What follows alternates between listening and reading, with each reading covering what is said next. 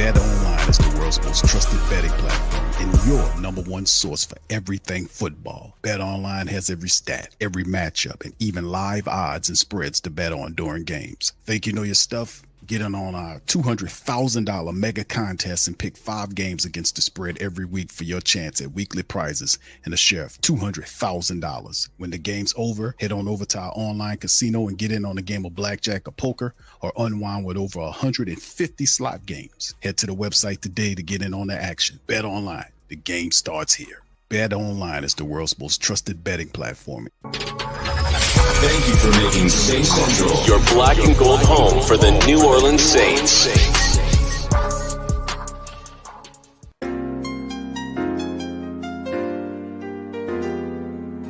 Yeah. Boogie like Benson, I'm a who that. I'm a who that. Long as I'm living, I'm a who that. Lose or winning, I'm a who that. Sports Coma, yeah, this is where we do that. Where we do that, where we do that, where we do that, where we do that, where we do that. Boogie like Benson, I'm a who that. I'm a who that. Sports Coma, this is where we do that. Where we do that. Welcome, welcome, welcome. Somebody please better help. Running this thing like elf. I thank God every day I'm not a felt. Go to YouTube live with Big Q and the guys. If you ain't ride or die, the bandwagon get flipped. Been marching in, that was way for the ring. I was yelling out your shame for the championship. Fucking on town, duck down. Falcons, pluck, get shut down.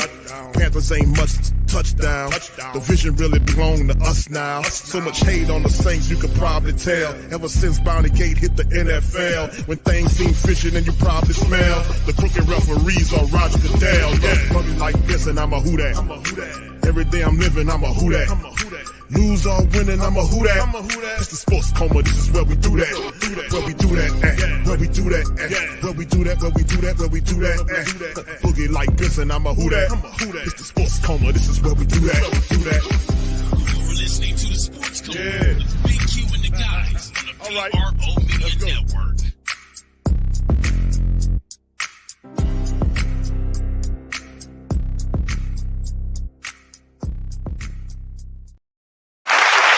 All right. Man, shout out to the mighty Who Dat Nation, man. We in here representing the Sports Coma. Welcome, welcome, welcome. You're now rocking with the Sports Coma with Big Q and the guys, where we have intense, entertaining, educating, and enlightening sport talk from your favorite sports fam. Shout out to the Black and Gold Nation, man. We in this thing. It's game day, baby. Game day is upon us. Big ups to you guys. Thank y'all for being in the stream. Much love to all the fams. 2-0 Saints up against the 1-1 Philadelphia Eagles. Looking in here, coming into the black and gold land, trying to claim a win. The field is neutral until someone claims it. So we'll look at that. Anyway, let's look at some of this stuff going on right here, fam. This is the inactive list I have on screen for the family members who might not know for this matchup. Taysom Hill is inactive. So is Bub Means and A.T. Perry, which is another, both those guys where A.T. Perry is a healthy scratch. Saints being cautious with Taysom scratched in the game. Spencer Rattler is designated as emergency third quarterback. Defensive tackle Colin Sanders and linebackers DeMarco Jackson are listed out. Now, the Saints did activate Isaiah Stallberg yesterday, so he'll be activated in this game to play as well. So that's some of the stuff there. Eagles inactives. A.J. Brown is out. Quarterback Tanner McKee is the third quarterback. Cornerback Eli Ricks, remember him? He is also inactive. Linebacker Devin White, tackle guard Darren Kennard, guard Trevor Keegan, and defensive tackle Brian Young are inactive for the Philadelphia Eagles. So there you go, fam. That's the list of inactives leading into the matchup against the black and gold, man. And what can I tell you, man? This is going to be a fun matchup going into the third week. So big ups to you guys. Please feel free upon entering the stream, hit the like button. Help us out right there if you please. And shout out to the mighty Who Dat Nation. Thank you guys for being in the stream. Young City, 9th Ward, John Stewart. What's up, Muse, baby? Shout out to the Queens that's out there too. Brother Pete Davis is in this thing. Black Preacher, man. Shout out to you, my brother. Appreciate you. Hemisphere, shout out to you. JLJ is in the building. Big ups to you, fam. Much love. Trav 504. Big ups to you. How you doing, Melissa? Shout out to Melissa. Shout out to you as well. All right, DJ T You and I together win in 2024. That's a hell of a tag. All right, going to let me speak this week, Big Q. You can speak, brother. I'm not blocking you. Hey man, you all good. All right, what's up, T Mama? Shout out to my queen, T Mama. She's in here. All right, St. Doug, big ups to you. Jamaica, all the ladies are in here. Shout out to all the queens. BP Johnson, shout out to you, sir. Booker, shout out to you, brother. Duke's in this thing as well. Good to see y'all as well. Much love to everybody. What's up, Carlton? How you doing, sir? All right, Adrian Bonds, big ups to you, fam. Appreciate you. Let's cut up the day. I'm with you on that. Kofi, big ups to you. Antoinette, what's poppin', Antoinette? Much love. All right, SPB D7, shout out to you, brother. Appreciate you for being in this thing as well. Saint Cyr, big ups to you. I like that. All right, Big Valley, what's up, baby? All right, Boo, what's poppin'? Boo, how you been doing, my man? Appreciate you. Be great, Josh, big ups to you as well. T. Scott, what's poppin', brother? Good to see you as well. Black Major in this thing. Dre Day representing. Debbie, what's up, Debbie? Shout out to you, brother. Charles is in this thing. Much love. Big ups to all y'all, man. I know we got the faithful in here. We got to have a W with all these great people up in here. Who that for life, Chris? Big ups to you, fam. Uncle Freddie is in this thing. Big ups to Uncle Freddie, man. What's up, Head Trauma? Big ups to you. Good to see you. We ready to turn them boys into some.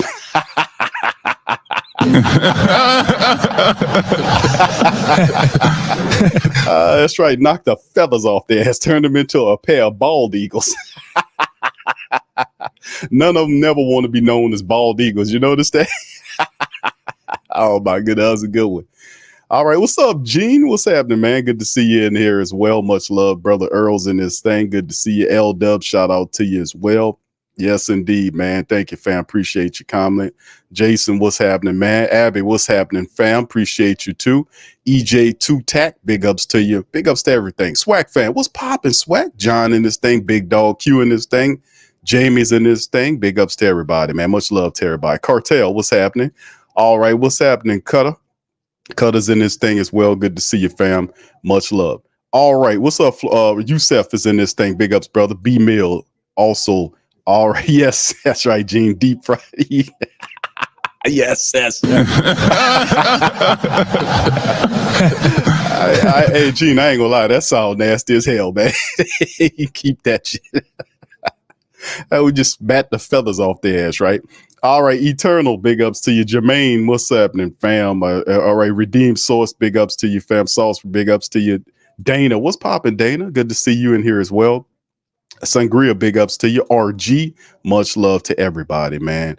L2 Smooth, Lou 2 Smooth, big ups to you, bro. Appreciate you. What's popping? Protect Safe, big ups to my fam. Appreciate you for being here as well, man. Much love to everybody. What's up, Ramsey? Big ups to you, fam. Appreciate you. Jermaine, Jeremiah, what's happening, fam? Appreciate you. Much love. So, fam, listen, quick breakdown before we getting into the game. What's up, Willie? All right, getting into the matchup, we do realize, man, that it's going to be interesting going up against Philly. Philly's defense is struggling right now through the first couple of weeks. We want to be able to basically kind of do what we do. Now, we know Taysom is a big part of that. He's listed out. So this will be the first test for New Orleans Saints without Taysom Hill, who is such a big part of everything we are doing. So the Saints will have to mix in some other players to get it going, right?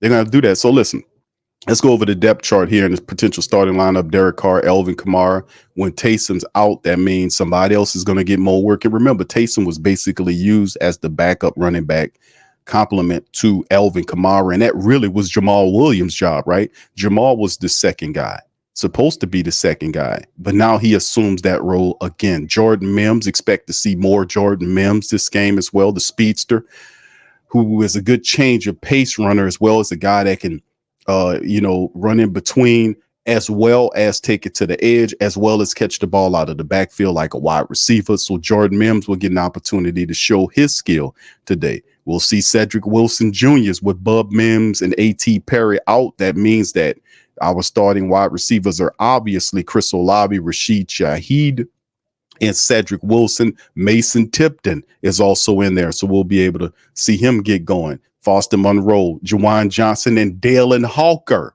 So could we see a Dalen Hawker sighting today as well? So looking out for Jordan Mims, Dalen Hawker, Cedric Wilson Jr. are some of the guys that we'll see kind of thrown into that Saints offense at some point, as well as a revamped and rejuvenated Adam Prentice doing what he does. Offensive line is Fuaga, Patrick McCoy, Ruiz, and Penning, and they'll just keep doing what they do. Defense, Cam, well, it's not Cam, but it's Curl and our guy Chase Young. Then Cam comes in later. When Nate is in there, Kalen Saunders is out again, so Brian Brissy will be there and get ready to see Cam inside as well, along with Christian Boyd and John Ridgway the third when rotation starts spinning off. Also, the linebackers are Pete Warner, Demario Davis, and expect to see Willie Gay a lot in this game. In spy duties, blitz and roll, everything to try to cover up the threat, the running mobile threat that is Jalen Hurts. We have to see that. Linebacker Stallbird, Anthony Orji will be coming. Jalen Ford are active. They'll be coming off and playing special teams pretty much in this game. Cornerbacks there, all good, all right. Marshawn Lattimore, Paulson Adebo, Alante Taylor, our stellar cornerback safety tandems are back. Listen, fam, think about this. You got Marshawn Lattimore, Paulson Adebo, Alante Taylor at the nickel for Alante. So that's our three guys out there. And Will Harris and Tyrann Mathieu. Fam, that's a phenomenal veteran-led secondary team right there, man. That's why I said it's one of the top 3, top 5 when healthy in the NFL. Blake Grupe, Matt Hayball will be there. We'll expect to see Mason Tipton, Rashid Shaheed, and a few others in the kick return, punt return duty game. Now on to the Bald Eagles, right? All right, Gene? All right, so Jalen Hurts, he's the guy you have to watch out for. He's the guy that hurts you. Saquon Barkley is a guy that the Eagles added from New York to come over to do what he does. He don't sleep on Saquon Barkley. He's incredibly dangerous in this game, and he's running behind a very good offensive line for Philadelphia. So even though the defense struggled over the last couple of weeks, that does not mean that the Philadelphia offense will struggle. They are just a little rusty, and they're looking to get some more rhythm here against the Saints defense. We have to stop the rushing attack, one-dimensionalize the Bald Eagles, and put all the pressure on Jalen Hurts while containing him inside of the pocket and doing blitz to knock him around and frustrate him. That's what we got to do. This is going to be a very disciplined approach because Jalen Hurts is incredibly dangerous when he gets outside of the pocket. All right, so anyway, outside of A.J. Brown is out. Devontae Smith. Smitty's there with Johan Dotson, the speedster. Britton Covey is expected to get some burn with A.J. Brown out, but watch out for Johan Dotson. This dude is phenomenal insofar as his speed is concerned. He's a deep threat weapon that'll take the top off your defense. Be mindful of Dotson. They're looking to try to get that deep game going, to spread open, to kind of spread out or stretch out that Saints defense to make it easy for Hurts and Barkley. So be mindful of that. Dallas Goedert is expected to be busy in this game as well. He's a safety blanket for Jalen Hurts and a pretty good tight end in this league. All right, you got Jordan, Landon Dickerson, Cam Jurgensen, Mekhi Becton, and Lane Johnson at the offensive line for the Philadelphia Eagles. Defensively speaking, Milton Williams, who's from down here, Law Tech, I remember, Jordan Davis and Jalen Carter. Their other guys and linebackers are Huff, our guy Zach Bourne, Nakobe Dean, and Josh Sweat. And then the cornerbacks and secondary members, safeties are Quinion Mitchell, Darius Slade Jr., Avonte Maddox, and then the safeties are Chauncey Gardner-Johnson, who will play in this game, and Reed Blankenship. Now, it was reported that Chauncey was dealing with a foot issue. We don't know how 100% he is, but I know he will not be dealing with a mouth issue because he has a fat mouth, and it often gets him in trouble. I don't think the Saints are going to jar at him, but at the end of the day, the Saints need to just focus on doing what they do, and we should be all right. Jake Elliott, one of the better kickers in the game. Braden Mann is the punter. And Covey is also listed as a kick returner and does have a degree of speed. So we just have to be mindful of that, fam, as we come into this matchup. So anyway, big ups to the fam. Appreciate y'all for being in the stream. Hit the like button. It's almost game time in this thing, man, as we kind of breaking it down. So anyway, let me kind of move to the family members and see if I can get some score predictions from the black and gold for this matchup, fam. What are y'all thoughts, man? Let's see what the family members got to say in this matchup, man, before we get going. with the call of the game. Very interesting, man. All right. We're a few minutes from kickoff. All right. So anyway, big ups to y'all. So what's the score predictions on this one, fam? I said in the previous stream, I think the Friday stream, I said the Saints will win this game. I said 30 something, I forgot, 34 or 31-17, something like that. I don't think it'll be a 40 burger game, even though I wouldn't be surprised if the Saints get in a rhythm like what they've been doing and just make it go.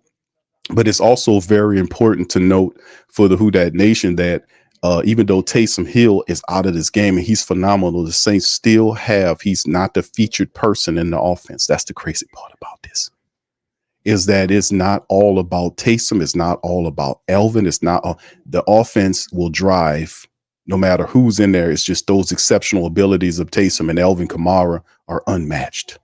And this system tends to magnify those. So Elvin's there. Jamal Williams will be there. So watch out. The Saints will continue to do what they do. Can Philly intelligently, from a defensive standpoint, slow the Saints down with those horizontal runs, those misdirections, the end around? Can they match the speed? Are they disciplined enough to make the tackles Chauncey Gardner-Johnson? That's what it comes down to in this thing. Let's look at a few of the predictions here that the Who Dat Nation is given. All right. EJ says 38-17 Saints. I do believe, I got the feeling it's going to be in the 30s here with the Saints. I wouldn't be surprised if the Eagles had 20 points in this game either, because of Jalen Hurts. All of the containment the Saints have, it only takes one time for them to lose containment on Jalen Hurts, and he will make them pay.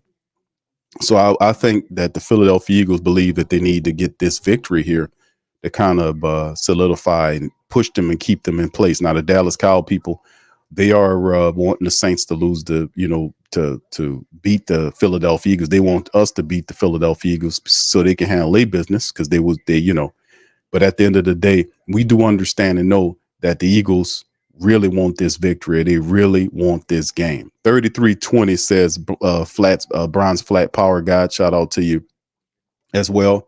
Yeah, Jason says Gay gonna be all over. Nah. No. Yeah, he gonna be covering him. I don't know what he'll be covering him. He'll be checking him, no, you know who, All right, Gundam, big ups to you, says 36-23 Eagles. I do like that. I think the Eagles get 20-something points in this game. I that's what I think. It would be cool if the Saints stop them from that. Boo says 45-3 Saints. Pete says 43-17 Saints. Jalen says 31-17 Saints. Charles says 35-17. I think that's what I originally, either 31-17 or 34-17, something like that. Be Kind. What's up, Be Kind says 24-20 Saints.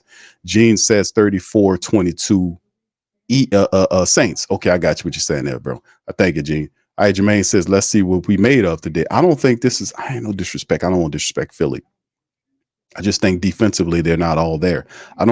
They have talent there, but I don't know. It's a short week. It's a lot of things against them. It's a short week for Philly because they played a physical game on Monday. So it's a little less prep. Sometimes that does matter. And that defense has not been what has been hit for through the first couple of weeks. We know that can change. But the guys up front really hadn't done too much. So I think Vic Fangio is challenging his defensive line to step the hell up and handle business. Jordan says 42-18. All right. Earl says we got to speed on D to shut down Hurts. That's the biggest component. We got to stop Saquon Barkley, Wonder, and that's a tough chore within itself. And then because this is a game where you're missing Kalen Saunders, you're missing Big Bink inside the interior defensive line. So Brian Bresee and big Nate Shepard, along with Christian Boyd and John Ridgeway and Cam Jordan, will have to slow down Saquon Barkley, which is not easy to do, especially when he's healthy. That's a difficult cover. And then you have him and Hurst to worry about, and Hurst is number one priority. BP says 37-28 Saints. Skylife 35-14 Saints. No Saints says 27-24 Saints. Willie says 37-20 Saints. Debbie says 32-17 Saints. Chris says 28-17 Saints. Tuck, what's up? Tuck says 27-16. Saints Speedy says 40-17. Saints Gundam says who that? Shout out to you, brother Gundam. Thank you, sir. JLJ says 39-20, black and gold. Young City says 32-17. And here go the Philadelphia Eagles getting ready to kick off to our black and gold. And this one's going to be in the end zone. The Saints are going to kneel on that thing. Rashid Shaheed picks it up as we are now officially underway in the building. Shout out to the fam. Y'all hit the like button. We are hitting and ready to roll with the black and gold. All right. All right, Derek Carr. We just went over our lineups and they basically running the lineups down on screen. Derek Carr's getting the call in his headset right now. The Saints have the ball first. Let's see what the black and gold could do with the ball, man. That's what the main focus is going to be there. What could the black and gold do with the ball? All right, let me see what's going on with our live screen here. All right, anyway, here we go. Saints from their own 30-man in motion is Prentice in the power wide formation. One left and right wide receivers. It's a toss to the right to Alvin Kamara. Turns inside. Philly does a good job of stopping them at the line of scrimmage. No gain on the play. All right, so the first play, Eagles do a good job. Fuaga, Patrick McCoy, Ruiz, and Penning, as we talked about. As AK really didn't get anything there. Kamara, Olave, Rashid, Juwan Johnson, Foster Monroe. On offense, we will see. So first play, no gain on the toss to the right side of the field. Okay, so let's see what the black and gold has as Rashid Shaheed. You got Alvin Kamara lined up like a wide receiver to the left, two to the right, Carr in the shotgun, man in motion all the way around is Rashid Shaheed. And there's the fire by Carr to the right side of the field, and he's pushed out of bounds. The Saints pick up about 8 yards on the play. Maybe 9 yards. It'll be 3rd and 1 on the play. As Eagles defense, Bryce Huff, Jordan Davis, Jalen Carter, Milton Williams, and Josh Sweat up front. Vic Fangio's the coordinator linebackers, Jacoby Dean and Zach Bond. And hopefully take advantage of Zach Bond in coverage. Darius Slade, Quentin Mitchell, Chauncey Gardner-Johnson, and Reed Blankenship has been playing really well. 3rd and 1 for the Saints in the power wide formation. Carr sends Foster Monroe in motion from left to right, turns, and their hands off to Alvin Kamara. Reverses, goes to the right side, picks up, gets to the 45, then 46, and then slammed on the ground. Should have been a flag. No call on the play. And that's fine that the flag was doing this. Chauncey Gardner-Johnson, dumbass, gives the Saints a 15-yard penalty because he takes Alvin Kamara and throws him out. And then we have a Saint player down on the ground. It's McCoy. Eric McCoy is down on the ground. So there he goes. There was no lanes there. Alvin Kamara just was able to sprint right, run down. Chauncey Gardner-Johnson gets him. Kamara's out of bounds, and he just throws Kamara down on the ground. The referee throws a 15-yard penalty to the stupid, dumb-ass Chauncey Gardner-Johnson. And he bursts the Saints' 15-yard penalty. The ref says, yes, we're going to give it to you. And there it is. Stupid. He going to help us all day. And then McCoy's on the ground. We're going to see what's going on with Eric McCoy. He's still on the ground right now. We don't know what's going on with McCoy. Look like he's holding. Is he holding his knee, his leg or something? I can't tell. They got him blocked. But this is we'll see what's up with McCoy. This is big. In the first series, they're a positive game. Eric McCoy is on the ground. He's our center, and that's a big problem there. Hopefully McCoy is all right, man. Hopefully he's all right. All right, and then they go into commercial break off of that. And like behind McCoy, the Saints game plan is a bit murky. I mean, the backup players that they have, Nick Sell-DeVere, Landon Young, and Ali Udoh. And those are the active offensive linemen the Saints have. So if that is indeed the case, then if McCoy can't go, is the plan for Cesar Ruiz to slide to center? Then you bring in Nick Sell-DeVere to play the right guard position. Is that the backup plan? Because you have to have actuaried all this out. If any of these guys get hurt, especially at the center position, Nick Sell-DeVere, Landon Young, and Ali Udoh aren't centers. The only one that could play the center position would be Cesar Ruiz. He would have to slide to center if McCoy can't go. So hopefully McCoy is good, man. All right, Jason says, okay, Jason, thank you. He says, Mason Tipton. What y'all guys think early on this, man? We'll see. All right. Yeah, this is very interesting, man. Hopefully McCoy will be all right coming back, man. We'll just have to wait and see. All right, Tuck says Q. It's about 40 seconds ahead of me. Messes up my equilibrium. Yep. Yeah, I am a little ahead, man. It's better than to be ahead than behind. You know what I mean? What's up, Ashley? How you doing, baby? Big ups to you, Ashley. All right, good to see the rest of y'all in here as well, man. Much love, fam. Appreciate you. What's up, brother Richard? Yeah, Pranny. Yes, indeed, man. All right, yeah, Black Preacher, man. Yeah. You seen that, T Mama? He not only is he dirty, he's stupid. He does a lot of stupid emotional stuff because he's unbalanced. Chauncey Gardner-Johnson is unbalanced. He's an unbalanced man. He behaves like an unbalanced person, and it'll get him in trouble. McCoy's working. He's hobbling into the blue tent, so we'll see what's going on right here. And it's a very noticeable limp. And the Saints now have number 62, Ali. No. Hold on. Who's that? Hold on. They're going into power I formation right here. And this is going to be big to see how the Saints react to this, man. All right, there's a toss to the left side for Alvin Kamara. They set the edge. Saints get it, and Chauncey chases him out of bounds for a gain of 5 or 6 yards on the play. So the Saints, man, this is not looking good. We've seen McCoy hobble into the blue tent. The Saints are going to look at him. The Saints, you move Lucas Patrick to center. The Saints put Lucas Patrick at the center position.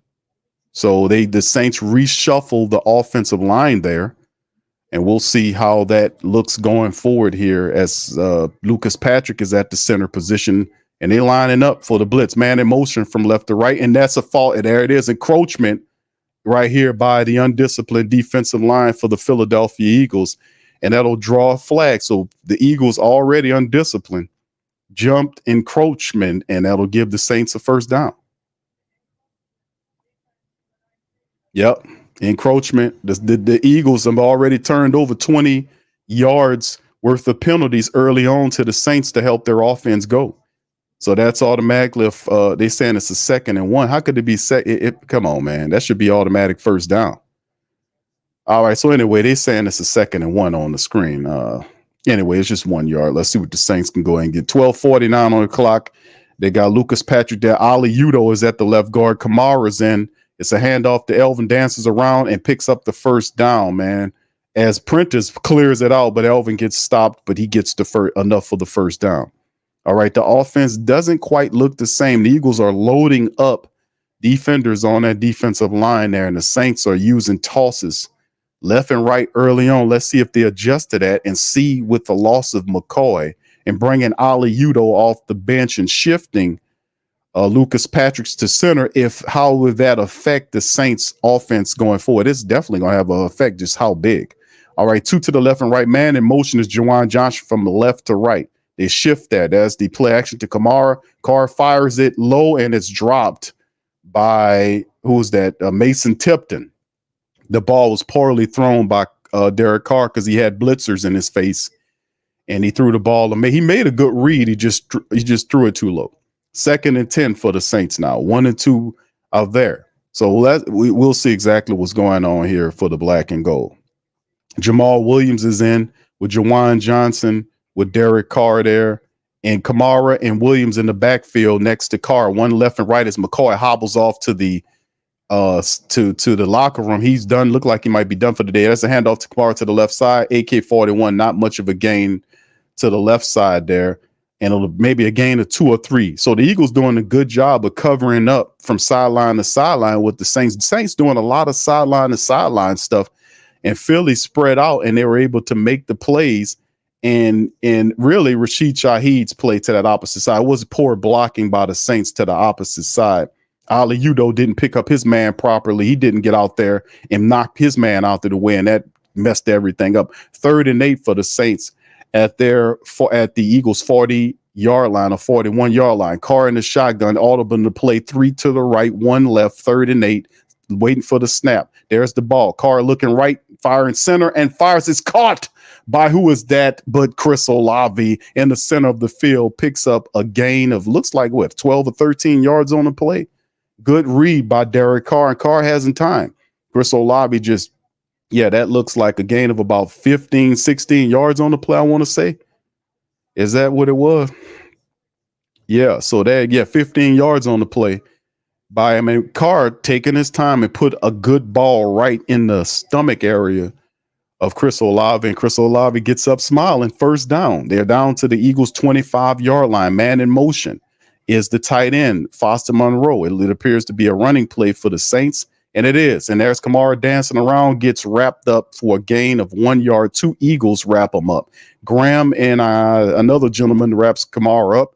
It's just to pick up a 1. So the same blocking scheme is suffering now. Not the same holes, obviously, with McCoy out, and you bring in Ali Udo and shift the guy to center and Lucas Patrick. The Saints offensive line doesn't have the same punch that it has. So we'll see what the Saints doing here. All right.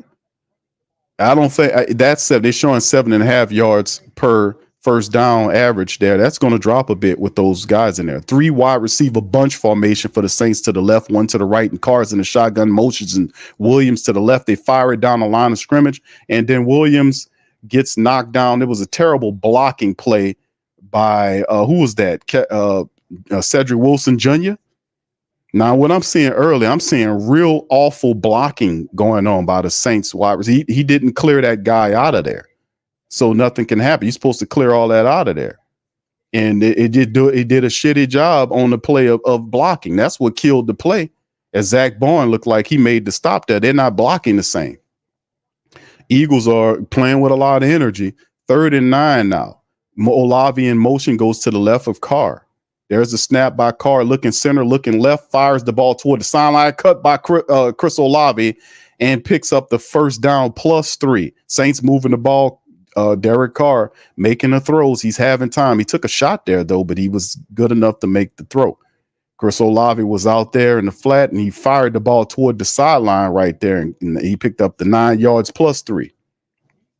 So nice play right here by the New Orleans Saints. It's Chris Olave on 2 first down getting catches. Saints are marching. All right, 8:36 on the clock. We got Adam Prentice lined up like a fullback there for Elvin Kamara in a power I formation look. Carr's audible in the play. The Eagles are lined up there at the 13-yard line to hand off to Kamara to the right side. He darts inside for a gain of 3 to 4 yards before the Eagles get him. Elvin, supreme eye on the play. He looked like he wanted to cut it outside, and then he seen a lane, cut it back inside, got 3 to 4 on the pickup. All right, Saints just marching down on the Philadelphia Eagles defense, taking their time. Right now, there's 12 plays right now, 62 yards at this point, 6:36 Saints wearing on them, 2nd and 6. There's the play, and it's been blown dead. Here's a flag comes out of the play. We'll see what it is. All right, so that is Foster Monroe's going to back him up. It's false start by Foster. Foster on the false start. All right, as they get a good look at Clint Kubiak like he's staring right at the camera. All right, 7:51 and counting down. That gives the Saints a little room. 2nd and 11 right here for the black and gold as the clock continues to click. Carr in the shotgun. Eagles showing blitz. Rashid Shaheed goes in motion to the left. They hand it to Kamara to the right. Eagles got it covered like a blanket, and they push Elvin Kamara out of bounds. That the Eagles had it covered like a blanket. The play should have went to the end around to Rashid Shaheed to the opposite way because they had that side overloaded. And then the Eagles did a good job of getting it because Foster Monroe tried to set the edge, and then Penning couldn't get to his guy in time, and that's what happened. He broke free, and then they had 3 guys looking at AK-41. He had nowhere to go. I'm just glad he wasn't hurt. His foot almost got trapped there. All right, so a little 3rd and 15. Saints going backwards since the penalty. 3 to the right, one to the right, 3 left, and the shotgun Carr by himself. Eagles coming with the pressure. Ball batted down at the line of scrimmage, and that'll bring up 4th and 15. The Saints will send the field goal unit. Nope. Derek Carr saying is he saying it's a flag? No, that's not a flag. Eagles got penetration on the play. And there it is, right? And they're showing just Cesar Ruiz got beat like a drum on the play. And the guy just kind of knocks Derek Carr down to the ground. And Carr had Williams for a gain across. I don't know if he'd have had enough to get the first down, but the Eagles did a really good job defensively on that play of stopping the Saints from moving. So here comes Blake Group A, 4th and 15. The Saints, 14 plays, 54 yards, 8 minutes and 4 seconds they eat up. And now they're going to send Blake Grupe out. He kicks it right on through, and it's off, bounce in, and it's good. So Blake Grupe, it bangs in off the right goal post and ricochets in for a field goal. So that was close. So the Saints up 3-0 as Blake kicks it in. It should have been a chip shot, but it floated and just boom, just ricocheted in, and we'll take it.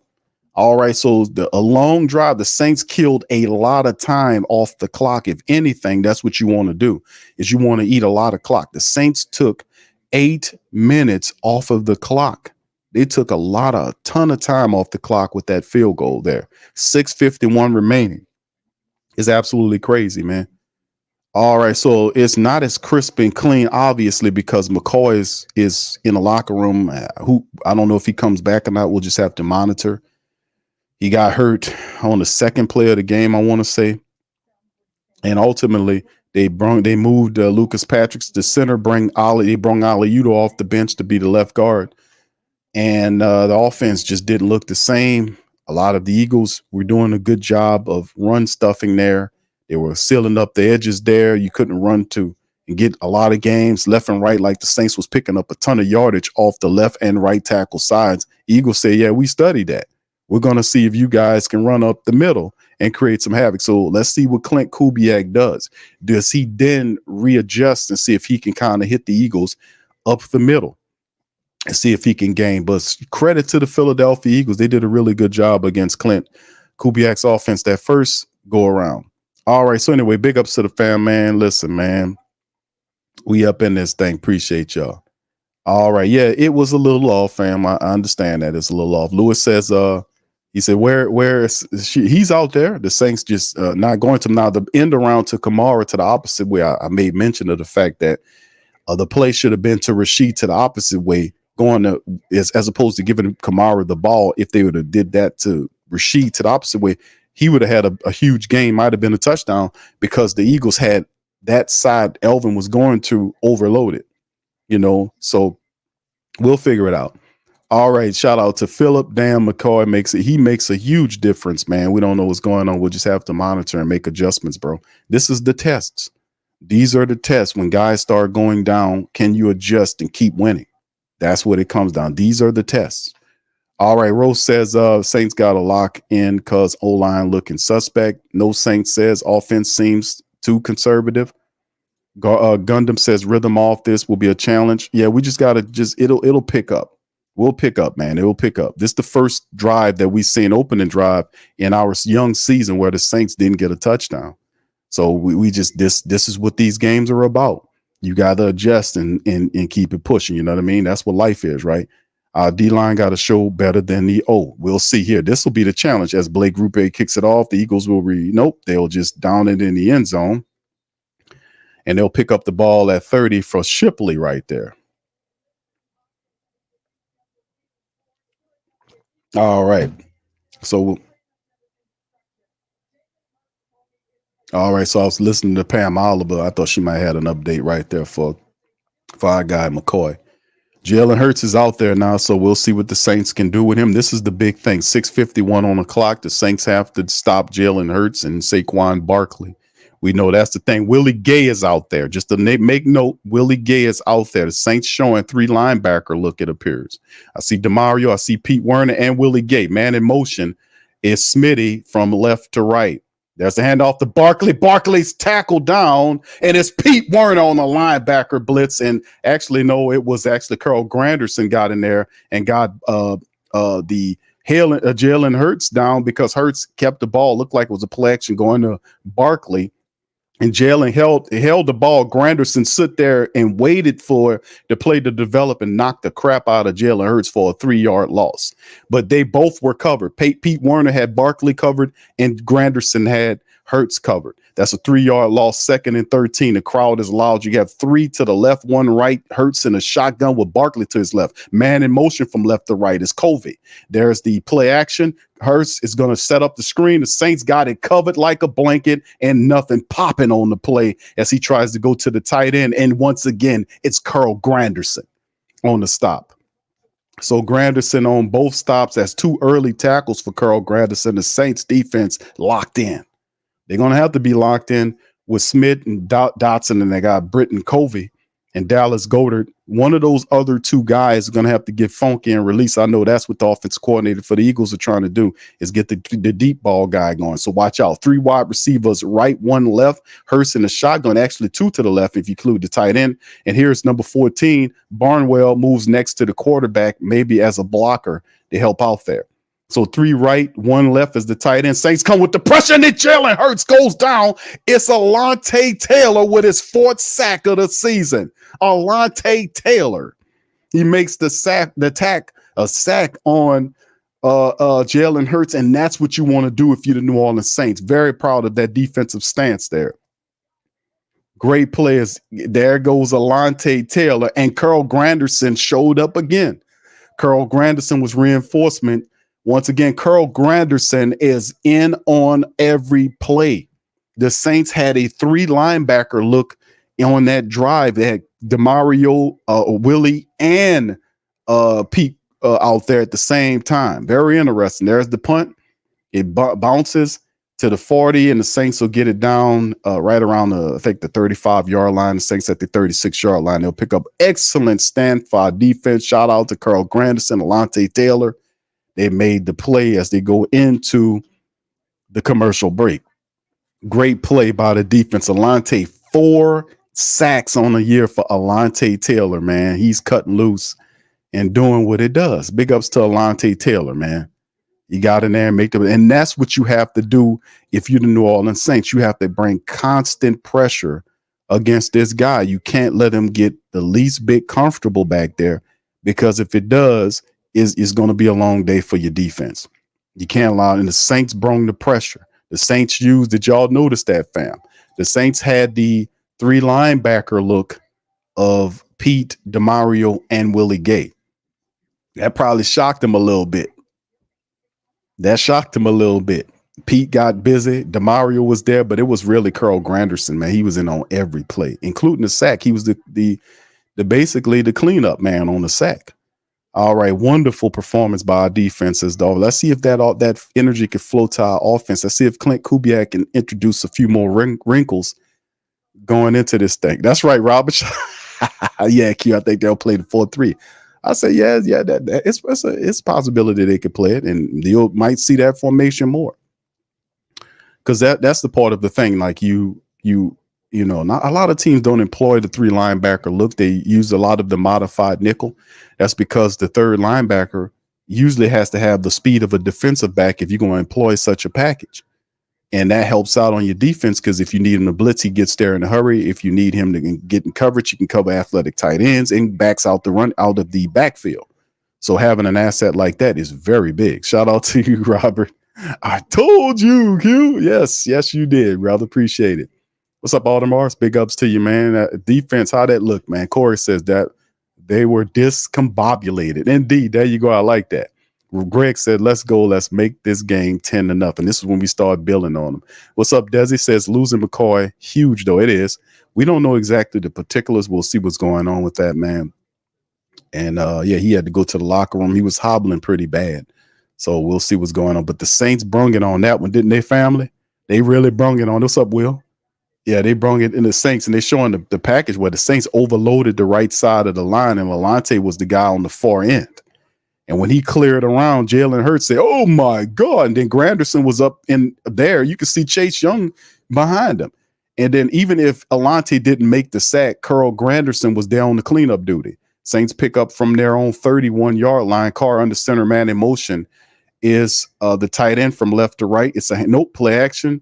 And Carr's chased, and he goes down, and he's plopped on. That's a tough one, Carr. He tried to scramble to the left. I don't know what he was doing on that play. As Carr takes the sack right there, I don't know what he was doing. What was he looking for? Because he had options. He was trying to scramble out to the right side, roll out there, and about time he did it, he seen the big guy was on in front of him. So, yeah, I see what happened. About time he looked to throw, was who got beat on that side? Was that what's his face got beat on that right side like that? Man, that guy got beat like a drum over there. Who got beat? Wouldn't that? I'm gonna have to look at it over again. All right, man. And most from left to right is Rashid Shaheed. Carr having time. Eagles come with defense. Cowher fires down the center of the field, and it's a low ball and look like it's caught. Is it Rashid Shaheed caught? Chauncey Gardner-Johnson saying it's an interception. The referees don't know what's going on. They're saying that Rashid Shaheed catches the ball, and it's kind of hanging out there, and then he possesses it, and then the ball is down. Yeah, that's a catch right there by him, and then Chauncey just lays on and pulls it away. That's not a even if Dennis Allen got to throw the flag, that's a completion because he catches the ball falling backwards. The ball's up, and then he pulls it in. The ball touches the ground, it's down. Then Chauncey rips it away from him.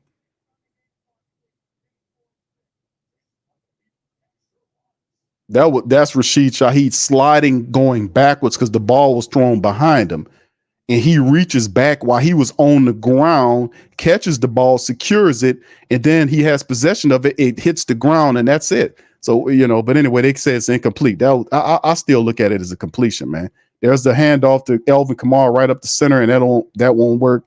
And that'll be the Saints are severely, that won't work. So they'll bring up 4th down on the 3rd and 22. As the Eagles are making it very difficult for the Saints, they'll send the punting unit in there. The Saints offense looking a bit shaken up, man. The Eagles are sending defense in there. They are doing it.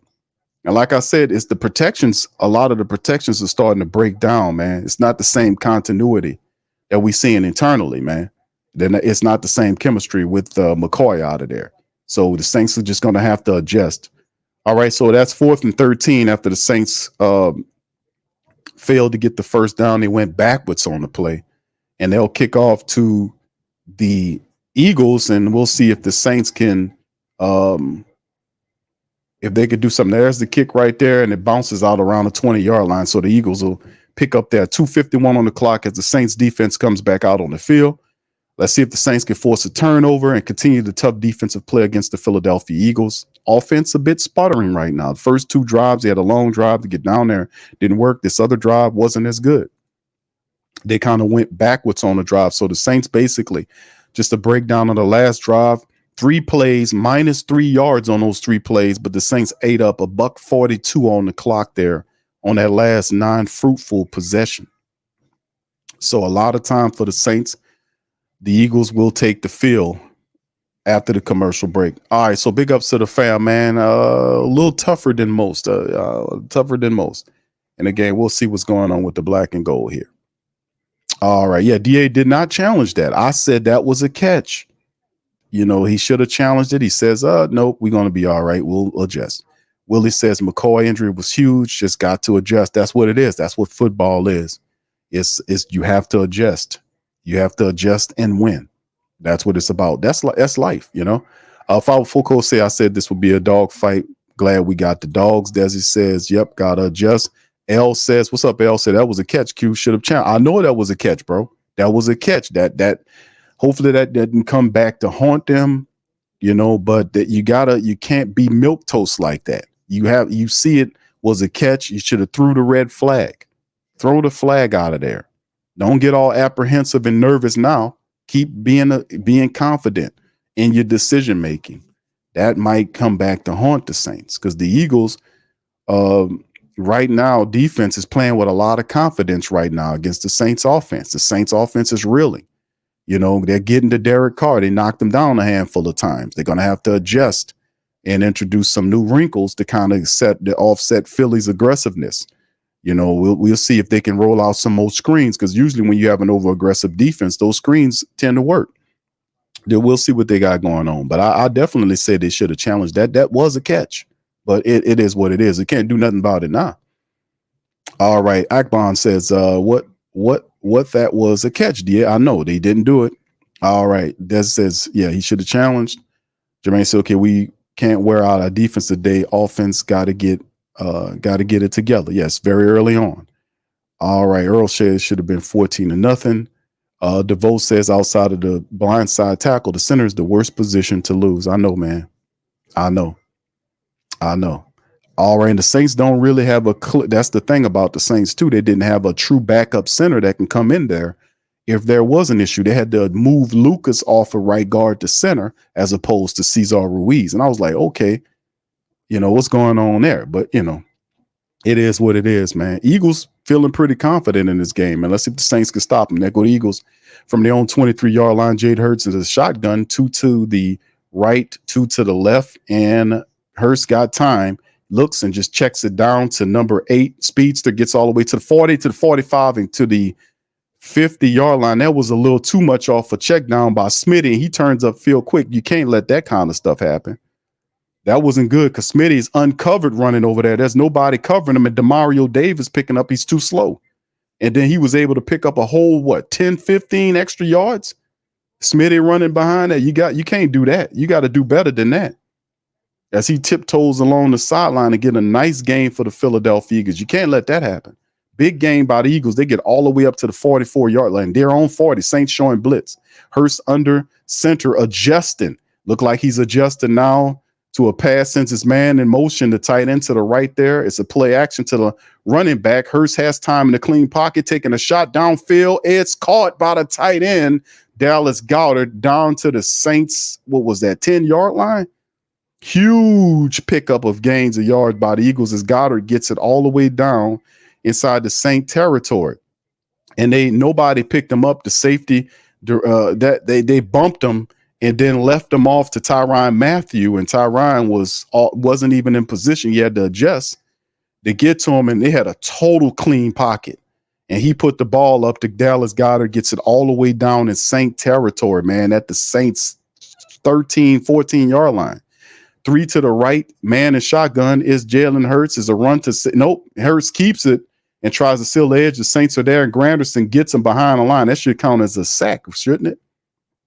We'll see. It's not a game. Carl Granderson pursued him because he was trying to keep it, and the Saints were aware of it, and they stopped the play. As the head coach of the Eagles looked a little peeved about it. He thought that was going to equate to something.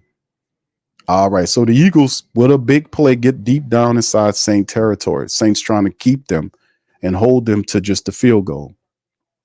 Yeah, the Eagles are not flustered at all, man. They think that they can play with the Saints in here, and they're looking pretty good. So Jalen Hurts in the shotgun with his running back, Barkley, directly behind him.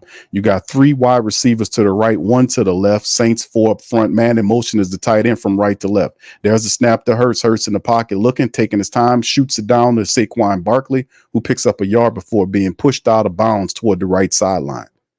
So there you go. Saints push him out to bring up 3rd and 9 for the black and gold now. For the Eagles. 30 seconds remaining in the first quarter. Cam Jordan and Brian Bresee, along with Chase, are in there as well. Dennis Allen saying, hey, man, Dennis trying to get the plays together. Let's see what DA dials up. With 18 seconds on the first quarter clock, 3rd and 9, Eagles trying to make it pop. Shotgun, 1 to the left, 1 to the right. You got 2 in the backfield. Then you have the tight end motions all the way out to the right to the other side of the wide receiver, and that'll do it for the first quarter clock. So that'll put the game at the end of the first quarter, 3-0, Saints up. Eagles are looking to score. So far, drive summary so far, 4 plays, 66 yards, almost 3 minutes. The Eagles inside of Saint territory, deep inside Saint territory in the red zone, trying to score. Jalen Hurts right now is 4 for 4 for 68 yards for Jalen Hurts right now. He's 4 for 4. All right. That was a nice thrown pass down to Dallas Goedert to get it inside the Saints, deep in Saint territory. Really good play. All right. So anyway, not bad at all. The offense is playing pretty good. All right. The Eagles is that in. BP says can't let the Eagles get in rhythm. Jalen Hurts 4 for 4 already. He's already in rhythm. Now the Saints flustered them early on, but that was one situation. That was one series. Since then, he's had time to throw the ball. He's had time, and there's really been no pressure because the Saints are sending 4 and dropping everybody else into coverage. So, they're trying to cover it up as much as they can. And that's the thing about Jalen Hurts. Jalen Hurts, you got to contain him to the pocket, but he can still throw from the pocket. So you're going to have good coverage on him. All right. Thank you, man. Appreciate you. I hope I'm saying your name right. Leon Duncan for becoming a new member of the channel. Thank you, brother. Thank you. Too kind. Thank you. Appreciate you, fam, for that. Much love and for joining the channel. All right. So, fam, what y'all think, man? What y'all let me know, man. Update me on what y'all think. What's up, KB, baby? Big ups. How you doing? All right, Pammy, what's popping? Pammy says, now look, well, who that's? Don't start this mess.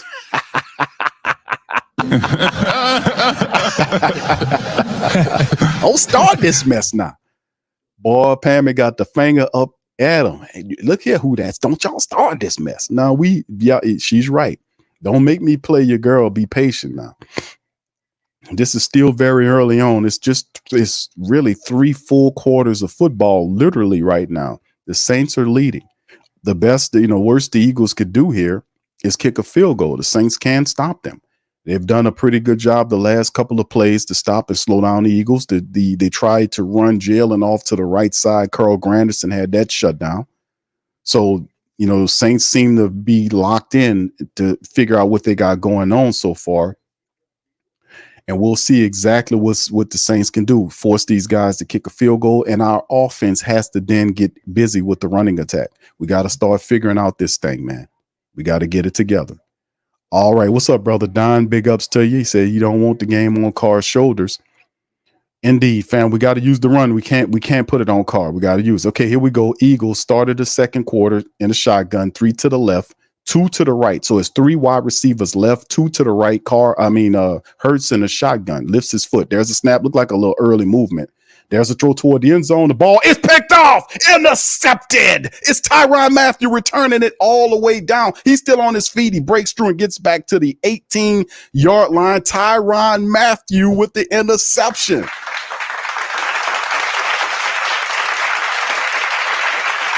Come on, Saints defense with the move. It's Tyrann Mathieu with the interception, picks it off in the end zone, returns it to right around the Saints 18-yard line. Great play. He jumps the route. Bad throw by Hurts. And Tyrann seen it the whole way. He's seen it the whole way and just jumped the route right over the top of him. He's seen it the whole way. And credit him to making the interception on the play. And Jalen Hurts said, damn it, man, I didn't see him right there. But he's seeing you. He didn't see him standing there. And Tyrann Mathieu with a touchdown saving interception gets the ball back. So the Eagles don't get a field goal or nothing. Saints up 3. This should provide a spark for all offense off the defense. Here go the Saints opening up. Let's see what happens here. They got Kamara there. Carr's under center. Kamara's behind him. Eagles showing blitz. Man in motion is Mason Tipton from right to left. There's the play action. And Carr throws it in the ground, and it's incomplete. And it's terrible because they keep getting pressure. And there's Carter, this big man Carter. He keeps getting pressure, and he's busting these plays up. The Saints offense got to do a better job of setting these plays because Carr can't set up the play because as soon as he turn around on the play action, the damn man's in his face. Come on, offensive line. Y'all got to step up. I know y'all ain't better than the other guy, but you got to stop this from happening. You might have to put the fullback in there for blocking. The Saints out there, 1 to the left, 3 right. Kamara's next to Carr in the shotgun. Kamara starts moving around. Carr fires the ball to Kamara. He picks it up, gets pushed out of bounds for a gain of about maybe 8 yards or so. So it'll bring up 3rd and 2 on the play as Zach Bond just shoves Elvin out of bounds. He takes out a flag guy. 3rd and 2 now for the black and gold. 4:30 and counting down. A gain of 8. Off to the right side. 5 of 9 for Carr for 44 yards right now. They letting Carr's throwing the ball a lot here. All right. He has 9 right now, just to let y'all know. Carr has 9 attempts. Kamara has 9 attempts. Shotgun, 2 wide receivers to the left and right of the formation. Carr is in the shotgun with Kamara to his right. The Eagles looking to blitz. Fired the ball, batted down at the line of scrimmage. The Eagles bat the ball down again. And is it a play here? 4th and 2. Carter's showing up. Carter's a problem, man. Carter's is performing, man. He batted the ball down at the line of scrimmage again. And it's inside here. The Saints shift inside. And it was some dumbass confusion. Ali Udo. What the hell is Ali Udo doing? And Carter just did a job. He just does what a good defensive man is supposed to do, which is basically just jump up. If you can't get to the quarterback, jump up and bat the ball down. But Ali Udo ran into his own man on a crossing route. These guys in here don't know what the hell they doing, man. All right, so here's the shotgun.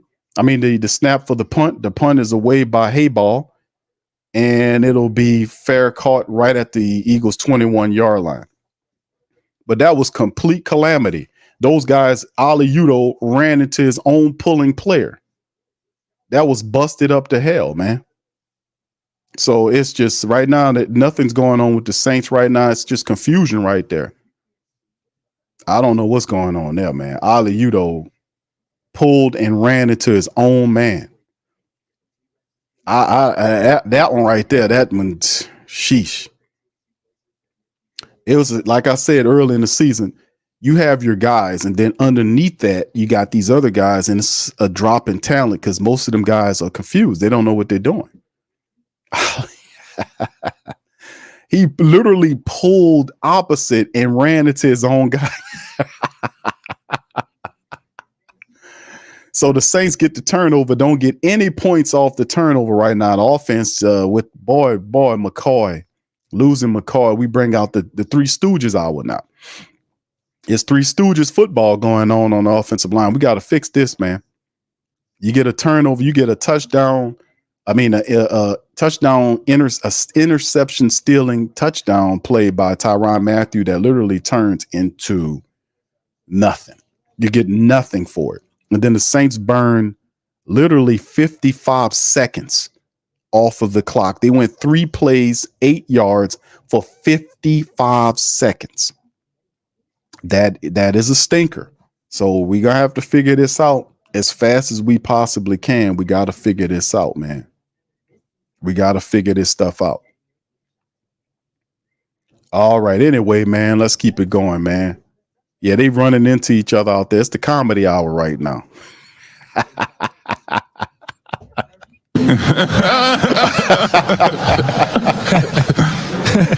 Oh, man. Y'all see, that's funny, man. I know people like, Q, that ain't funny. It was funny. Ali Udo pulled and ran into his own guy. He pulled to his side. Ali Udo runs into him. Oh, well, hold on. What are we doing here? And I'm just happy that it didn't turn into a turnover. The guy just jumped up and bat the ball down. Oh, my goodness. Man, we got to clean it up, man. We got to clean it up. Hey, man, listen. We got to clean it up. That's all we got to do, man. You know what I'm saying? We got to clean it up. All right, so here you go. First 2 possessions was a punt, then an interception. The Saints are doing, the defense is doing what it's supposed to do. Eagles starting deep from their own territory, actually from their own 21. Jalen Hurts is in a shotgun. 3:54 on the clock. All right, so let's see what the Saints defense, can they get another turnover? I called for a turnover prior. Can we get another one? 2 to the left, 1 right. There actually is a tight end there. He's down low. The Saints come with the blitz, and Barkley gets knocked down for a gain. It's DeMario Davis on the tackle. No gain, 2nd and 10. Let's keep it pushing. All right. All right, Saints defense come to play. If anybody come to play, let's get our running attack going. Clint Kubiak, got your job number 1 is to get the Saints running attack going. We need to get it going. That's mission number 1 is getting the running attack going, getting into the play action. We need the play action here, and we need them offensive linemen to start blocking worth the damn. All right. There's Hurst under center, sends a man in motion from left to right, and there's the handoff to Barkley. Barkley's still on his feet, and he drives and picks up about 13 yards. I don't know what Pete Werner did. Pete Werner thought somebody else had the ball and ran in there and hit the wrong guy, and Barkley went right past him and picked up about 12 or 13 yards on the run. Pete Werner thought somebody else had the ball, I guess. He just took out the fullback. He took out the blocker. And that'll bring them to their own 33-yard line. Hurst in the shotgun with the ball, lose containment. He's scrambling out toward the left for a gain and picks up 5 yards easily. Saints lose containment for the right side, and Hurst leaks out for 5 yards. This is what you cannot do. You cannot do that against this guy. So there you go on the play. Sean Payton squad right here on Tampa Bay up 14-0. If Coach Payton can beat them Buccaneers, that'll do us a service there. Brian Bresee, the gain of 6 yards on the scramble by Jalen Hurts. You cannot lose containment on Hurts. Shotgun Hurts running back to his left in the backfield. All right, that they need 6 yards for a first down. Saquon talking to Hurts about what the play is. All right, 3. It's a bunch look. 3 wide receivers to the right. There's the play, and then his flag is going to be against the Eagles. Look like it's a false start against the Eagles. It's Willie Gay. It is. They're going to back him up. So whatever little positive they had before is going to come back. So they'll bring up 2nd and 9 as they pushing them back. It's against the left tackle. All right. So there you go. Eagles, a lot of penalties for the Eagles, man. We just have to be able to do it. Zap says, yes, we have to remember the run. Yes, indeed, Zap. You are right, sir. We must remember the run. 2nd and 9 now. 11:50 and counting down. Let's see if the Saints can make it pop. Hurst in the shotgun, running back to his left. They got 2 to the left and right. Man in motion is the tight end. He lines up in the slot area. Saints look like they're bringing the pressure. There's the move. Alante blitzing coming in there. There's the check down to the wide receiver there. And then picks up the first down. It's Covey. Marshawn Lattimore could not seize the day. Marshawn was on him, but Covey was able to get around Marshawn and not only pick up the first down, but get plus yardage. If that tackle was made, that would have been big for the Saints because Marshawn was on him. And then, no, that was Paulson Adebo. I'm sorry. And Paulson Adebo just lost containment. I'm sorry. That was Paulson. So first down for the Eagles. Shotgun Hurts. 2 to the left and right. There's the play. Ball thrown to the tight end, and he was able to get 9 yards on the play on a little tight end screen to the right side. They're in the Saints territory. So the Eagles moving the ball pretty good. 2nd and 1 as Jalen Hurts did take a shot, but he looks okay. All right, Eagles offense figuring a way to move the ball against the Saints defense. Hurst in the shotgun with Barkley next to him. Eagles are moving the ball. All right, 2 to the left, 2 to the right. Hurst walks up to the line. He's changing the play. Audible and out to a different play. Let's see. They want the first down. It's just 1 yard. All right. Look like somebody might be lined. Okay, no, it's just a weird angle on the ball. I thought he was lined up in the neutral zone, the Saints. There's the pressure comes. The ball's checked. Boom. And there's Paulson Adebo on him to make the stop. Matter of fact, it might be a loss of yards as Paulson lost containment on that Covey play. Not this time, says Paulson. A little retribution on the play. He might even lost some yards on the play. Saints come with they brung the kitchen sink and everything. And Peyton Turner was in his face, and then he kind of checks the ball out right there. And he definitely lost more than a handful of yards. So 3rd and 5, a loss of 4 on the play. 9:48 and counting down. This is huge. The Eagles are 0-2 on 3rd downs. They got receivers on both sides of the formation with Hurts in the shotgun by himself. There's the pressure. He checks it down. Saints on the play, wraps him up. It's Tyrann Mathieu. They'll be 2 yards shy of the first down, and that'll bring up 4th down for the Eagles. Now, do they go for it in 4th down here? Is this 4th down territory? Jalen Hurts look like he's staying on the field. Jalen Hurts, the Eagles say we're going for it. It'll bring up 4th and 2. This is very disrespectful early on for the Saints, and I hope they take it as such. This is big. Now they're saying they're 7th in the NFL in terms of 4th down percentage, 75% of the time. Shotgun Hurst with Barkley there. They got 1 to the right and left. There's the play, handoff. It's a throw to the tight end. It's caught, and they get it easily. And plus, not only does he get the first down, but he picks up 5 yards on a nice play to the tight end. And I don't know what happened there. Wasn't the tight end covered? But Hurst was able to easily find the target as Willie Gay was bearing down there on him, and he threw the ball to the tight end, and the tight end was right there, and then they were slow to get to that tight end, man. And Jalen Hurts put the ball right on him, and Goddard, man, was able to make the play. And Goddard's made some plays. It gets to the Saints' 40-yard line. Hurts in the shotgun, man in motion is the tight end from right to left. It's 3 to one side. Actually, it's 3 to the left and 1 right. There's the snap. They give it to Barkley. Barkley's not going anywhere. He falls forward for no gain at all to the line of scrimmage. Saints stop it. It'll bring up 2nd and 10. Hurst is 9 for 10 for 92 yards in the pick. Right now, the Eagles currently have 9 plays of 39 yards for 544 right now. 8 minutes remaining in the game. A lot going on here, fam. A lot going on here. The Saints, the biggest story right now is the Saints have to get it together in terms of their offense. Man in motion is the tight end, 3 to the left, 1 right. Hurst in the shotgun with Barkley to his left, lift his foot. There's the snap. Saints come with pressure. Hurst got all kind of time. Finally runs out the pocket. Granderson forces the ball through. Saints get the fumble, and it is recovered by Willie Gay Jr. Saints force another turnover against the Eagles. Carl Granderson he stripped the ball from behind. Hurst tried to scramble out. Carl was on him and reached in there and poked the ball loose. And then Willie Gay scoops it up on the play. So Carl Granderson forces another turnover. The Saints defense, another turnover, an interception, now a fumble recovery, forced fumble and recovery by the defense, stopping the Eagles. Can we get some offense? Can we get some goddamn offense now? Clint Kubiak, could you get the running attack going so we can get into our play action bag? We need to get that play action going.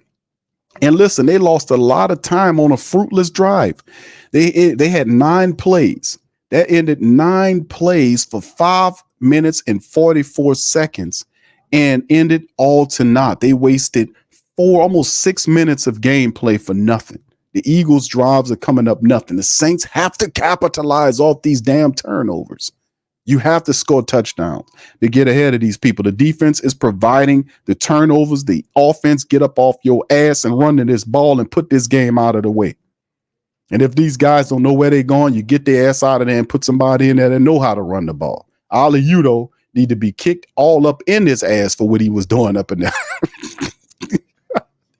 I hope that they got Ali together, man. My goodness, Ali, you can't be running into your own people, brother. You don't supposed to run into the guy with the black jersey on. Run into the guy with the white one on.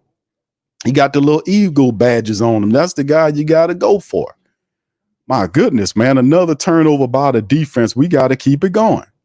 All right. Let's shout out to the what's up, brother John? How you doing, sir? All right, Mr. Head Tap. Granderson is everywhere. He's everywhere. He's the NFL's best kept secret. I've been saying that, fam. All right, there you go, KB. KB getting buck over there. Yeah, girl. Swampland says offense got to get it going. Yes, sir, they do. We got to get it going. We got to run this ball. We got to get into our running back bag. We got to get into the running game. We got to run. We got to do a better job of blocking for the run to set up the play action. You can't let Carr, because they're trying to get into the play action bag, but the offensive line also has to run block and pass block better. A couple of plays when Carl with Derek Carr was able to get to his play action, he play action to the running back, then rolled out, and then the guy was in his face. Like, damn, man, can I get some blocking here so I can do my job?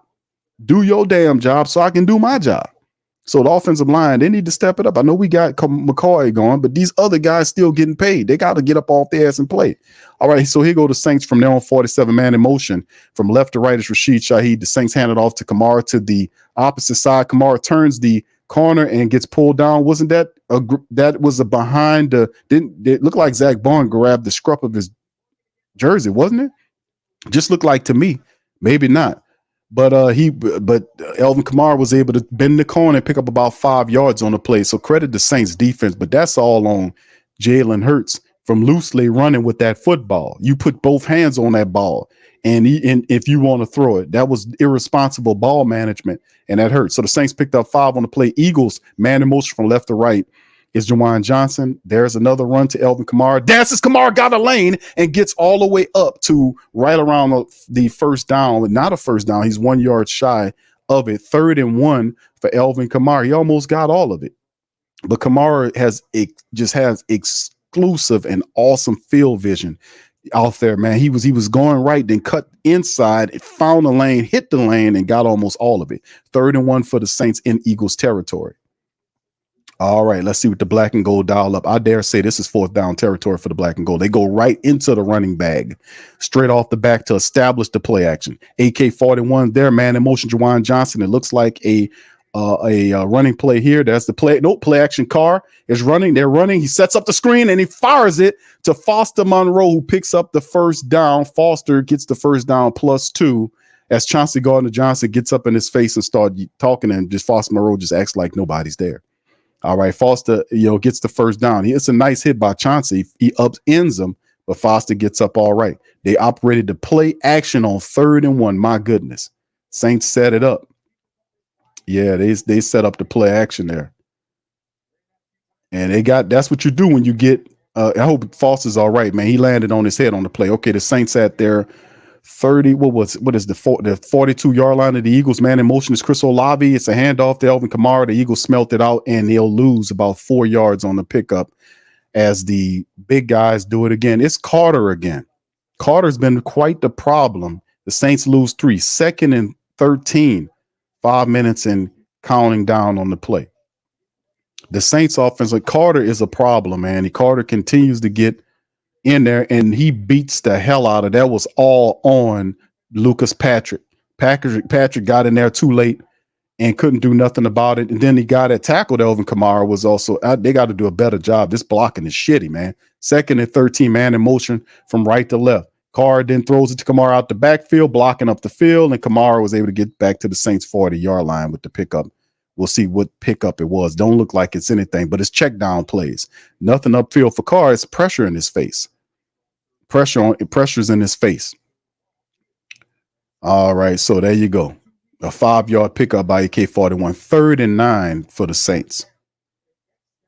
3rd and 9 for the black and gold. All right, it's not the same. These other offensive linemen here are there's a lot of missed blocks going on here. Juwan Johnson in motion, 3 to the right, 1 to the left. Carr in the shotgun with Kamara to his left.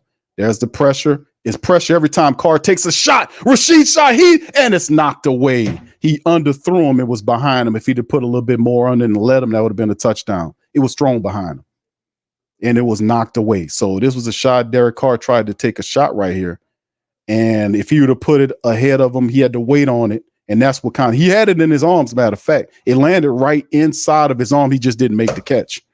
That's on Rashid, man. It hit him right in his chest. Carr put it right on him. He just didn't bring it down. So 4th and 9 here for the Saints. He had it. Carr put it right to him and hit him right in the chest. He just didn't grab it.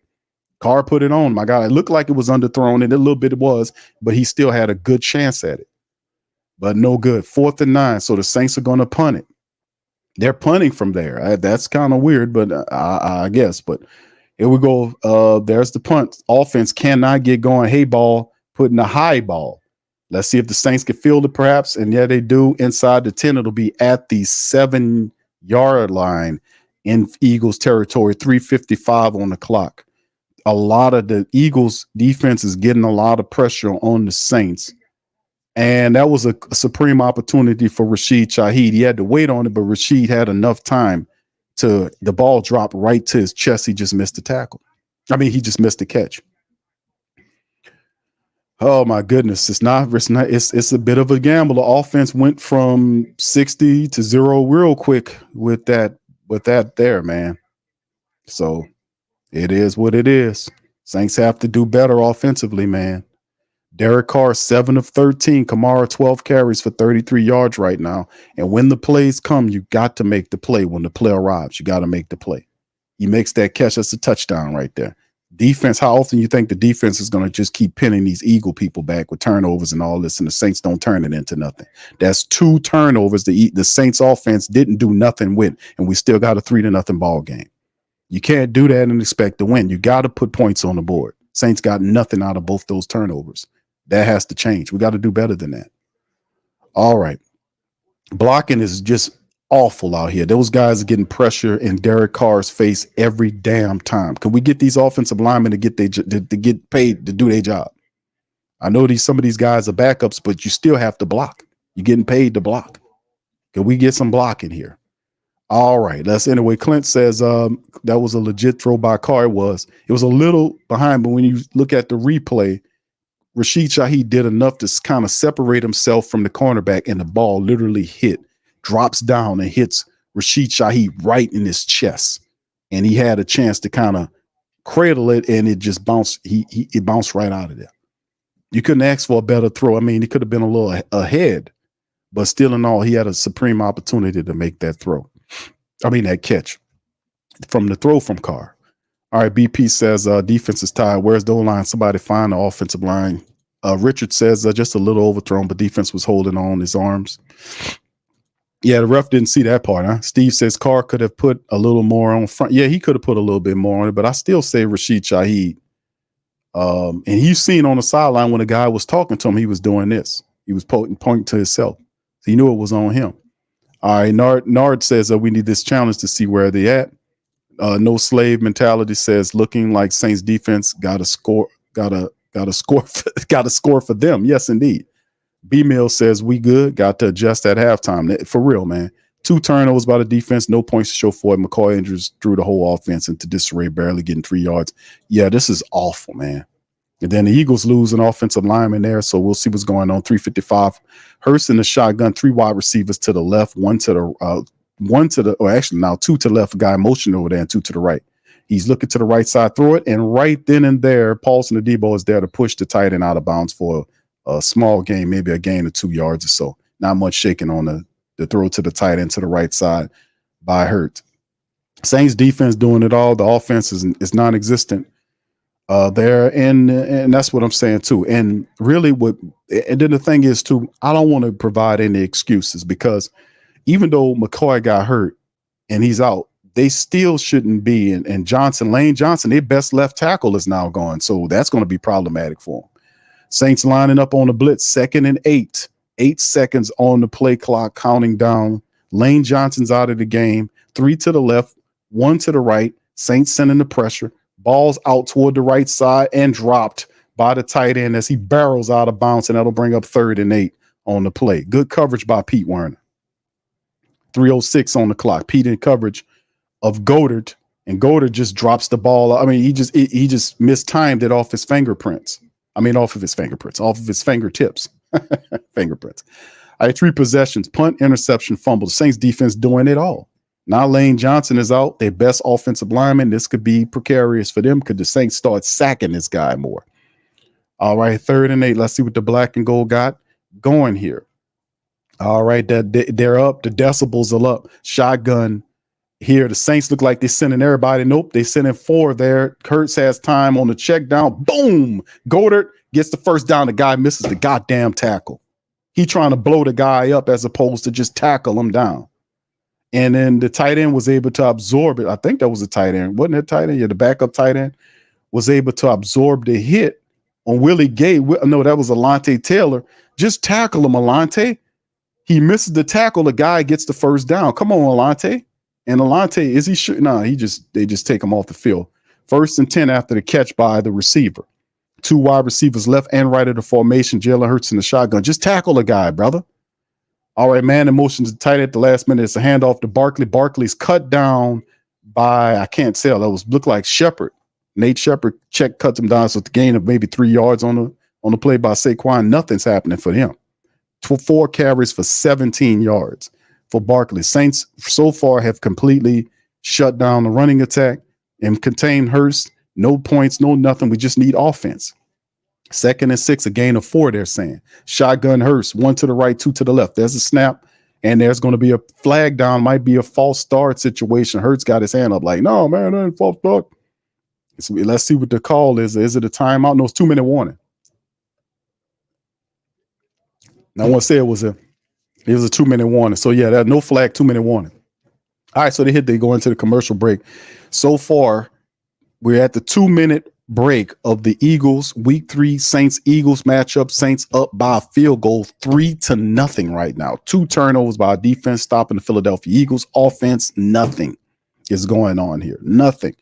Just to do a brief recap here, but before we get into halftime, the whole situation, brother Eric McCoy out has totally threw the Saints offensive line into problematic territory.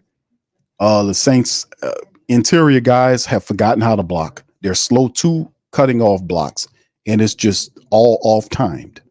They did try to establish the running attack, and then here we got a case of, the throw by Carr, the drop by Rashid Shaheed. They slow to the party. They look human again. They were doing superhuman things before. Not so much now. The Saints have to adjust. They have to get better and come out and do this because, man, the Eagles, they just need to score a touchdown here to jump ahead. The Saints playing around. We got to take care of business, man. You need touchdowns here. You don't have anything in hand right now. We need some scores here. All right. Anyway, LeVon says it's almost like the offense didn't practice. It's not that, bro. It's like McCoy means everything. He's the center there. When the center, he calls a lot of stuff that goes on there. And when he's out of there, it does cause a big impact to your offense. But it shouldn't cause offensive linemen who getting paid real money to not know how to block nothing. Like Ali Udo turning and running into his own damn man. That's unreal, man. I understand. If you don't know what the hell you're doing, ask somebody, man. Don't sit up here and pretend like you know. Ask somebody, because you're hurting your team. So let's see if let's see if we can get that. Thomas says conservative Diaz returned in the first close game to see it's Clint Kubiak calling the plays, bro, offensively. Clint Kubiak is calling the plays, brother. All right, Black Preacher Man says, look like defense got to pitch a shutout. I think offensively we'll get a score or two in the game. Thank you. Fuck too kind. Thank you, bro. Appreciate that. I think eventually the offense will get going. Elvin Kamara will eventually get going. Our offensive running attack will eventually get going, but it's all a matter of time that we get going before they do. That's the whole point of this thing. Do we get going before they do? All right, 2nd and 6. Philadelphia Eagles from their own 22-yard line. Hurst in a shotgun. 3 to the left, 1 right is the tight end. He's crouched down. All right, so let's see what they do. We got Barkley to him to the left, and it's a play action there. They're going to throw it up to the guy. Should be a flag out that was holding, man. There it is. The flag's out. Thank you. It's a damn hold. So eventually, because the Wilson kid, he tackled him and held him to the ground. Stupid, dummy. So it's dummy. You got to let him go. You can't grip him like that. So that brings it back. Johnny Wilson there, he was hurt early in the week, but you can see Alontae Taylor literally gets ripped down by the dude as they try to free Dotson. Dumb play, dummy. 2nd and 15 now. They take him and put him right on the bench. Go stand on the sideline, man. 2nd and 15. All right. 2 to the right and left for the formations with Hurst in the shotgun, Barkley's to his right. Saints showing 4 for the pressure. 2nd and 12. There's the snap. Saints Granderson come with the pressure. The ball is then out to Barkley. Saints knock him out of bounds. It's not a big game, maybe a gain of 3 or 4 yards, not much shaking on it for the Eagles. The coverage downfield is excellent, forcing Hurst just to deal with the check down to Barkley. They send the other guy, the holding ass guy, back out there. Maybe he can give us some more yardage. Eagles have a lot of penalty yardages against them. They've been helping the Saints all day. Derek Carr on the sideline looking very humdrum. Carr, you need to be more amped than that, bro. You need to be walking up and talking and doing what you need to do. You look a little humdrum there.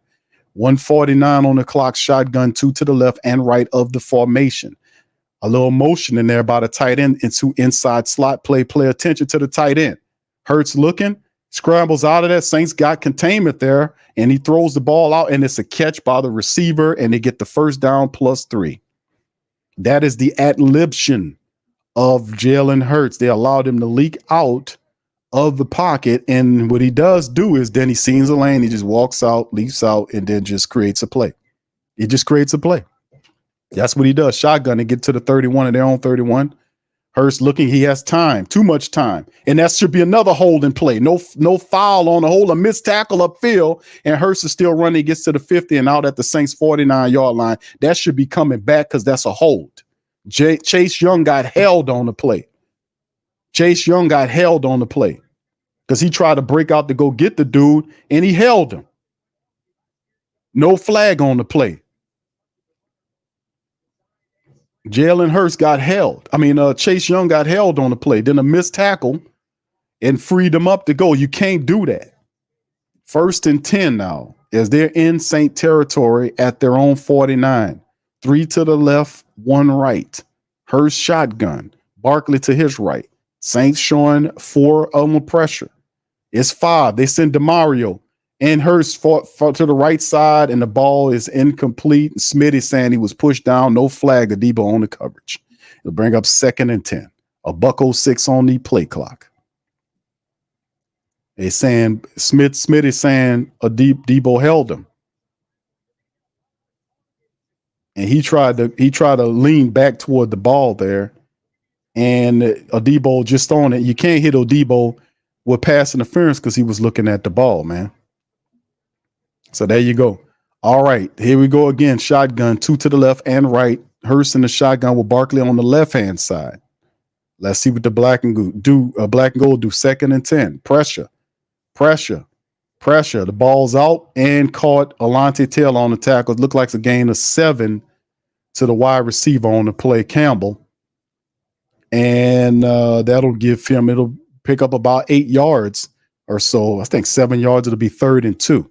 As Hurst was able to find the wide receiver Campbell for the pickup, Paris Campbell. And it's the first timeout. The Eagles burn the timeout right there to get their guys a little chill. All right. So anyway, all right. Michael says this is not on defense. They have 2 turnovers already. Indeed, we expecting a lot of the defense, aren't we? Because the offense ain't doing a damn thing. The offense, somebody need to be having a pep talk with Derek Carr. Derek Carr was sitting on that sideline looking humdrum as hell, man. You need to be up and buck and talking to people. So the Saints is showing the Saints pushing them back, but Jalen Hurts is having a little bit too much time for my liking. All right, here we go. 3rd and 3 now. They moved it back a yard. Hurst in the shotgun. They got a bunch look. 3 of them to the right, 1 left. There's a false start by the right tackle, and that'll back him up again. False start by the right tackle, Steen. That'll back him up again. So there you go. Shout out to him. He was in the future there, boy. He was in the future on that one. He jumped so fast, boy. He was in the future then. You way in the future. You way ahead of time. All right, 10 plays, 47 yards, almost 3 minutes so far for the Philadelphia Eagles. 3rd and 8 now. They're going backwards. There's 1 wide receiver to the left, actually 2 left now, and 3 right. Saints have to adjust. Jalen Hurts in a shotgun. Saints adjusting, and it's a timeout. Should be for the Saints. Good call, good timeout by the Saints. Get the defense together. Good call there by Dennis Allen. We got 3 timeouts. Burn them to get it right. Don't take them all in the halftime. Burn them. All right. Swampland says how we not getting the sack? Cam Jordan missing. Where's Lattimore? He's out there, Demi. Dr. Gray, how you doing, sir? Says Chase Young looking like big, strong, and can't finish. Now, I got to be honest. The play that got them all the way up there, that was a missed call by the official. He grabbed his jersey and he even threw his hands up like that to let him know. That was a bad missed call on the play. But it happens. All right, let's go, fam. Let's get it, man. Dysfunctional dynamite. All right, 3rd and 8. Shotgun. Eagles street. They got that same bunch look. 3 to the right, 1 left. Tight end. Well, there you go. Same play that Eagles are running. Saints send the pressure. They holding up well, taking a shot downfield. It is caught by the tight end inside of Saint territory. And Jalen Hurts to Dallas Goedert. What a nice throw that was by Jalen to Goedert for a gain of 22 yards, and it gets into Saint territory down to the Saints 24-yard line. 2 to the left and right, snap, shotgun, Saints trying to get to him. Got time there, plenty of time, too much time, throws to the left, he just throws it out of bounds. Nothing upfield. Jalen Hurts was contained to the pocket because he didn't want to go anywhere, but the Saints hadn't given it's too much time. My goodness. I mean, my goodness. And that was Will Harris late getting there. But it was just a good throw. Anytime you throw the ball out ahead of the wide receiver, man, that was just a good throw by Jalen. 27 seconds left on the clock here. 14 counting down on the play clock. Shotgun, 3 wide receivers, right, 1 left, and the running backs next to Hurts in the shotgun is Barkley. Lifts his foot. There's the snap. Saints send 4. Pressure coming. Bursey almost gets him. Is dumped off to Barkley for a gain of maybe 4 or 5. 22 seconds remaining. He gets out of bounds. The Eagles have 2 timeouts. So does the Saints. If anything happens, the Eagles can try to kick the field goal and even the game up right now. So the Saints, we don't want our defense out there for too long. Even though we have a lot of guys there, the Saints, a lot of our defensive guys, they're sucking a lot of wind right now. 3rd and 7 now. Let's see what happens here. Shotgun Hurts, 2 to the right, 3 to the right, 2 to the left. Hurts in the shotgun by itself. Saints pressure the balls out, and they stop the receiver shy of the first down. That'll bring up 4th down. The Eagles are going to stop the clock at 13 seconds. They burn it. And do they go ahead on and just kick the field goal, or do they take a chance and try to move the ball? What is Sirianni going to do? Yeah, he telling Hurst, I think he wants to go for it here. They're definitely going for it. He's talking to him here. They're not going to send out the kicking unit. 14 seconds left. They feel like, hey, man, we might be able to go and get this. What do you think? What you want to do here? How is it? And Sirianni's telling them, man, listen, we want to get this because this will break the game open because they can't score. If we get a touchdown here, I think we can go on and win. They can't do anything offensively. They forgot how to run the ball. Our defense is full of energy. The offense, we done had a complete shutdown of the Saints offense, which is had all this stuff going on through first 2 weeks. Eagles feeling like this. They feeling like, man, we done shut the Saints off, man. If we score right here, we'll demoralize them because they can't score. All right, so the Saints, after the timeout, 4th and 1, the Eagles are going to go out and try to make the play. Wouldn't it be funny as hell if the Saints stopped them right here and turned them away? Is this a tush push? They're trying to go for it, try to draw the Saints off. That's the handoff to the other side. The Saints stop them short. The Saints stop them short. Come on, black and gold. Come on. Stupid.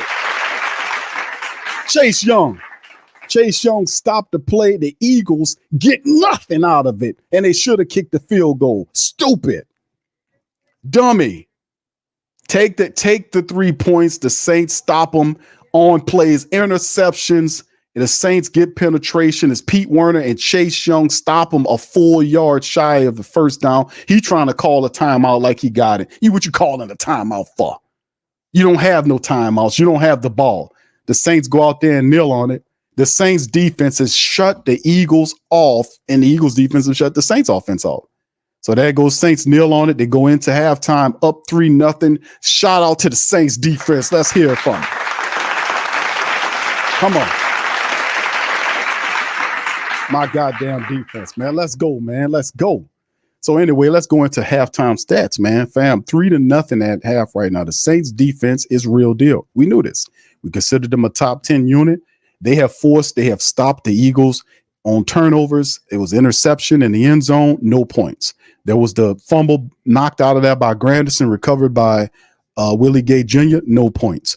4th on this play right here, the dumb Eagles should have just evened the game up. They tried to run and try to knock the Saints out of it. No points.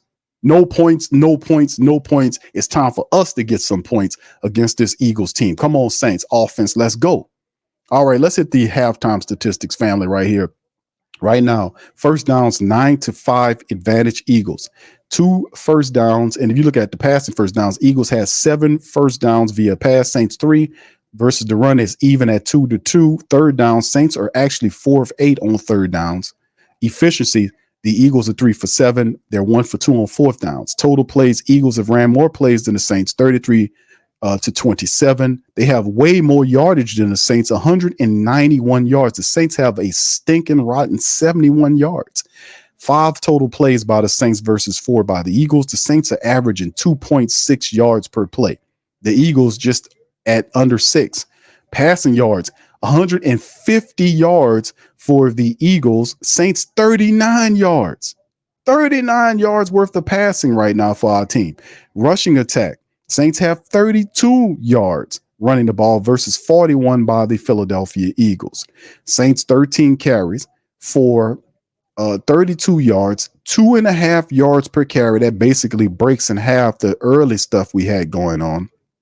9 rush attempts by the Eagles for a respectable 4.6 yards per carry. The Eagles just kind of abandoned the run and have basically been trying to pass the ball. But when they do run the ball, they get almost 5 yards a carry. Don't think they won't notice that going into the second half. Red zone, Saints 0 for 1, so are the Eagles 0 for 2. The Eagles have 4 penalties for 25 yards. The Saints 1 penalty for 5 yards. Very clean. So first week, 10 penalties. Second week, 5 penalties. Through the half of the third game, 1 penalty, 5 yards. And this is the thing. You look at the time of possession, you would think the way the game feels, and I'm just talking exclusively to game feel, you would think that the Philadelphia Eagles are severely controlling the clock. Well, guess what, boys and girls? The Eagles have 15:38 on the clock. The Saints are 14:22. It's like a minute and some change difference here. So that's why your defense looks fresh and looking pretty good, because at this point right now, they're on a 14-22. Now, we don't want this trend to continue going into the second half, of course. We need our offense to really buckle down and make some plays here. We need the offense. We score 2 touchdowns, family. We win this game. How good our defense is playing. They're calling Dennis Allen, credit to Dennis Allen's calling a wonderful game against this Eagles offense. Let's just keep it real. The personnel is ridiculous. Carl Granderson and all these guys are doing a phenomenal job. Saints is just defensively are phenomenal. Derek Carr's numbers through the game: 7 for 13 for 51 yards. He's averaging 4 yards a throw. He was sacked 1 time. 63.3 is his rating. Alvin Kamara, 12 carries. He's the only running back the Saints have given the ball to. No, we need not to do that. If we're going to have to do better than that. We're going to have to mix in different people. We have to throw in Rashid Shaheed, give him the ball on the end around. Listen, that's why it looks like that. In the previous meetings, Taysom would get the ball, Jamal would get the ball, Rashid would get the ball, Jordan Mims is active, he would get the ball. If he's not in there, he should get the ball. But what I'm saying is, it's pretty easy for the Philadelphia Eagles to sink in what Elvin's doing, because the Saints are not giving any diversity in the running attack. It's just one dude. And even though we love Alvin Kamara, you got to put other people in there. We need to get back to it, and don't think that none of this will be wasted, because I'm telling you, Clint Kubiak is going to do this in the second half. Alvin Kamara, 12 carries for 33 yards, less than 3 yards per run. Derek Carr is the only other carrier of the ball. Chris Olave, 3 catches from 3 targets for 36 yards, averaging 12 yards per catch. Elvin, 2 for 13. Foster, 1 for 2. There on the play, and nobody else is getting nothing else. It's a very watered down system and attack, and we got to step this up. We got to add more diversity to our running back room. Got to get other guys involved. That'll open up everything else. This is paramount. And of course, we know Willie Gay recovered the fumble. Carl Granderson at this point right now, Carl Granderson is cutting up. He has 5 tackles to lead the game thus far, and a sack and a half currently. Carl Granderson. Alontae Taylor has a half a sack as well. Tyrann Mathieu and Paulson Adebo, along with Alontae Taylor, are the top tacklers for the Saints defense through the half. Tyrann has the interception, like we talked about, and not much else is going on. We knew Group A kicked the field goal. Matt Hayball, 3 punts, averaged 43 yards flat. He's put 1 of the 3 inside of the 20 and has 129 yards altogether with a 43 per punt average. Jalen Hurts, 18 of 22 for $161, 7.3, an interception. He's been sacked twice, 78.2 on the rating. He's their top running back, 4 carries for 24 yards. He's averaging 6 yards a run. He's going to add to it. He's going to get more busier. Credit to the Saints for stopping Saquon Barkley. 5 carries for 17 yards, 3.4 yard average. Saints have neutralized the rushing attack. Really, the Eagles have went away from it. 22 attempts passing versus 9 attempts running the ball. So they're putting it all on Jalen Hurts. Dallas Goedert is killing the Saints. Dallas Goedert needs to be stopped. 7 catches off of 8 targets, 80 yards. He's averaging 11.4 on the average. Smitty, 2 catches for 35 yards. Paris Campbell, 2 for 13. Everybody else is pretty much where they're supposed to be if you're a black and gold person. But Goddard is the one that's keeping this thing going, and he needs to be slowed down. All right, outside of that, Zach Barnes leading their defense with 6 tackles, 1 sack by Big Jordan Davis on the inside, and that's pretty much it right there in terms of them. Now, as we move forward, fam, into the remaining, going back into the breakdown on going into half, what are the keys and some things that we really need to focus on going forward, right? Now, this is a part of the adjust game, like we're in life. Things don't always work out for you. Sometimes this might happen or that might happen. You can't, cry over spilled milk, right? We grown-ups. There is no crying over spilled milk. We have to adjust and keep it moving. So whatever we have to be able to put it in position where we can be able to have success and come out with a win. We might not have a 40 burger. This might be a situation where this is a 17 to 10 win type situation, but the Saints have to adjust. We need to do that. But going into it, my keys to a victory, cleaning up what we need to do in the second half, going into the second half rather, is the Saints have to have more diversity in a running attack. What I mean by that, other guys need to get involved. We need to get Jamal Williams involved. Alvin Kamara perhaps is a decoy to kind of spread open the Philadelphia defense to do some stuff. Now, more diversity in the running attack. Rashid Shaheed needs to be mixed in there. Perhaps we could do something for Chris Olave, Jordan Mims, somebody. We need to mix up and have more diversity as opposed to just Alvin handling the ball. And then, of course, which is even better, is the Saints O-line must do a better job of blocking going into the second half so that the diversity of running game can be a positive. They're not blocking good enough. And credit to the Philadelphia Eagles, who are putting pressure on the Saints and having a lot of penetration there. That's making Derek Carr very uncomfortable. And if you look at what Derek Carr looks like right now, this is not Derek Carr play action Carr. The first 2 weeks, and I keep saying the same thing, is that Derek Carr is a play action quarterback. The best if you want to see high level play, him jumping around, throwing and pumping his fist, you have to put him into the play action. And then he'll take that away, and then he'll take it to wherever you need to be. But you see how he looks without via the engine of play action.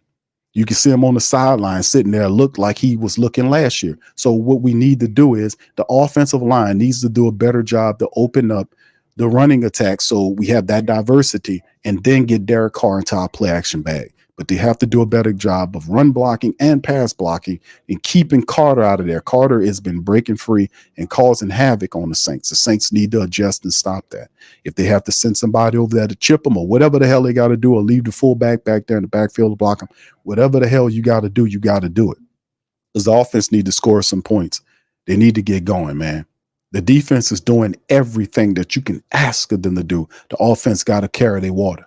Defense, nothing to say about defense. Just keep doing what you're doing like that. But the offense really need to get up off its high paid ass and start putting some touchdowns together to get this game in hand. Ain't no excuse for all this. I know McCoy's not in there, but that shouldn't stop you from forgetting how to run and pass block. Come on, you're getting paid a lot of money here. Earn your money. All right, John says tight end situation, absolutely. Mr. Hudat says Clint Kubiak is doing the alley rope, the dope method after the halftime. The O's going to come out swinging. I think I can feel that, because that's all they really need to do. The defense is saying, hey, man, y'all going to wake up and play today? Come on. And we're not asking them to score a boatload of points. They scored, man, the way the defense is playing, the offense put up 3 touchdowns here, the game over with. They put up 3 touchdowns, the game over with. 3 touchdowns. Hell, we do that easily, right? So we just need to get it going. We'll see how the Saints respond. Hopefully the energy level is a lot higher, because I didn't like how we looked while we were waiting. They didn't look right. Like we was just sitting there, dead in the water. We got to do better than that. All right. So Bishop says put Ruiz at center, Patrick back at the left guard, and right guard. I don't like that O-line since the preseason. Yeah, when that happened, I said Cesar Ruiz should kick inside. I said Cesar Ruiz should be the center option. I don't know why they said we're going to put Lucas Patrick there. I don't know why they decided to do that. Ruiz played center and was a first-round draft pick center out of college. He should play the center position if McCoy gets hurt, because that's an emergency situation if you lose your center. You got a guy there. I don't know why they didn't kick Ruiz to center, because that's what I was saying. Leave Lucas Patrick alone, put Ruiz there, and then you still have to deal with Aliudo. And even though it was Aliudo, I get why Aliudo, he was there through preseason and all that, and Nick Saldiveri wasn't. So they feel more comfortable with Aliudo, the veteran. I get that part of it. But Aliudo needs to get his ass up and play some better football and start blocking better. They all really do. So you can see the Saints still trying to hit the end arounds and the stuff where you've been in the corner behind the the tackles. That's what they're trying to do because a lot of their offense from a running perspective gets there. But the problem is a lot of the blocking that helps sets up the corner stuff is not there. Those guys are not getting to those positions and cutting off those defenders. The defenders are beating them to the spots. And then in that result, then the play is decimated or either severely hampered. Instead of getting a 7 or 8 yard pickup, you end up with a 2 or 3 yard pickup and everything becomes more restricted. Because we're not getting to the second level to catch that guy. They're beating us to those spots that John Benton taught us about. So we just have to keep on playing. You know what I mean? Duke says, let run at them. No stretch outside. They're getting, but that's the thing. Run north and south wind. O-line needs to do better at the run blocking and pass blocking. More play action. They've been hitting the ends because that's how they've been getting their bread over the last couple of years. Now, we did see some runs today where you see Alvin Kamara did cut inside and have some positive game, but it can't just be Alvin. You can't, they are exclusively giving the ball to Alvin Kamara in this game. And listen, I like Kamara getting the ball, but you have to mix guys in that running attack like you were doing in weeks 1 and 2. Just because Taysom is not in there doesn't mean that Jamal Williams or Rashid Shaheed shouldn't have one attempt running the ball. So one player destroys everything. You can't, man, we ain't as mature as we think we are. We let that happen. We supposed to be able to adjust to mostly all things that happen out there. That Kamara shouldn't be the only one getting the ball here. You know, you see what I'm saying? Look at that. 12 carries for him, and Derek Carr had a little scramble for minus yards or whatever the case may be. That can't happen. We need to be we need to be definitely more diverse in this running attack. Anyway, thank you, Omar. He says when the center went down, it was over for the gold. You said for good. All right. Thank you, bro. Thank you. Fuck too kind. I don't think it's over for the good, bro. I think the Saints just need to adjust, bro. They got to do what they're being paid to do to block. That's what they got to do as we're getting ready. That's Blake Group A kicking off.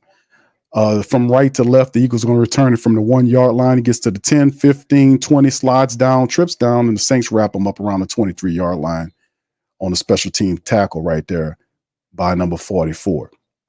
All right, so Jalen Hurts and them, they get the ball. Shout out to Black Preacher Man, says move Patrick back to left guard, move Reeves to center, bring Sal DeVeria in that right guard, then run left behind Patrick and the rookie. Thank you, bro. Appreciate it.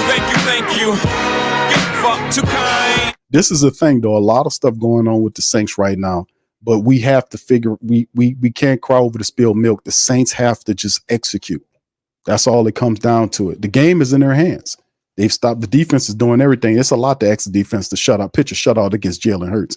All right, here we go. Back into the third quarter. Man in motion is the tight end. They're gonna hand it off to Barkley. Barkley sees the scene, dances around, and picks almost 10 yards up. Look like he got the full first down on the run. So Barkley firing out of the cannon straight away on a draw play gets 10 yards and a first down for the Philadelphia Eagles straight out the bat.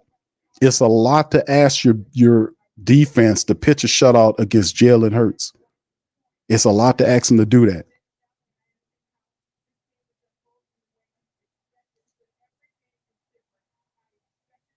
So anyway, here we go. You got 2 to the right of the field, 1 left. And you got Jalen, the man in motion is the tight end from left to right. So they're on that side. So another handoff to Barkley. Barkley gets he falls for a gain of 4. How did Nate Shepard miss that tackle, man? Shepard, you got to make the tackle, bro. If you get the tackle, that was either not a gain or maybe a pickup of 1, but he still falls for a gain of 3. 2nd and 7. All right. Saints defense here out of the halftime, man. The Eagles so far get a 10-yard run to the 3-yard run. They're going right to Saquon Barkley. All right, so let's see what the Saints can do. 2nd and 10. You got 2 to the left and 2 to the right. Man in motion is the tight end lining up. Goes back to where he come from. And there's a snap. It's going to be a pass play right here. Ball's thrown, and it's caught, and it'll be a gain of about 3 yards to Saquon Barkley. He kind of trips down Pete Werner on the tackle to the left side of the field. 3rd and 4. 3rd and 4 now. All right, so there's a lot of pressure on the Saints defense here. Let's see if we can get it going here. 3rd and 4, Saints need to stop. We need to stop. Let's see if they can get it. All right, 3rd and 4, shotgun Hurts. Running back to his left. They got 3 wide receivers to the left side of the field, 1 to the right. Jalen Hurts is audible and out of the play. Backs up back to the shotgun. Lifts his foot. There's the snap. It's a draw to Barkley, and Barkley picks up the goddamn first down on the draw play. First down, Saints. He hit him with the draw again. Barkley picking up yardage on the Saints. 7 carries, 31 yards. He's averaging 4.4 yards per play. They are going to Barkley to open up the play action. The Eagles are attempting to establish the play action right here. The Eagles are attempting to establish the play action so they can get in their bag. All right, here we go. Eagles running the ball well with Barkley. 8 carries, 38 yards. You got 2 to the left and right, man in motion to the left side. Handoff back to the backup running back, and he gets about 6 yards on the pickup, and there's a flag down on the play. That's coming back. They don't often use their backup running back, but they're mixing them in. And that's going to be against number 81. The tight end gets hit with a holding play, so they'll back him up. So Gainwell gets the ball, and then you can see there's another holding play right there. And he grabs him, and he's like, man, come on, bro. So, I mean, yeah, the Eagles, they're getting caught. And they're not even, these people not even really even smart with their holding. They're undisciplined and stupid with these holding. But even if I'm a Philly fan, I get upset by seeing undisciplined dumb nuts like that, because you put your stuff on there. You hold them, but let them go. Know when to let them go. He's just holding on to him until the last moment. Man in motion from a right to left, and there's a play, and Hurts finds a receiver right up the center of the field. This is Smitty. He's in the Saints territory up the middle to the Saints 45-yard line. It'll bring up 2nd and 1. So they get the most of the penalty yardage back. Alontae Taylor, I don't know what he was doing, but Smitty gets it right there. And he just tracked them the whole way. The Saints, no pressure on Jalen Hurts. No pressure. They got to get pressure on Jalen Hurts. Can't let him stand back there in that pocket and look around. 2nd and 2. 11:05, man in motion. There's the snap. It's another draw play to Barkley, and it's another first down for Barkley. Same play. They're hitting them with the same draw play. Nothing exclusive, nothing super hard to do. They just are moving behind the physicality of the offensive line for Philadelphia. They got a good line.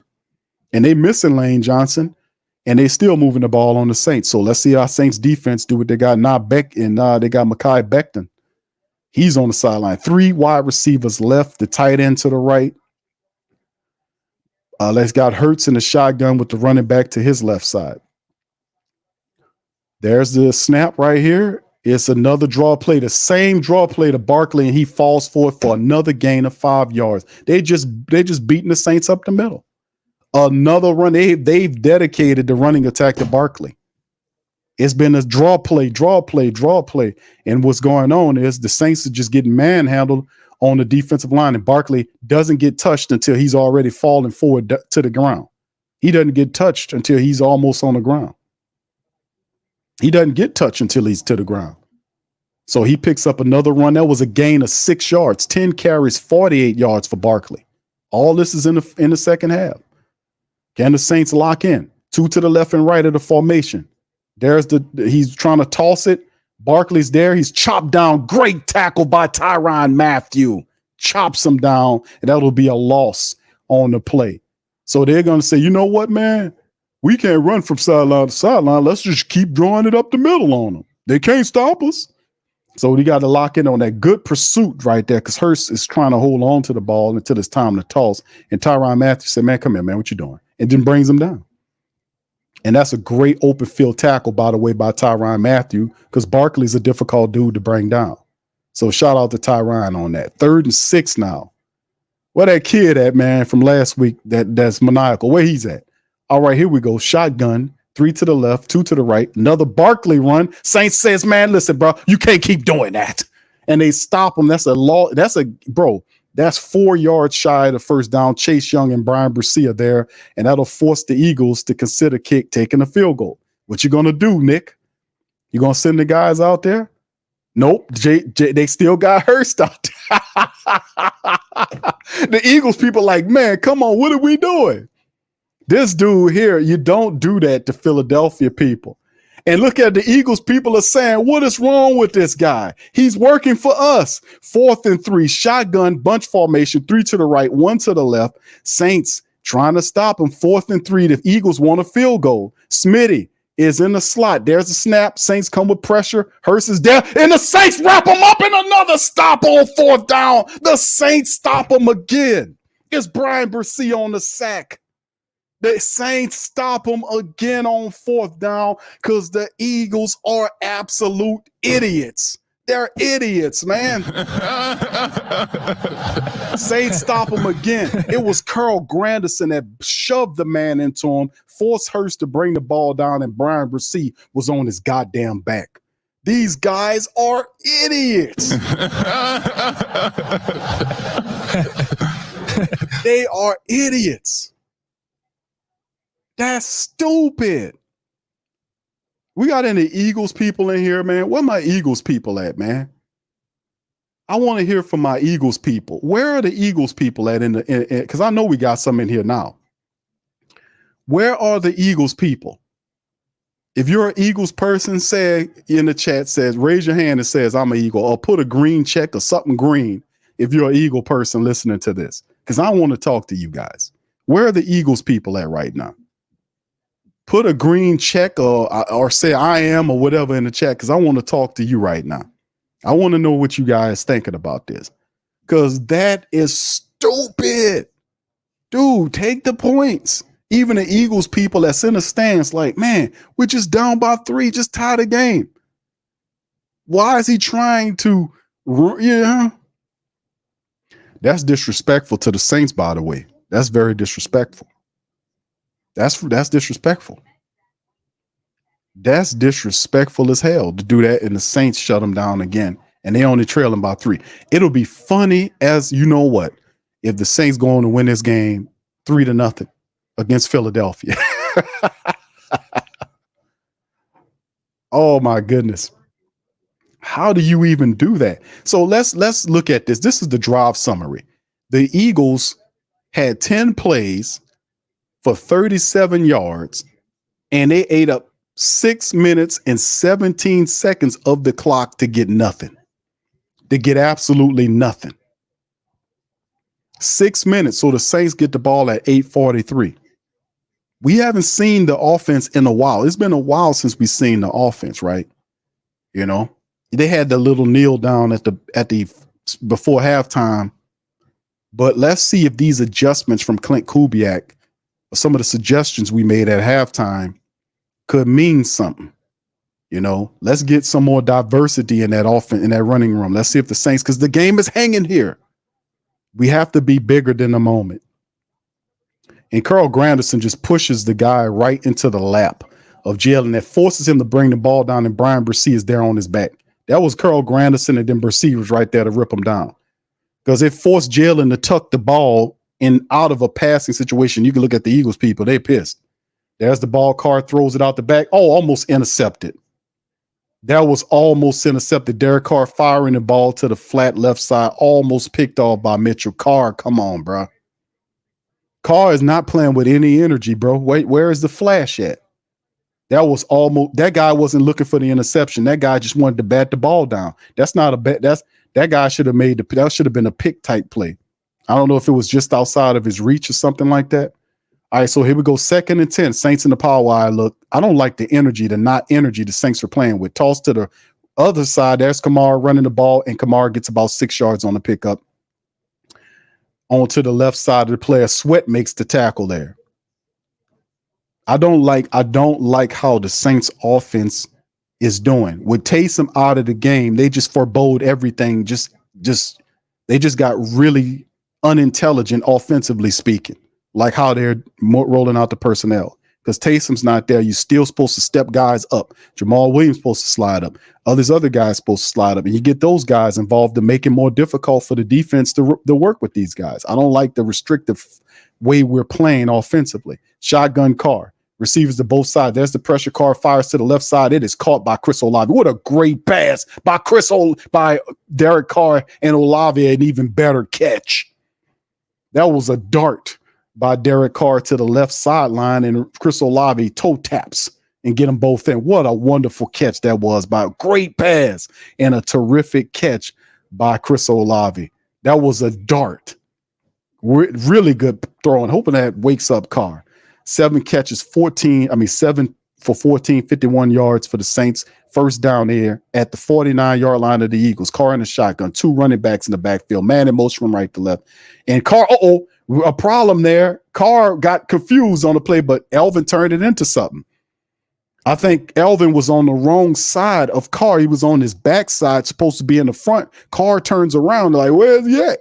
And the Kamara said, I'm right here. He gave him the ball. He still picked up 5 or 6 yards. So that turned out to be a plus.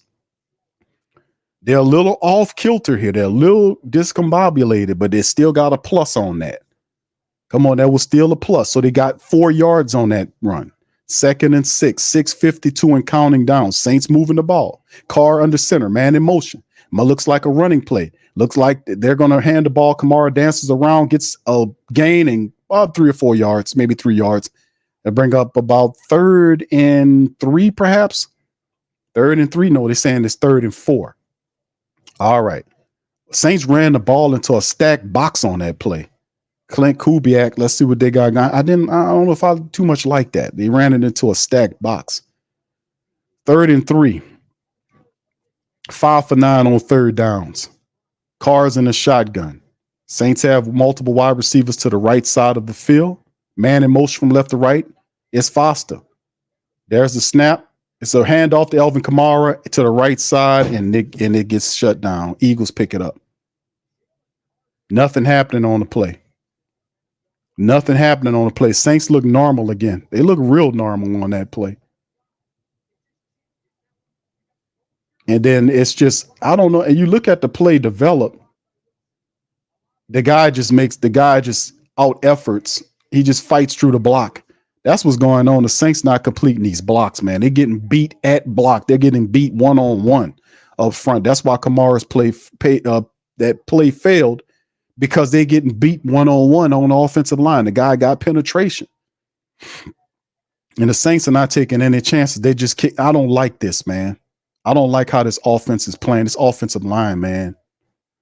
And the guy's trying to return it, and he gets stopped at the 14, 15-yard line. The Saints offense is horrible, man. The offensive line, the defense said, man, we're going to have to win this game, man. This offense, don't collect a paycheck this game. None of you guys collect a paycheck, especially if you're offensive line. Don't expect to get paid after this game, man. Don't expect to collect any money. You guys are not doing your jobs, man. They're not blocking worth a damn, man. They're getting beat one-on-one. That play where Kamara got tackled right there was because the offensive lineman got beat one-on-one on the play. Don't collect a check, please. Stop the direct payment. Don't pay their ass. Thank you, Mr. Waterman, for the cash app. Thank you, sir. Appreciate you. Thank you, Mr. Christopher. He says, hold on, let me kind of get your note here, sir. I was trying to get what you said here. Thank you for the 20 burger. Oh, hold on. Let me see if I can get it pulled up here. Yeah, this Saints line, man, listen. I understand, listen, fam, I understand McCoy not being there. That's not my issue.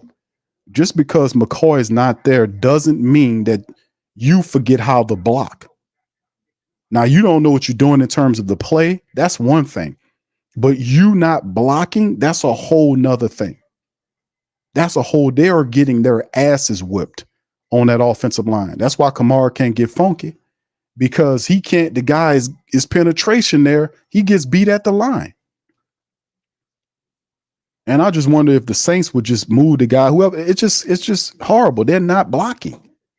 Credit to Philly. Philly's beating the Saints offensive line ass at the line. They're getting penetration most of these plays. I don't like it, man. Hold on, let me see. I'm trying to get Mr. Christopher's thing in there. Okay, he says, for Big Q and the Sports Coma from Cali. All right, thank you, Mr. Christopher. Appreciate you from California, my friend. Hope you're doing a fantastic out there, sir. All right, appreciate that. Hey, it's just, man, listen, man, I I understand McCoy, what he means, but that shouldn't mean that you forget how to block. You get what I'm saying, fam? You shouldn't forget how to block. Zap says, thanks for the great commentary. I can watch. He said, I can't watch. So you're doing a real great job telling us what's happening, everybody. Like and sub. Thank you, Zach. Appreciate you, man. Thank you, man. Thank you. Thank you, bro. All right. Where's that kid at, man? Where that had the face that was like pounding on it? Where is he at? We need him about right now. All right. Once again, the Saints defense will be called upon to try to stop the Philadelphia Eagles, man. I don't think they'll be stupid this time around. The Saints, 6 plays, 18 yards, 3 minutes, 33 seconds off the clock. Shotgun here for Hurst, 3 to the right, and a handoff to Barkley to that side. Barkley climbs and then was able to pick up 9 yards on the play. So Barkley is running, and they're kind of angling them to the right side now. So you're seeing Barkley, 12 carries for 49 yards right now. He's getting going. He's getting going as they're trying to establish the rushing attack. Saints not so far right now, so good. I don't see the adjustments that we made. If anything, out of the drive, the Saints offense have been turned off like a spigot, man. The energy's not there. Carr looks half dead. You need energy, man. All right, Carr, here he goes, 2 to the left and right. The wide receivers, that's a handoff to Barkley. Again, Barkley falls forward. Looked like he might have got the first down on a little draw play. They're saying there's a flag down. Let's see, could it be a hold? The Eagles might be marching backwards. My God, they're so undisciplined. You got to be, if you're a Philly person, you got to be. It's illegal formation. So illegal formation against the Dallas Goater, it backs him up again. My God, if you're an Eagles person, a supporter, you have to be every game. If they've been playing like this, you have to be pissed to watch this. I'm pissed. I don't give a damn about Philly, but I'm upset watching bad football from Philadelphia, and we're benefiting from it. They are horrible. They're in terms of their discipline and their penalties. Just ridiculous. The calling, ridiculous. 2nd and 6 now. All right. Shotgun Hurts. You got 2 to the left, 1 right. Actually, 2 to the right. There's a snap, pressure coming, and it should be a holding, but the catch is made by Smitty to one side. He's tapped down, but he gets the first down +3. It should have been a holding play. Should have been a hold on that guy. All right. Should have been a holding on that, what was that, Chase Young? As they're showing Green Bay get their little swerve on over. Titans look terrible, man. Titans losing 27-7 to Green Bay. And Green Bay missing Love. I told him Malik Willis could play the game. 1st and 10 on that play. 3:29 and counting down. Hurst in the shotgun going up to change the play at the line. Multiple wide receivers to the left. Goddard to the right. He audibled in the play. It's probably going to be just a draw. And it is a draw. Just like I said, he breaks a tackle and then climbs to the next level to the 40, down to the 45, fights to the 48-yard line. And I said it, man. I said he's audible in the play. It's just going to be a draw. And he hit him with a real profitable draw. He gets all the way up to midfield. And I was like, man, it's a draw play. And then Granderson put a touch to his jersey, but nobody got to him. And Barkley just grinded out another run. He's starting to get busy here. And remember, backs like Barkley, these power runners like him, they get stronger as the game gets on. So he's getting going right now pretty good. So he gets all the way up to their own 48-yard line. Man in motion is the tight end, 2 to the left and right. Hurst in the shotgun. They got Gainwell out there. And Hurst has all kind of time to throw this ball, all kind of time, and the ball's thrown and it's caught by Gainwell, and he's 2 yards shy of the first down. So he was scrambling around in there, buying time to the wide receivers to get open, and that's what happened with Jalen Hurts. So he makes the throw to the center of the field, and they pick up about 6 or 7. More than that, actually. What, about 8-yard pickup on that one? Yeah, 8-yard pickup. Him scrambling around at living plays and then fired the ball. Man picks up 8, and they're now 2nd and 2. That's the danger of Jalen Hurts. He creates plays and buys time for guys to get open, then finds them. Shotgun for Hurts. He got 2 wide receivers, left and right. Man motions from left to right. Now 3 on right side. Lifts his foot. There's the snap. Pressure. Where's the pressure? No pressure. Ball thrown to the left side, looks and thrown and knocked away. He's thrown to Laddie Daddy's side. He was covering Smitty like a blanket. No way. 3rd and 2 now. Chase Young got in the face of Jalen Hurts on that throw, and he couldn't follow through with it. But you throwing that Laddie Daddy, and Laddie Daddy looked back for the ball and just made a play on it as it was underthrown, and Smitty didn't have an opportunity to even get there.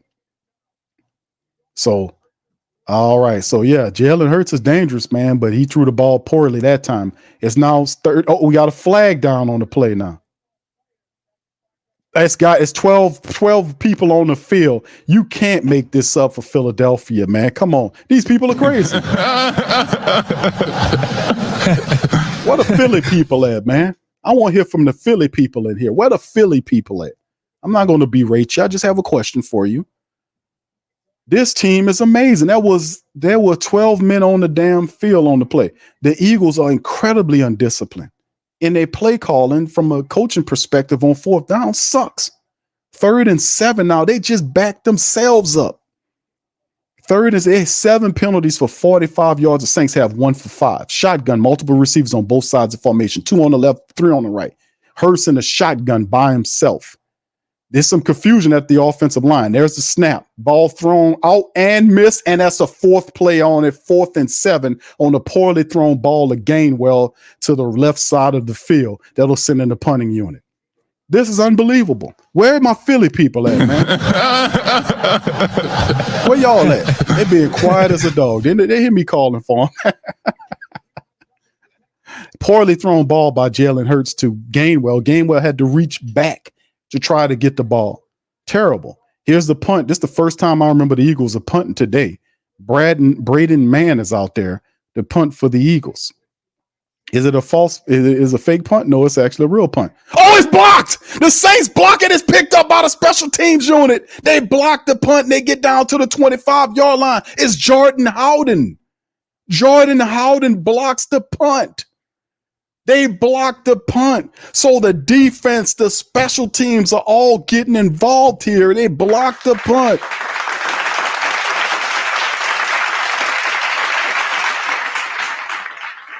Was that Howden or JT Gray? That was JT Gray got it. JT Gray got the block. JT Gray blocked the ball and Jordan Howden picked it up. And if you a Philly person, you got to be going crazy right now. You got to be going crazy because I'm doing this. Saints offense pick up from their own from the Eagles 27-yard line. Man in motion is Prentice lining up like it's a run look.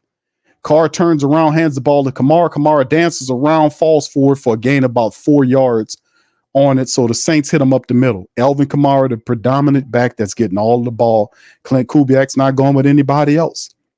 I mean, the Saints defense, man, let's get a round of applause for the Saints defense and the special teams, man. They come to play.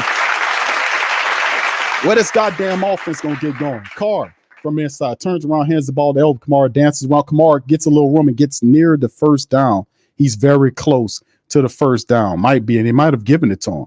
We'll see. 3rd and 1, they saying he's shy of the first down. The Saints defense and special teams have come to play.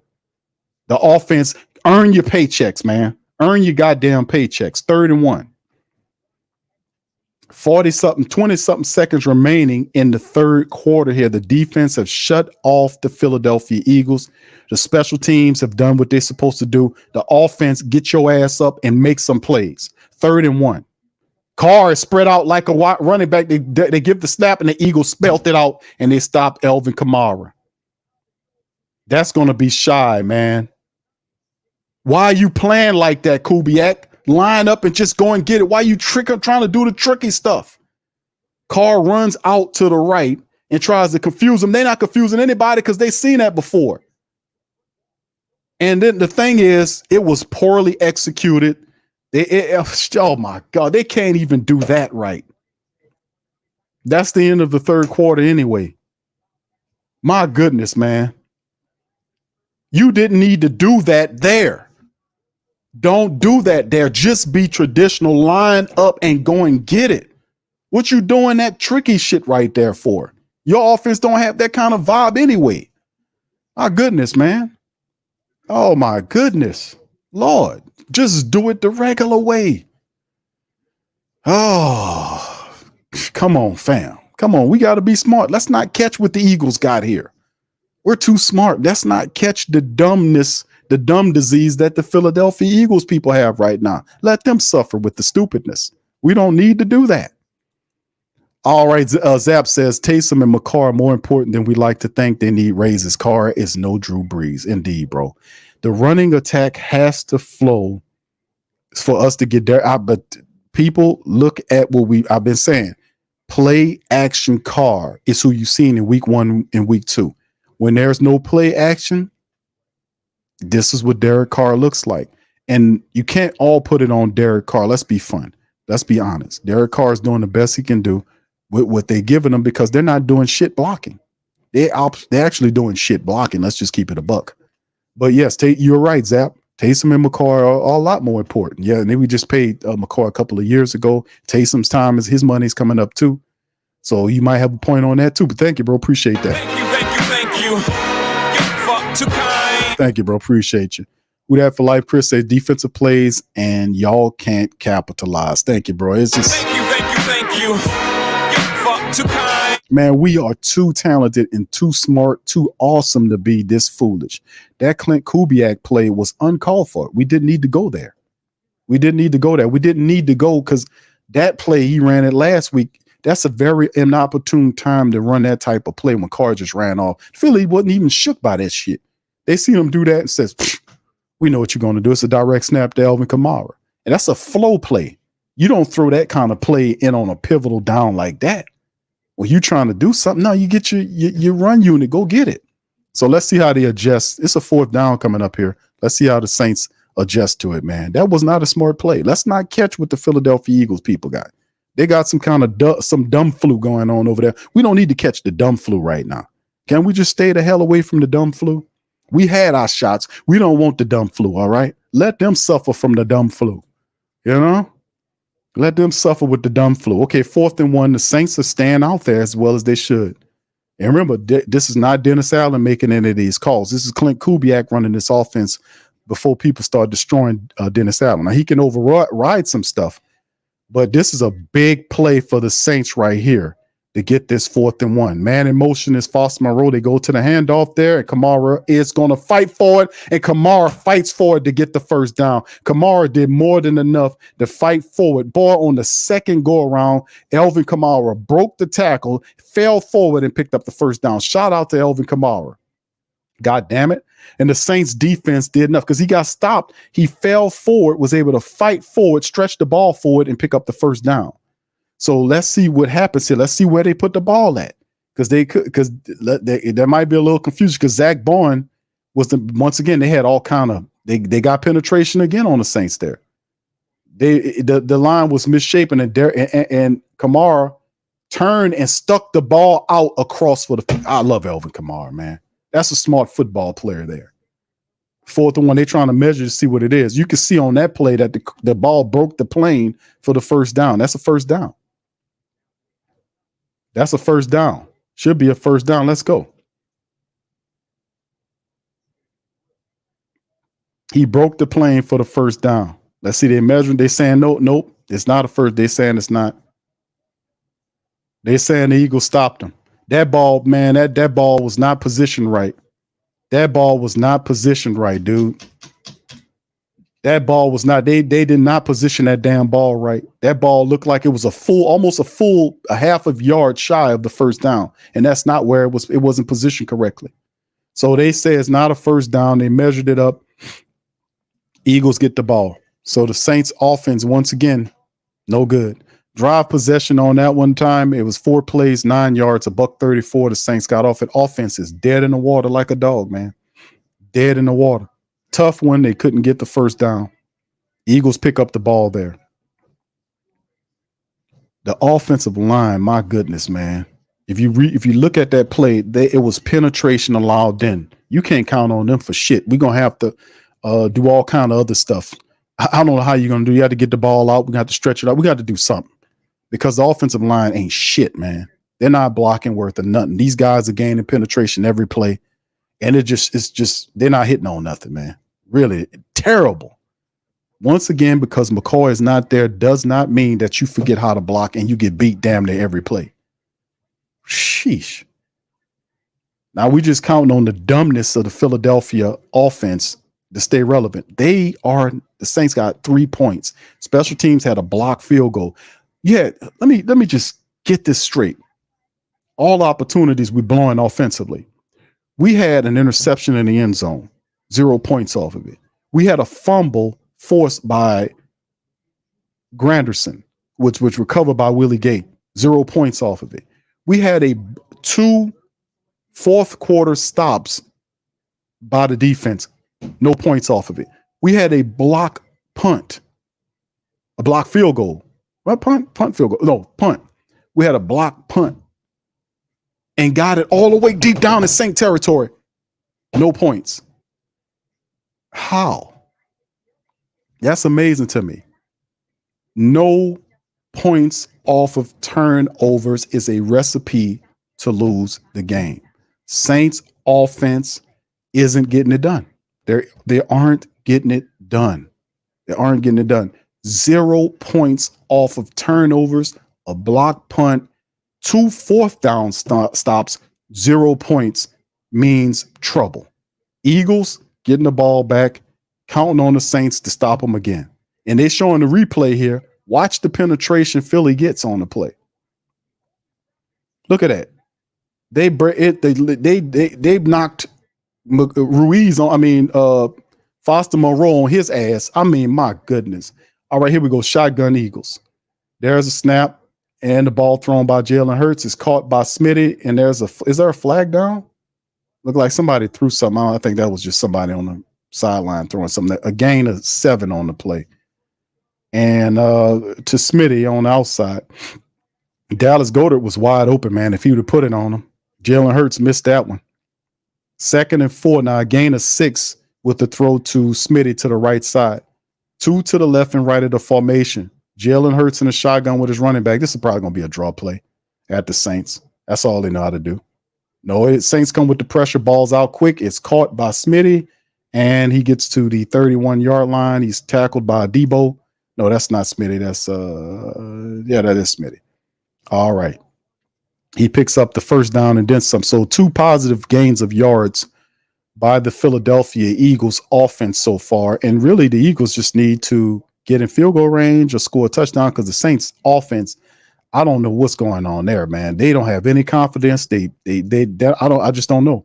2 to the left and right of the formation. Hurts in the shotgun, another throw to Smitty again. He gets about 5 yards before. Oh my God. Boy, they knocked this. Oh, Smitty's in trouble, man. That's going to be a flag by the Saints. That should be a flag there. Boy, somebody cleaned Smitty's clock. He's down. His helmet came off. Was that Nate Shepard blasted him like that? Oh my goodness. Oh, wow. Wow. My goodness. Boy, somebody cleaned his clock. I think that was number 97. Was that Nate Shepard? Came in there late. No, not late. It was during the play. And while he was being held up, and he just blasted him.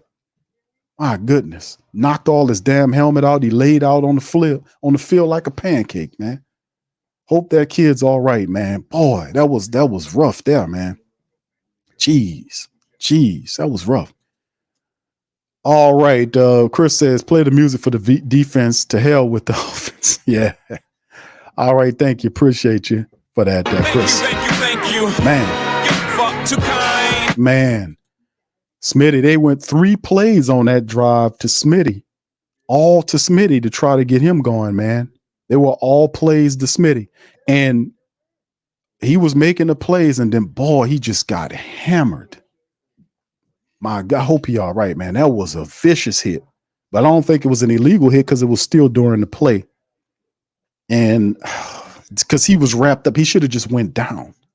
He was still trying to fight for yardage, and the guy came in there. I think it was number 97. Y'all, am I right on that? Am I right? Was that number 97 came in there and just knocked the absolute hell out of the man? That was Christian Boyd. I want to say Christian Boyd was the one that delivered the helmet shot. I didn't see a flag on the play.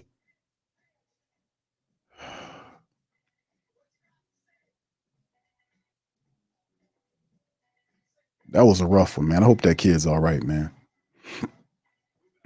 Yeah, that was I think that was Christian Boyd that came in there and knocked and put that shot on that kid. We'll see what's going on after the break. Joy says Taysom and Kamara lead blocker last week. Yeah, I don't even see us using a lot of Adam Prentice like that. And I'm like, I just don't like how the game is being ran through Kubiak right now. Like he had Taysom. Okay, we don't have Taysom. We know it's hard to replace Taysom, but you still got to get other guys involved. Like getting Jamal Williams some carries. Yeah, Smitty's good. He's walking off, going to the blue tent. But boy, he got Christian Boyd knocked the piss out of that dude. I want to say it was number 97 that hit him. It was a flash look. I don't remember exactly, but I want to say 97 hit him. It was 97. Christian Boyd stuck his helmet in it. Well, he didn't helmet him. It was a kind of a back shot at him. And yeah, he's cognizant, man, but that's difficult, man. That's rough. He was actually making all the catches. Now he's out of the game. Look for him to ride with their top two guys are out of the game. So they're gonna ride with Saquon. Watch. It would go 2nd and 5 now. There's a snap, the draw play to Saquon, and Saquon picks up the first down, and he got more. He's running, and Saquon about to score a goddamn touchdown, just like that. I just said he was going to Saquon, and he runs it all the way in for a touchdown, beats the whole defense. Eagles on the board. Just like that. I said it, they're going to go to Saquon. Who else they got? They don't have anybody else. And it's a draw play to Saquon, and it's 50-something yards. 65-yard draw play to Saquon. The offensive line mushed out the Saints defensive line, and he outran the entire team to the end zone. A draw play, 65-yard draw play with Saquon. I was like, they don't have anybody else. Saquon's going to be the dude. And the moment I said it, I must have jinxed them because that's exactly what they went to. As soon as I said it, I was like, Saquon's the guy going to get the ball. I must have jinxed their asses. Now it's 7-3. Saquon 65-yard scamper. That might put some pressure on the Saints offense to get this game back, man.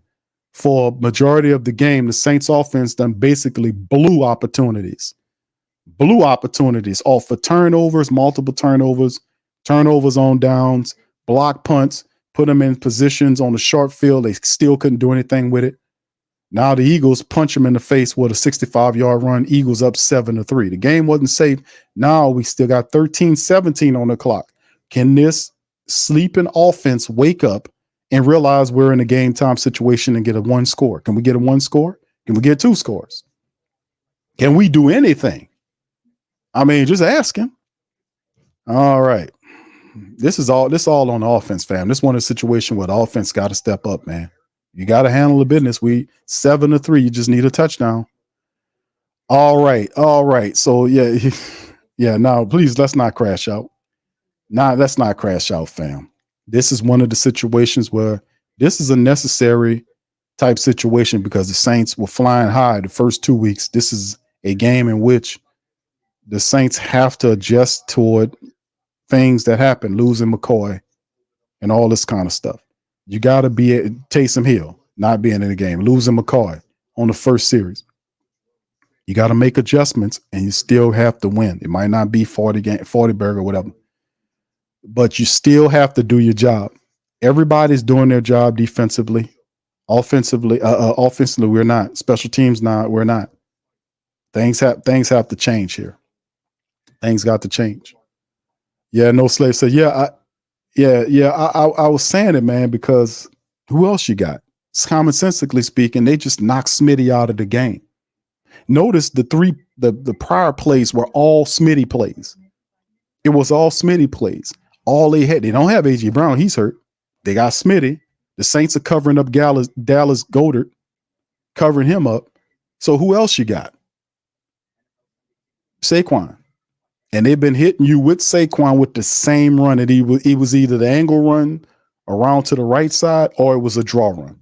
They've been doing it the whole game, especially at the start of the second half. They were hitting you with Barkley. He has 15 carries for $143 on the Saints defense. 43.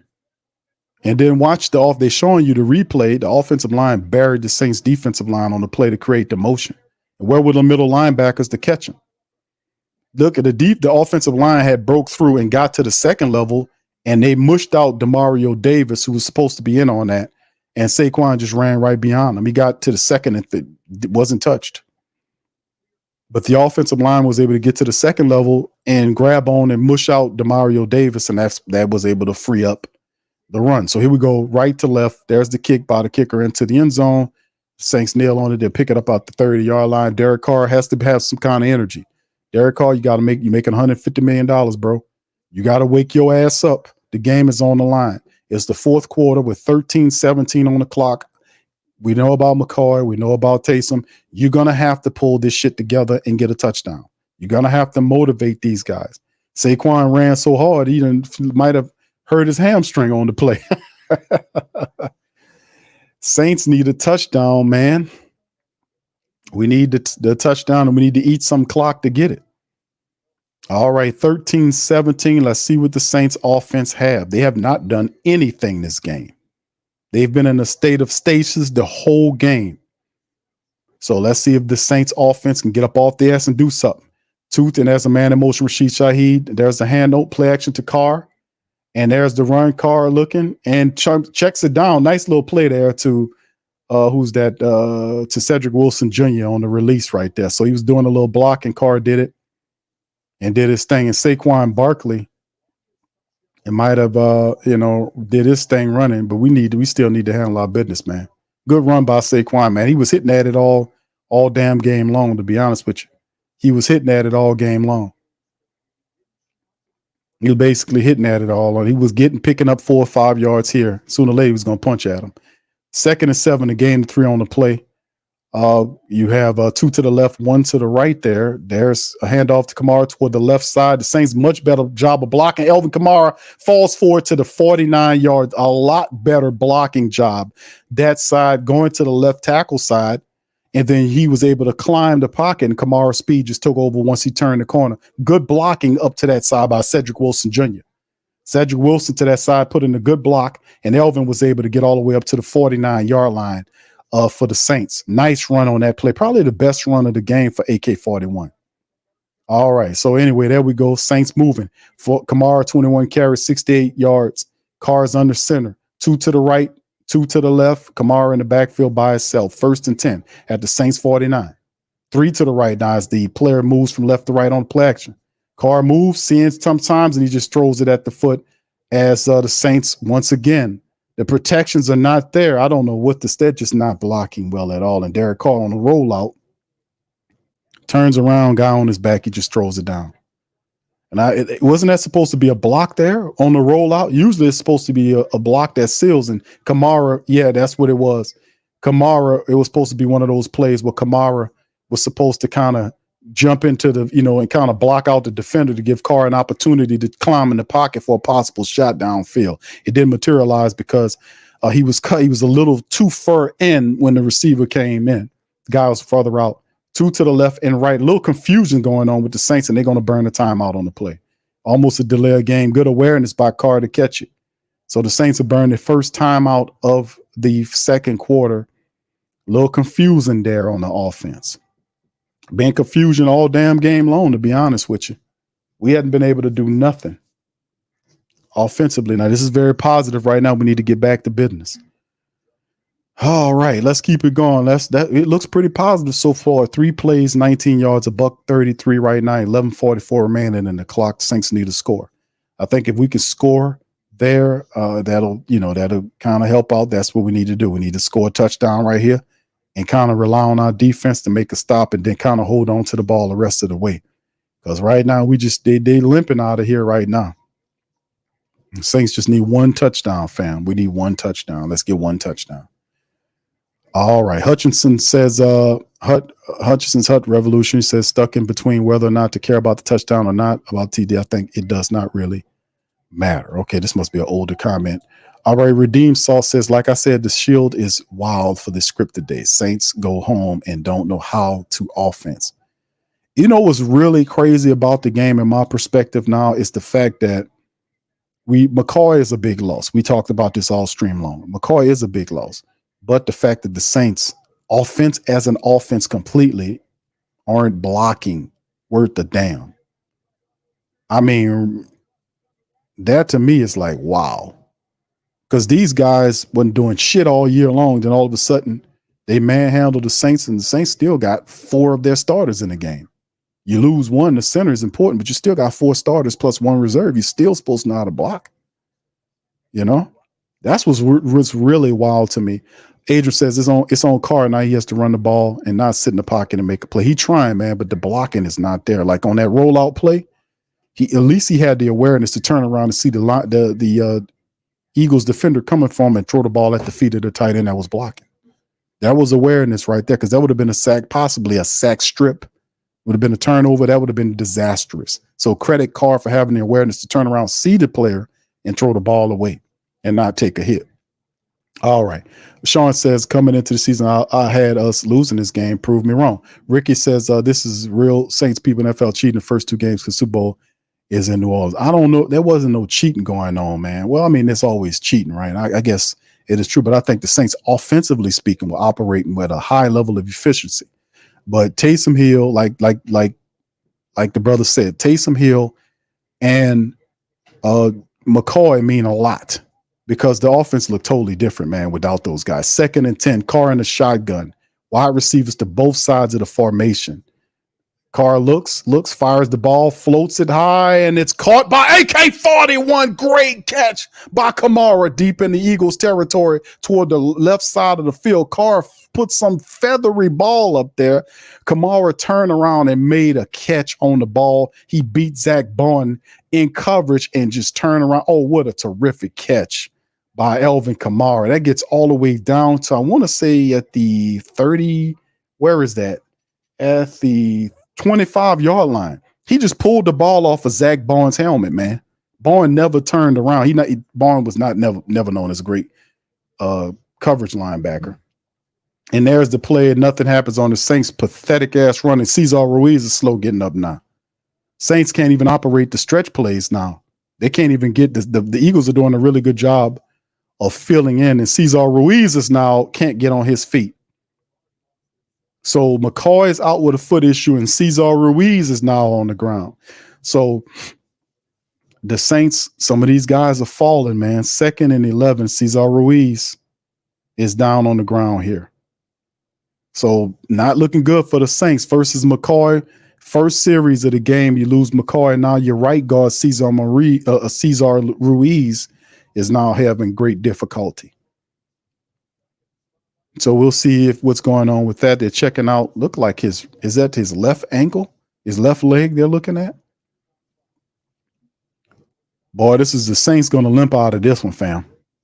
But that was an awesome play by Kamara, getting all the way down to the 24-yard line of the Eagles. And then the next play, Cesar Ruiz has a injury.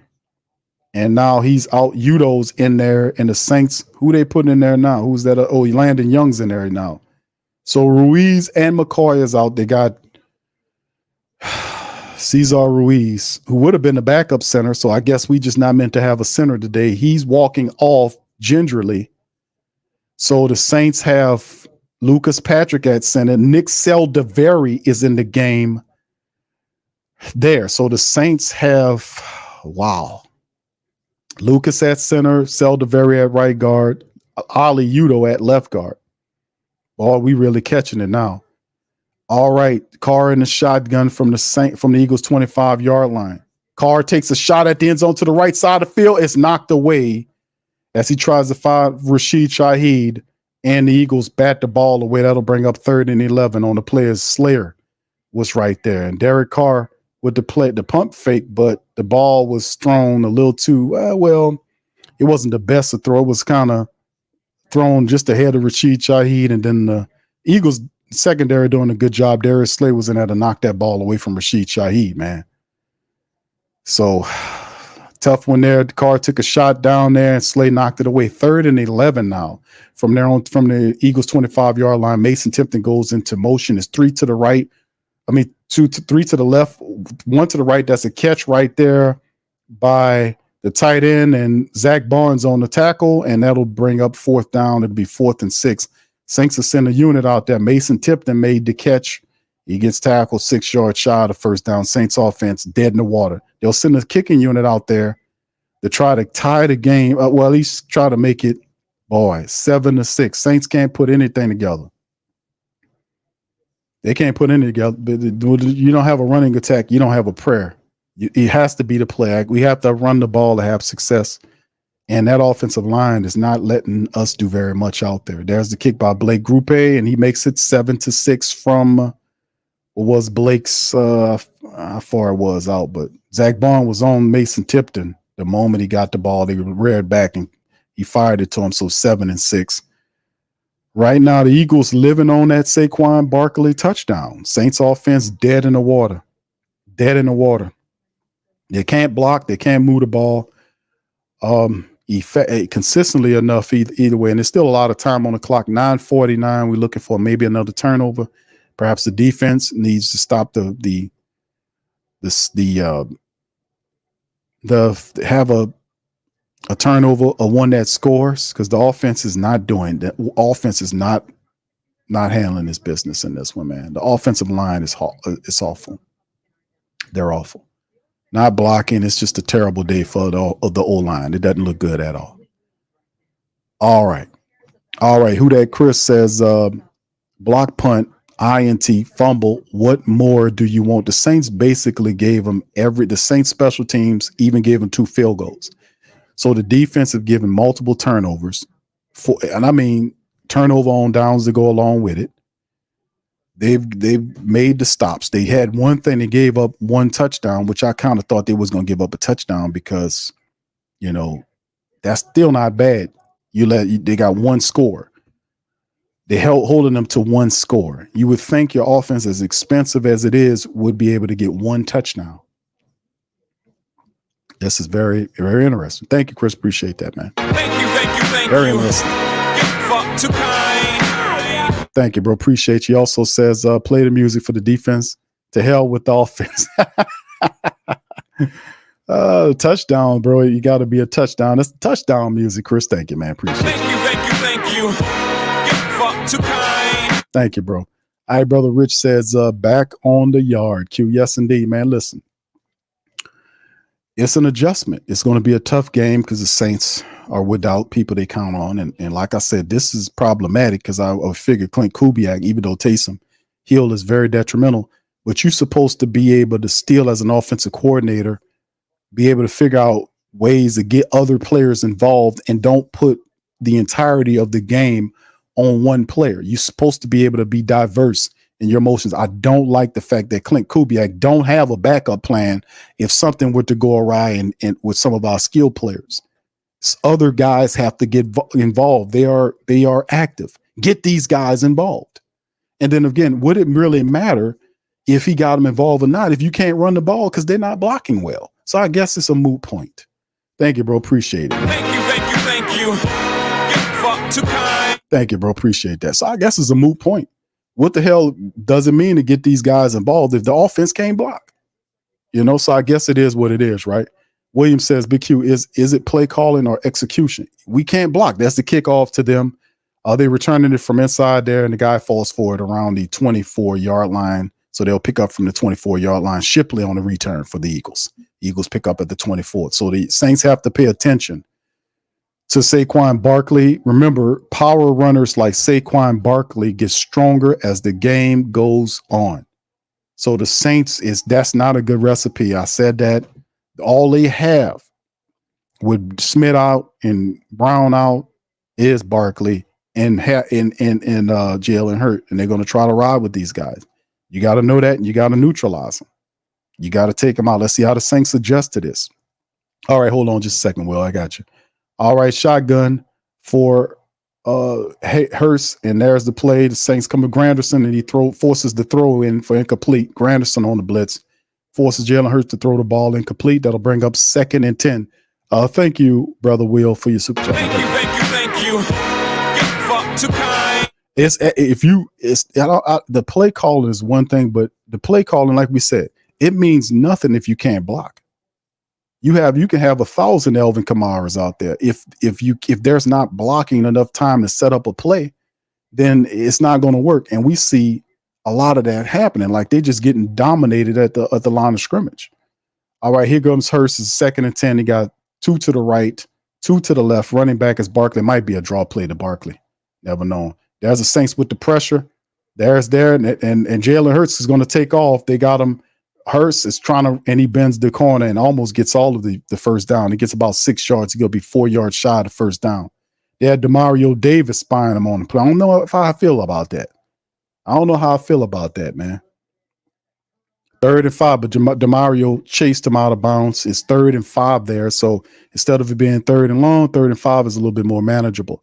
But yeah, Will, that's my analysis on it, bro. You can't execute plays unless you can block. And the Saints are getting dominated. Their offensive line is getting dominated by Philly's defensive line. It's constant pressure there and penetration. Shotgun, 3rd and 5, 3 to the right, 2 to the left. Barkley was lined up as the far left. He's now next to the quarterback now. Saints come with the pressure. Ball is out, and it's caught by the tight end. He breaks the tackle, and he's running into Saints territory all the way down, and it's just not a good thing here. Saints missing tackles now. So he gets out of bounds on the play, and there's plenty and no penetration. I mean, no thing. And Goddard just a one-hand grab with those sticky gloves because that ball was thrown poorly. Then a missed tackle springs him. Tyrann Mathieu grabbed him, should have went low, and he shook him off.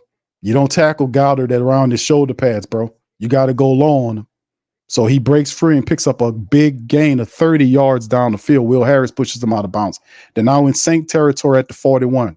2 to the left, man in motion to the right. It's a Saquon Barkley play again. Turns around and the Saints get him and muscle him down for a loss of 1 on the play as Pete Werner. So the Eagles can kick a field goal and go up 10-6, and the Saints will be forced to score a touchdown.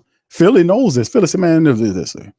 Bro, if the Saints, man, listen, these people can't even score a goddamn touchdown. We can kick a field goal here, go up 10-6, and they probably can't even score a touchdown to do anything. They're totally impudent. But anyway, here we go. Hurst is now in the center position. You see Big John Ridgeway. That's 2nd and 10 for the Saints. 1 to the left, 3 to the right. Hurst is under center with Barkley behind him. Let's see if this is a handoff.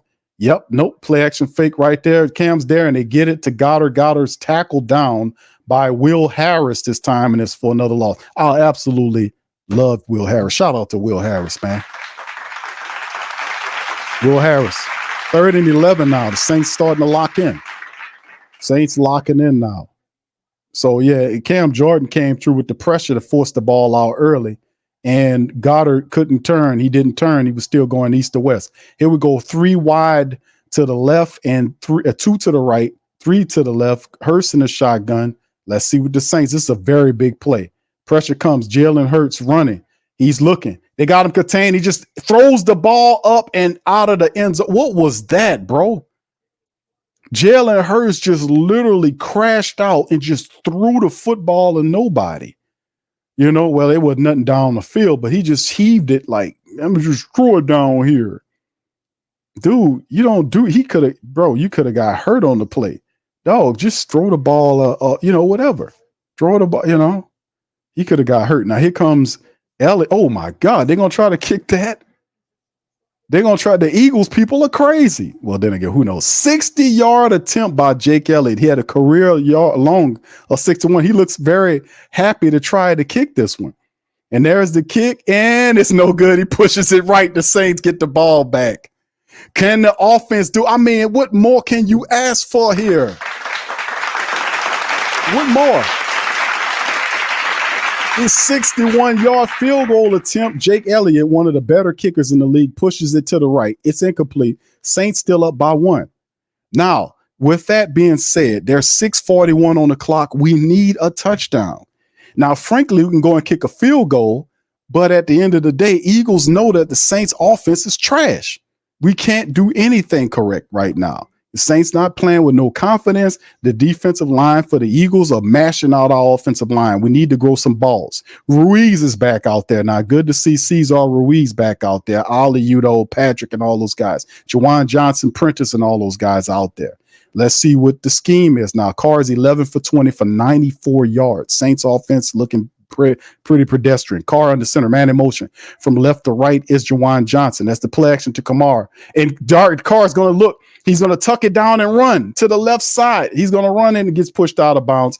So Carr was looking downfield, didn't like what he seen, and just decided to run off. I think it's like a gain of 3 yards or so. It wasn't much going on. But Mason Tipton was covered up by a safety. Carr was looking for Mason Tipton, but the safety had it covered to the top. Good play by Philly. They knew that play was coming. They prepared for that play. Well, you had the play action, and then that's usually a Rashid Shaheed there. The safety did a good job to stay on top of the play and not get burnt by it because Carr was looking for it. 2nd and 6, he gained 4 yards on the pickup. 6:06 on the clock, Carr in the shotgun. 2 to the right, 2 to the left. Elvin Kamara with the run up the middle. Kamara runs into a line that's not blocking or pushing anything. 2 or 3 yard pickup there, not much. 3rd and 4 is now the play. We're in 4th down territory. If we're the New Orleans Saints, the Saints need 4 yards, and they need to work the hell out of this clock too. 5:45 and counting down. Saints, they need just a field goal to win the game, but beat the hell out of the clock. If we can eat as much clock as we possibly can, that will be absolutely awesome. And beat these people 9-7. All right, here we go. Carr's in the shotgun for the black and gold. 2 to the left, 2 to the right. Man in motion right to left. And Elvin Kamara off to the right side. Could he get the corner? He does, and picks up the 1st down plus a yard with a little stiff arm there by AK-41. So the Saints get a new stack of downs. Let's keep it moving. We got a player down. There's a flag down on the play as well. There's a flag down, and there is a player down for the Saints, and this Darius Slay Jr. is a flag down. They're looking at Penning. This is a dumb play. This is terrible.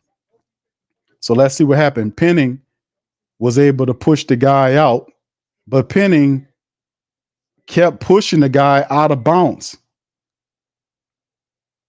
Oh, Penning, you idiot. You idiot, Penning. And he just, it's a defensive back, bro. You got to have a pair of brains, man. Let him go when he goes out of bounds. That's stupid. Low IQ football, dude. Where your brain at?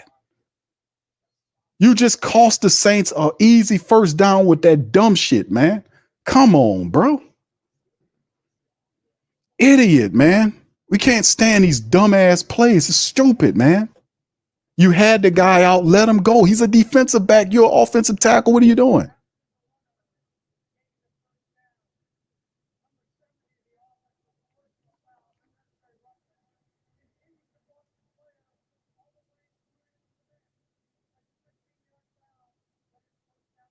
So they get the Saints the 1st down. They mush Slay out. He's hammering. Why would you do that? So the Saints still get the 1st down, but they have to back up 15 yards because of Penning. Let him go. It's just, man, it's just, bro. Come on, dog. Come on, dog. Come on, bro. We can't catch the dumb flu bug on here, bro. We can't catch the dumb flu, bro. Penning, he got a touch of the dumb flu on that one, fam. Come on, Penning. We got to do better than that, brother. My goodness. All right, so we need to get these yards back, man. It already happened. That might hurt them more than us, to be honest with you, fam, because Darius Slay, I think, is their best cornerback. So him being out of there, don't be surprised the Saints don't attack Darius Slay's side. Then I'll be thinking, you know what? This, I hate to say it, but this could be a situation where they might score off this play because Slay is supposed to be their best cornerback. Don't be surprised the Saints go to that side. Derek Carr in the shotgun, 2 to the left, and now a man is motioning to the right is Elvin Kamara lining up as a receiver. There's a snap. Jamal Williams is there. That's pressure in the face of Derek Carr, and the ball's knocked away. My goodness, the pressure from the Philadelphia Eagles. Jawan Johnson got pushed all the way into the face of Derek Carr, and the play was destroyed because of it. It was a good play, but it was disrupted because the Saints could not set up the blocks correctly. Jawan Johnson literally got pushed into the face of the quarterback, forcing him to scramble out and the play to be destroyed. So now it is 2nd and 15. We got to get some of that yardage back. It's 2nd and 10, excuse me. 2nd and 10. My goodness, we got to do better. We got to execute here. Shotgun, 3 to the left, 2 to the right for the Saints, and it's another timeout here because they're getting late into the play. They're not paying attention to the play clock. They got to burn the timeout because they was about to pick up another delay of game. Where is the intelligence of the Saints offense right now? My God. 5 minutes remaining on the fourth quarter clock. It's just one comedy situation after another comedy situation. The Saints offense is not locked in.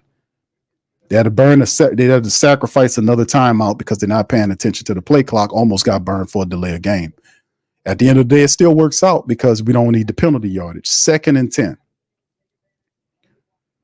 They are not there. Is the problem with the Saints is offensive line. They are allowing too much pressure. They're getting manhandled at the line. And that's what's causing issues. The Saints will have to try to attack the edges because the inside, they're not doing anything. We got 2 to the left and right on the play. 2nd and 10, Carr in a shotgun. Kamara then breaks out and makes it 3 to the left.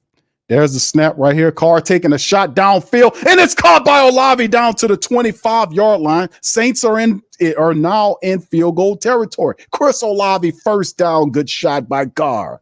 440 and count. Come on, we need some harmony here. Come on, fam. And Maddox was the guy right there. And like I said, man, you got to watch out because with Darius Slay not out there, this could be a situation where the Saints start attacking that side. 3 to the left, 1 to the right. There's a handoff to Kamara, dances inside, falls forward for a gain about 4 yards on the pickup. Saints did a much better job pushing on the interior that time.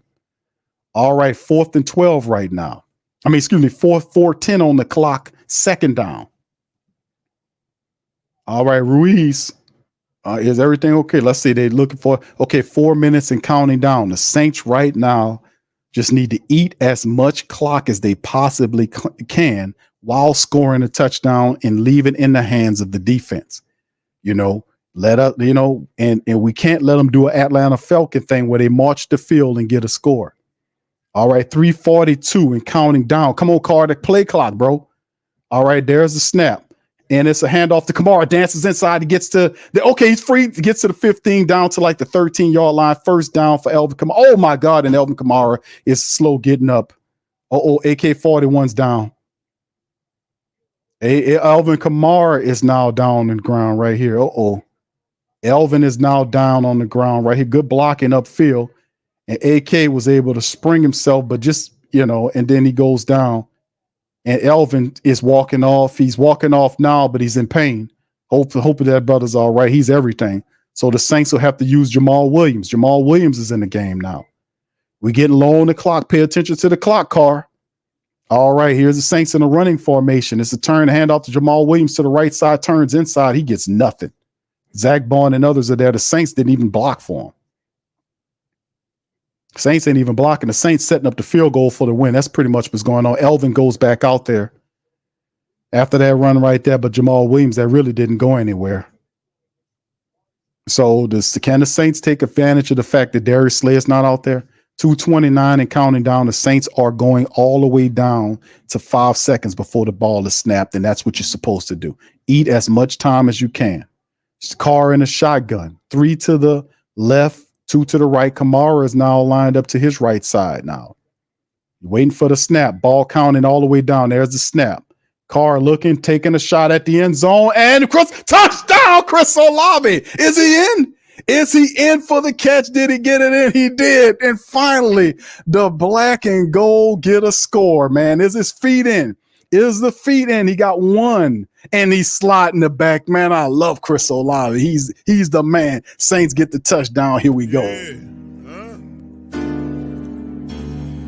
Boogie like Benson, I'm a who that. I'm a who that. Long as I'm living, I'm a who that. Lose or winning, I'm a who that. Sports Coma, yeah, this is where we do that. Where we do that. Where we do that. Where we do that. Where we do that. Where we do that. Boogie like Benson, I'm a who that. I'm a who that. Sports Coma, this is where we do that. All right, so we about to go for 2 points on it right now. It's a 2-point conversion. Derek Carr said we got to go for 2 points on it to help out. We're going to go back to the celebration momentarily. But let's see what the Saints do. It's going to be a 2-point conversion try by the Saints. 2 minutes on the clock before the 2-minute warning. So the Eagles still have 3 full timeouts plus access to the 2-minute warning. So let's see. So Carr's out there. There's the snap right here. The Saints look, it's a quick throw and it's not caught. It's not good. So it'll be 7 The 12 right there is an incomplete play. Zach Bond was in the coverage on the play as Derek Carr threw the ball just outside of the end zone right there. And the Eagles did a good job of playing it.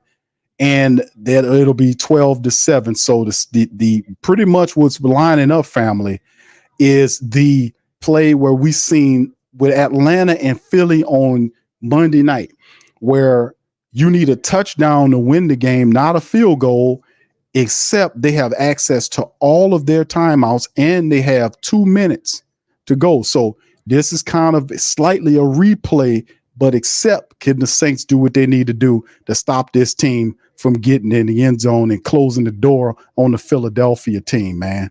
So anyway, 2:03 on the clock. They have like I'm gonna say it again, setting up the rest of the 2 minute. They got access to the 2-minute warning that will stop once this kick happens.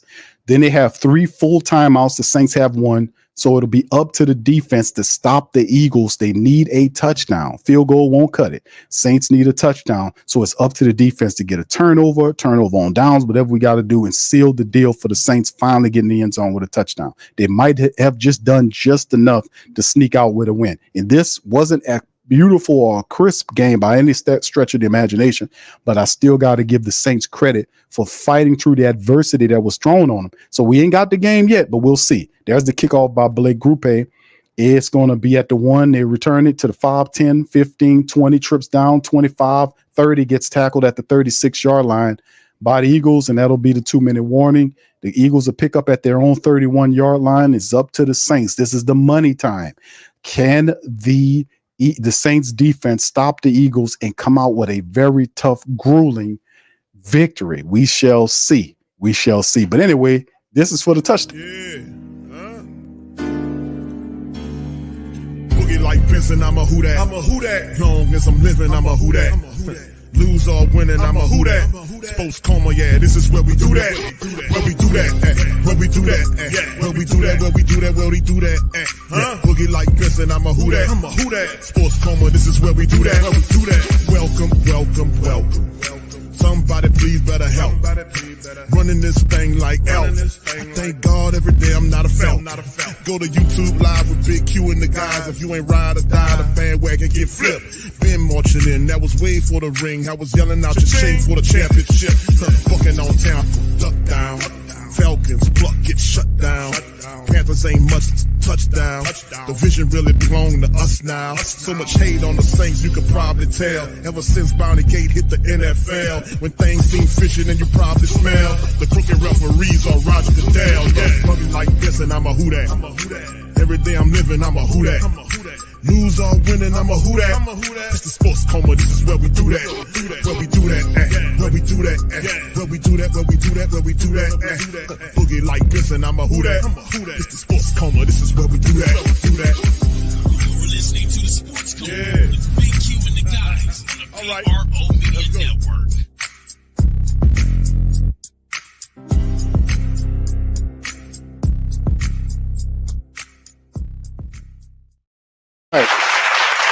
All right, shout out to the rest of the fam, man. Head trauma, what is Clint Kubiak calling? Shout out to you. Thank you, bro. Thank you. Get fucked too kind. I appreciate you for that, head trauma. DJ T, you and I together win in 2024. Remember, I've been a member for 19 months. Thank you, fam. Appreciate you. Thank you. Get fucked too kind. Thank you, bro. Appreciate you. And also, there is no reason why we should lose this game. Indeed, thank you, bro. Appreciate that, man. Thank you. Get fucked too kind. For real, man. And this is the thing. You know, in life, man, you know, things happen, you know, and you have to adjust and move forward. Now, this is not as by far of any imagination crisp game as what we've seen in the first 2 weeks, but it was a physical, ugly game. It's yet to be secured by our defense yet, but I have good feelings that we will be able to do that. So here we go. The Saints back out there, picking up from the Eagles 30 from their own 31-yard line in the shotgun, 2 to the right, 2 to the left. Jalen Hurts. There's the ball out to the left. It's caught by number 83. He's immediately brung down by Tyrann Mathieu around the 36-yard line, and it'll bring up 2nd and 5, a gain of 5 on the play. 147 and counting down. The Eagles in their 2-minute offense. Let's see what the Saints could do. All right, multiple receivers, 2 to the left and right of the formation. Barkley to the right side of Jalen Hurts in the shotgun. There's the snap. And Hurts looks, times, throws the ball. He's immediately tackled right there. And that'll be for a gain of 3. Willie Gay. And that's a flag down on the play. What is the flag? Let's see what the flag is. Immediately a flag is down on the play. Hopefully it's not against the Saints here, man. We don't need to help these people, fam. What's the flag? All right. Thank you, Carla. Appreciate you, Carla. Oh, hands to the face. Just a 5-yard penalty is against Alontae Taylor. So that automatically gives them the first down. So a hand to the face penalty by Alontae Taylor. So now you can't do that, Alontae, bro. You can't do that, bro. All right. So anyway, it gives them automatic first down. So come on, defense. All right. So 1st and 10 now from their own 41. The Eagles need a touchdown. Right here. They got access to all 3 of their timeouts right here. Shotgun Hurst, 3 to the right, 2 to the left. Saints coming with the pressure. Blitz is there. Saints, oh, they let him scoop out. They got him, and he goes down. It's Brian Brissy on the play. Brian Brissy. It's a sack by Brian Brissy. 2nd and 16 rather.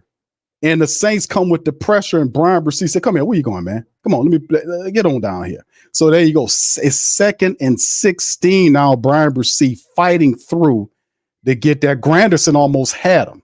And then Brian Brissy said, oh, a Christmas present, and then brings him down on the ground. So that's a loss of 5. And Brian Brissy was like he was being held. Man, I was being held. What was going on? I was being held. So the Who-Dats is chanting, they happy, but it's still not over yet, fam. It's not over. All right, so 121, the Eagles burn a timeout on the 2nd and 16. Saints come up big with the sack. Brian Brissy being awesome. Hurst 28 of 36 for 250 yards. The Eagle people are nervous in the game. Very nervous. 12. They need a score here. Jalen Hurst in the shotgun. 2 to the left, 2 to the right of the pocket. I mean, of the formation.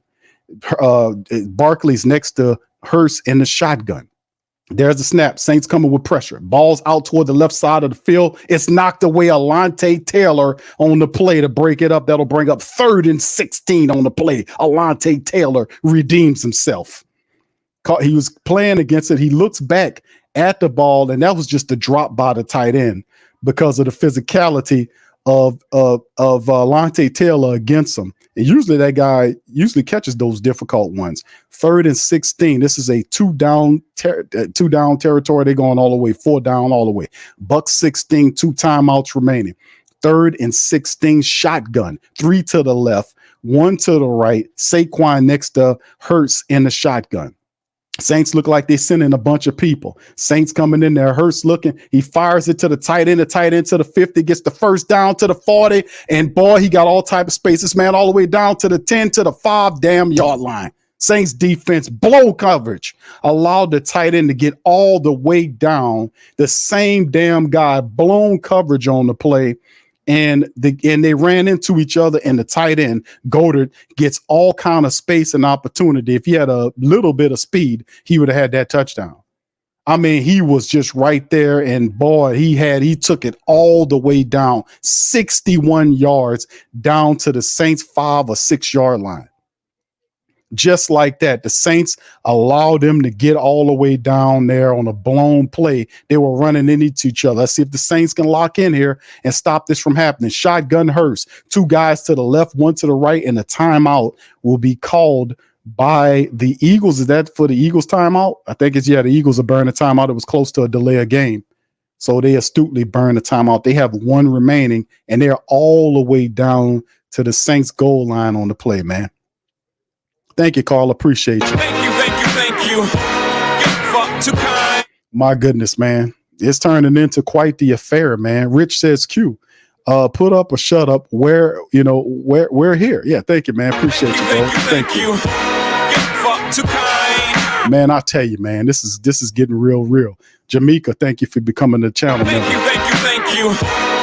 Fuck too kind. Watch out for Barkley here. This is Barkley territory, family. 16 rushes, $143, averaging 9 rushes, 9 yards per rush, 1 touchdown. This is Saquon Barkley territory, Saints. Look out for draws and stuff like that. We have to keep our heads on a swivel. 105 remaining.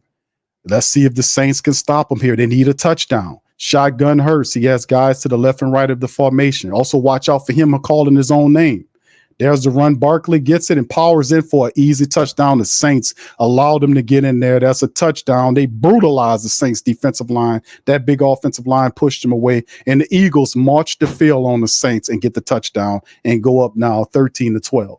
With the field goal, we'll make it 14-12. The Saints still have a timeout and a minute remaining to see if they can go down and get a field goal to take the game back. The defense got manhandled on that possession. I put it in the frame of the mind. And look at it, he didn't get touched till he was in the end zone.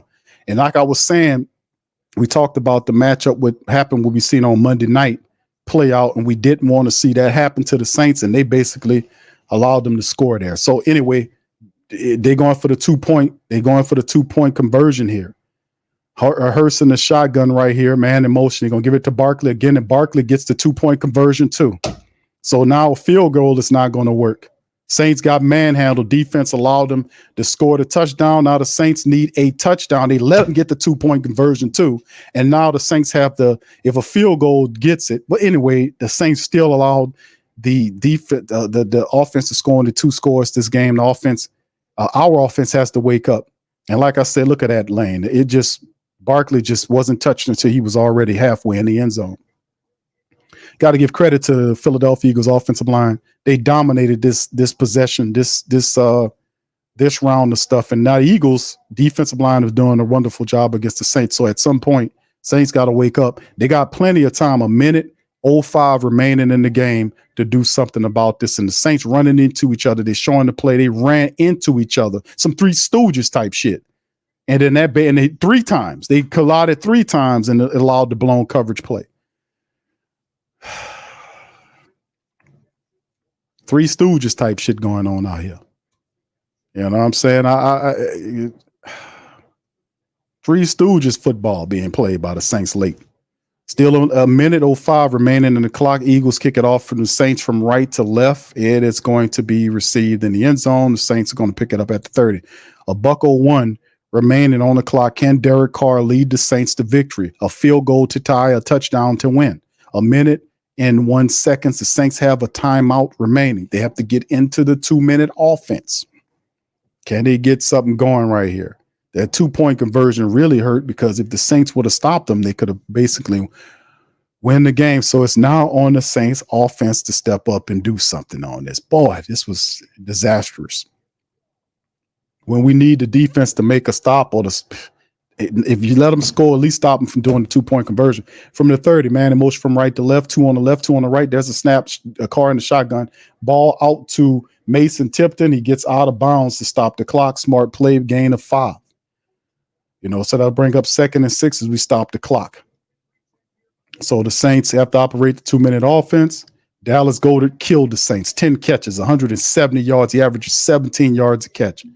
When the Saints killed him, he killed the Saints today. So, and Saquon Barkley doubled it up. So let's see what we can do. We can still win this thing. 3 to the right, 1 left, Carr in the shotgun. Let's see what happened. Man in motion into the slot is Mason Tipton. There's the snap. Pressure coming. Carr taking wild. He throws it down the field. Oh, and it's intercepted. That'll do it. Blankership intercepted the ball. That'll do it for the Saints. The Eagles close out with a pick. The Saints, that's it. And Carr is now slow getting it up. And he took a shot, and that'll do it. Saints will lose this game. Carr threw the interception, and that'll seal the game right there. I don't know what he was that a play? I don't know what he was doing, but that ball was underthrown poorly. And Blankership intercepted that ball, man. He does that's an interception. And the Eagles, credit to them, they pull out the win because the Saints offensively stunk. And it's a tough one. I don't know what Carr was looking at, man. He underthrew him on that play, and it cost the Saints. So just when we need him to step up and perform, he got blasted, and he's kneeled over too, like he's hurting. So the Eagles close it out. Credit to the Eagles, man, on this was a tough game, man. I don't know what Carr was looking at on that play. I don't know what he was looking at, but I think what was going on was the reason why the ball was underthrown was because he was seeing the pressure in his face and the guy was going to get a shot on him. I don't know what kind of play that was. It looked like it was setting up to be like a screen or something, and he just chose to take a shot down the field. I don't know what that was. So it's a booth review to challenge the interception. So perhaps they robbed the Eagles of it. It's Eagle play. The Eagles won this game, man. The Eagles are terrible, man. Let me tell y'all something. Eagles people, y'all beat the Saints today because the Saints offense didn't come to play. But man, y'all coach is really suspect intelligence-wise, dude. I mean,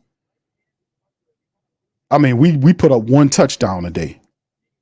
We barely did that, but boy, y'all got some worries. That Eagles coach, that's a fool there. Y'all got a problem with that dude. I ain't talking in a good way. But credit to y'all. Y'all got the win, man. I think the boot loop, they looking at it. I think it's still a touchdown. I mean, an interception. Reed Blankenship been playing good for him all season long. He jumps in there and get it. Saints fall apart, man. They don't get they fail.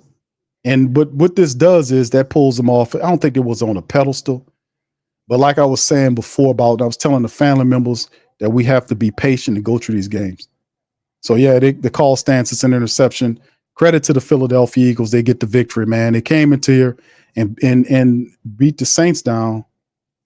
And they did a good job, man.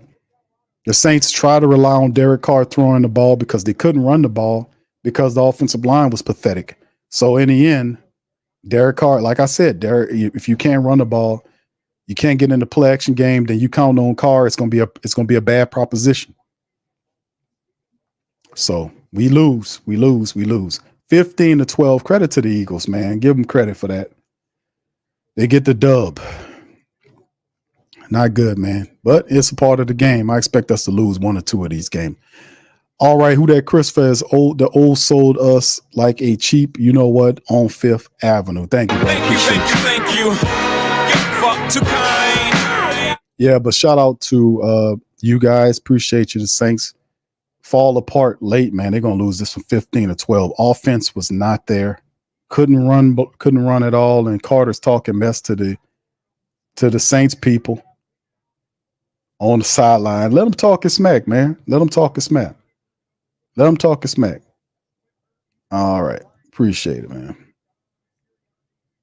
All right. Thank you, Michael. Thank you, Michael Foster, man, for the Cash App, man. Appreciate you, brother. Thank you, Michael Foster. Man. Thank you. Fuck too kind. The Eagles could talk their mess, man. Let them talk their mess because we would surely be talking our shit. I tell you what, I'd be the number one dude talking. Let them talk. The man was talking. They went out there and they handled their business. They did what they were supposed to do, man. They handled their business. Black Preacher Man says, Q, you said Carr can't win you a game. Also did should kick the field goal instead of going for it on that 4th and 1. Yeah, it was suspect, but in the end, bro, that's all you can do is learn from this. You got to learn from this. The Saints offense just wasn't there today. As the Jalen Hurts them nailing on it, they running the clock out. The Saints stopped it, and now it's 3rd and 12, and the game's pretty much over with. The Eagles are going to win this game. Thank you, bro. Appreciate you, man. Thank you. Fuck too kind. Thank you, bro. Appreciate it. Yeah, this was a game, man. Credit to the Philadelphia Eagles for winning this game, man. The Saints had all kind of opportunities to win this game. All kind. When we did the scouting report, it was certain things that you could not do if you were the New Orleans Saints. You couldn't let Saquon Barkley get loose on you. Saints did. Even though the majority of it was on one run where he peeled off 65 yards. But you remove that number dips significantly. But you still can't let Saquon get funky on you. They let Dallas Goedert tear him up to keep, the stretch plays. You had several blown coverage plays by the Saints defensively speaking. And then when we really need the Saints to kind of put their foot in the ground and stop the team from getting a touchdown, they scored.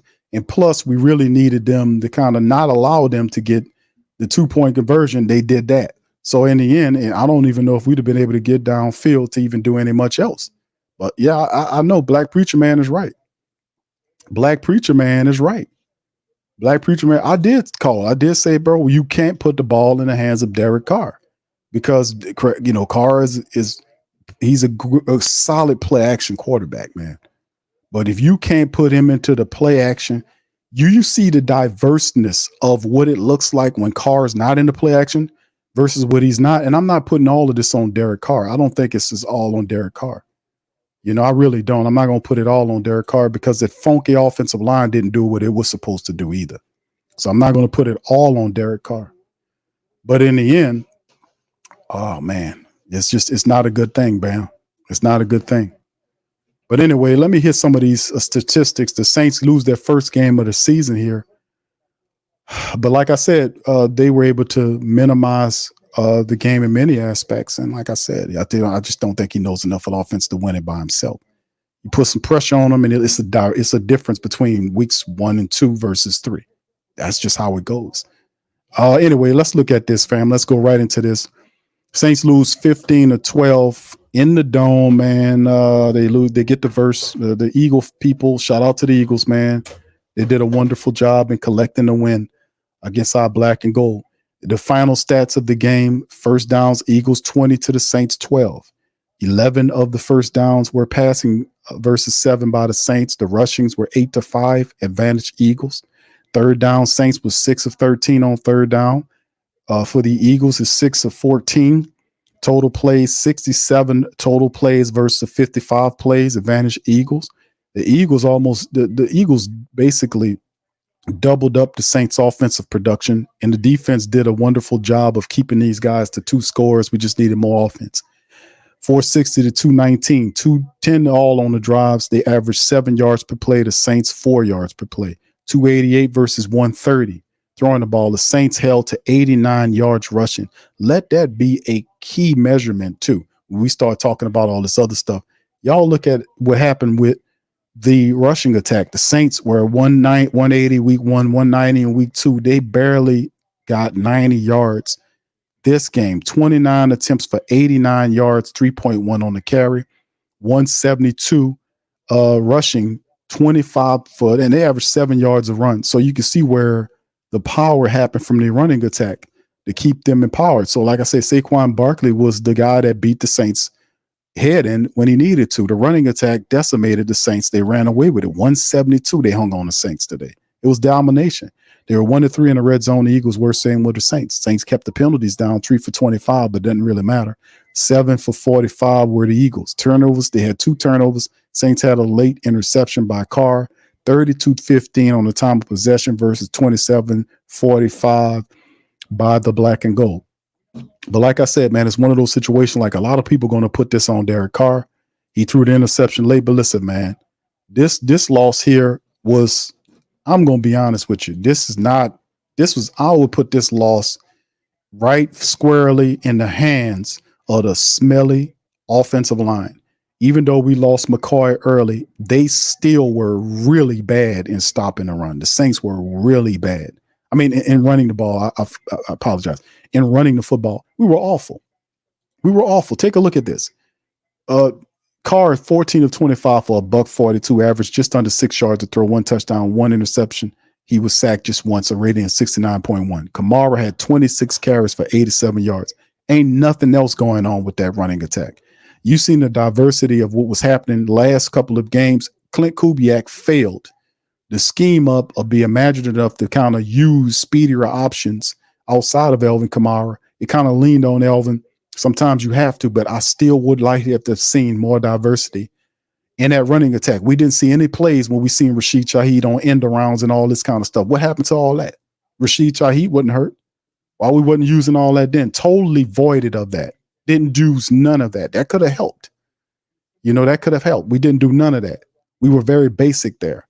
And that's why we look like that. And also the offensive line was pathetic too. Even if we knew we couldn't run inside, we had to cut around to the edges. Those end arounds could have helped. But we didn't take advantage of that. We were too bland in many aspects. This was not a very creative play scheme, call by Clint Kubiak. Chris Olave, 6 catches off of 6 targets for 86 yards in the score. He was phenomenal.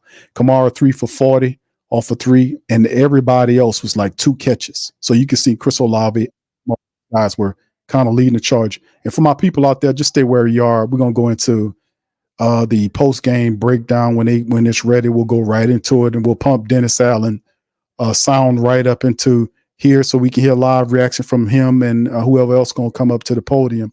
Mason Tipton, three targets, 2 completions for 11 yards. Not anybody else got anything going in the diversity of the Saints attack. Got very bland this game.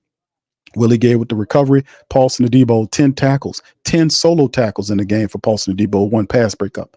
Tyron had 7, Will had 6, Demario had 6, a sack and a half for Carl Granderson, half a sack by Alontae Taylor, 2 sacks by Brian Brissy in the game. So the Saints were getting to the quarterback, and we just needed more offense. We really did. I wish we'd have had some more offense, man.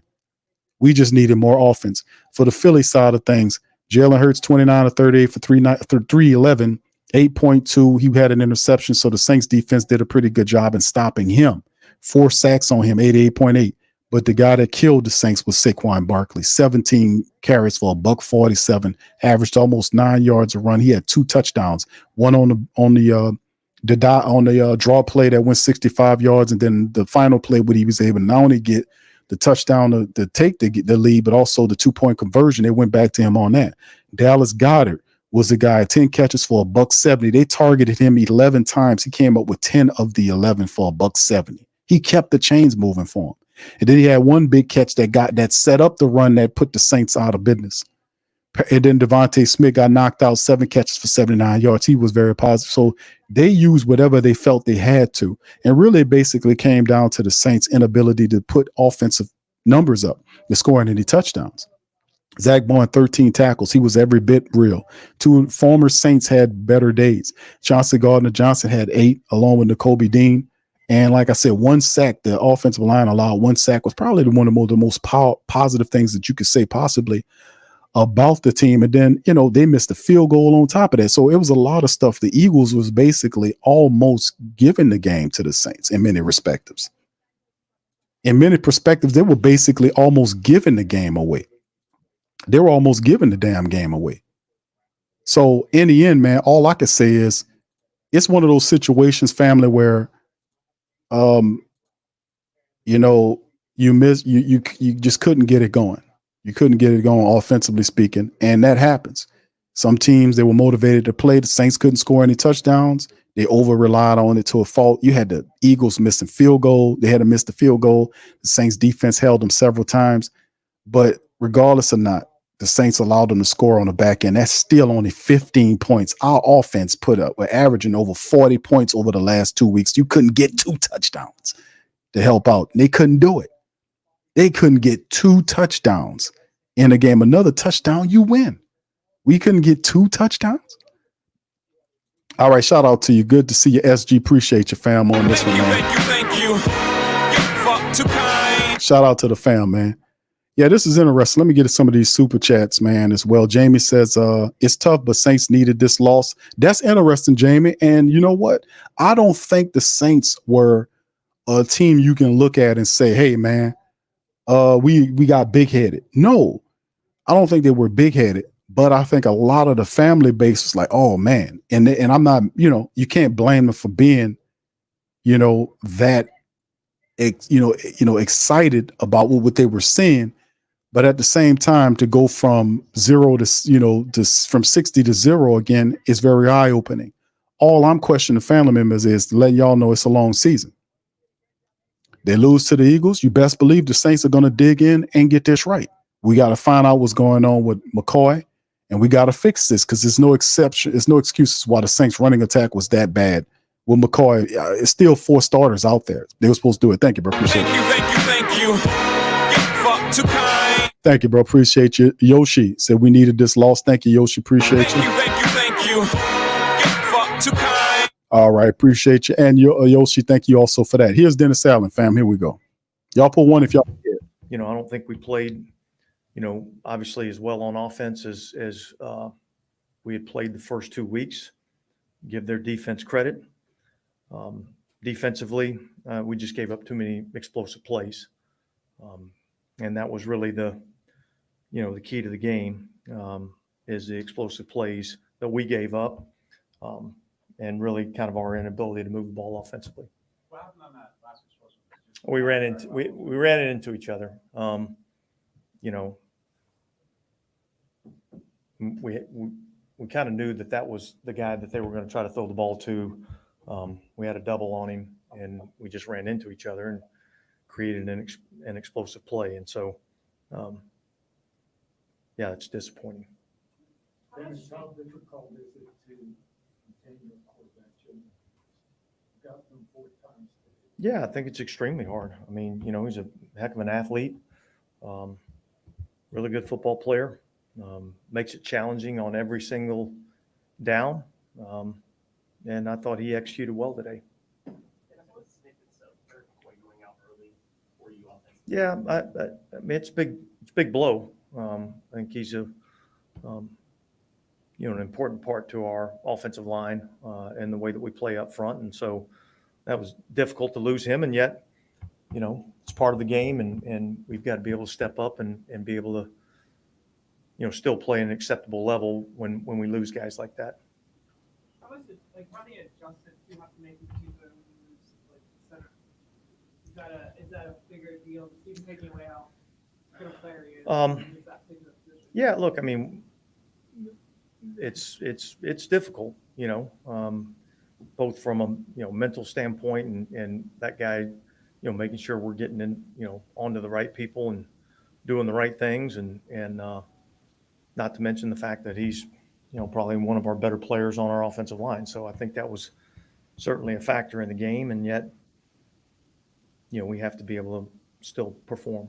Dennis, was Goddard in some ways sort of the recipient of something that's got to give when you have to pay that much attention to it?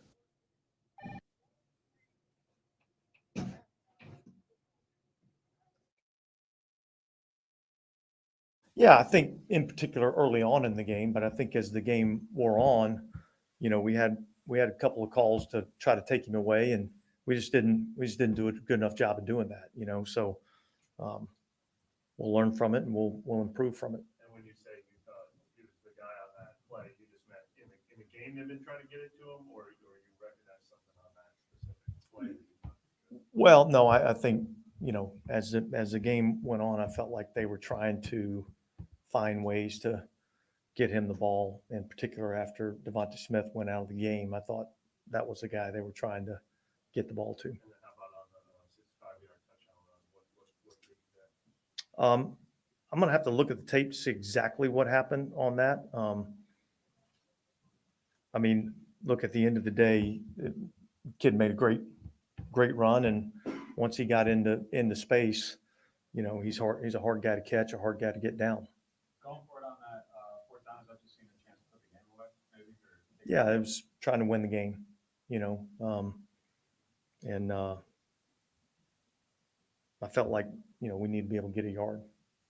Did you just, on that specific play, give word that it wasn't working for you to slot on that? Well, it's technically a turnover, so you can't challenge. So New York looked at it, and it stayed.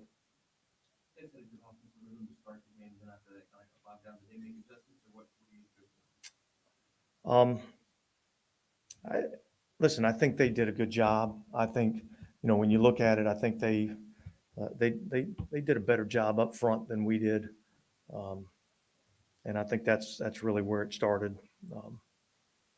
Again, you know, that's a good football team that we played today. I mean, it's a team that was, you know, in the Super Bowl 2 years ago, and they started the season out 10-1 last year. So it's a good team. They beat us today. We got to regroup and get ready for Atlanta. Is that kind of why the right days that haven't picked up that much success you guys hope for?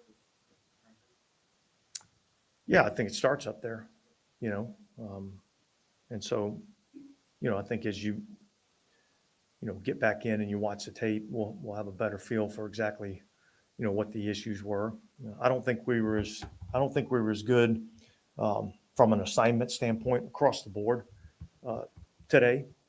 I think we made too many mistakes, and when you play a good team and you make mistakes, they take advantage of it, and I thought they did that today. Yeah, look, we ended up deciding, you know, to rule him out. I'm hopeful that he'll be ready to go next week. Is Derek hurt?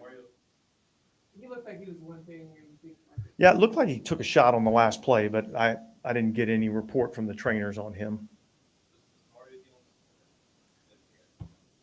Yeah, there at the end of the game, he had a little hamstring or groin tightness.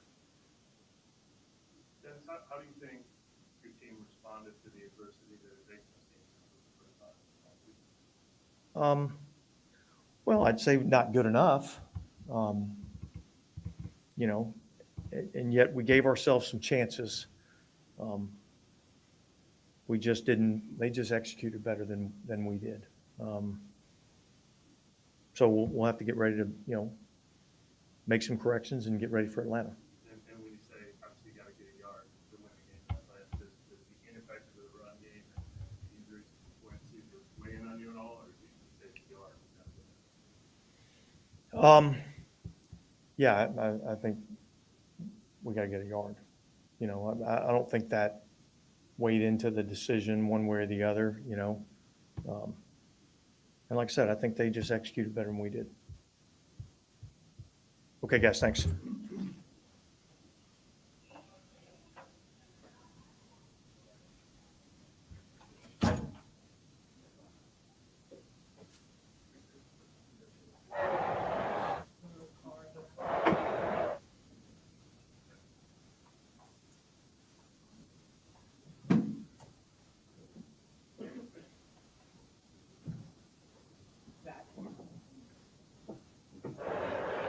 That was head coach Dennis Allen talking after the loss to the Eagles here. And defense was brought up a couple times, and he said they did a really good job for 3/4 of the game. And then they allow 15 points in the fourth quarter, which eventually does give Philly the lead there. They came up big with interceptions, sacks, fourth down stops.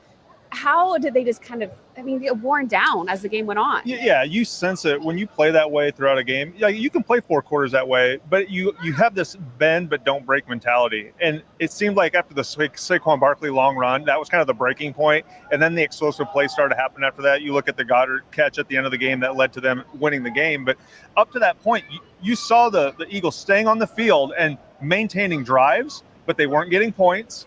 And they were having explosive plays. As soon as you start giving up explosive plays and those lead to points, it is hard to come back when your offense is struggling like the Saints were for most of the day. But this game was points were at a premium. And I was really surprised at how many field goal situations there were that were turned down throughout the game as well. And, the last thing about that is a lot of times this league, you don't win the turnover battle and usually lose games. That was surprising me because there were a lot of opportunities. The Saints defense played phenomenal for most of the game. It was really, you take away 2 plays in this game and you win the game, but that's the NFL. Mm-hmm.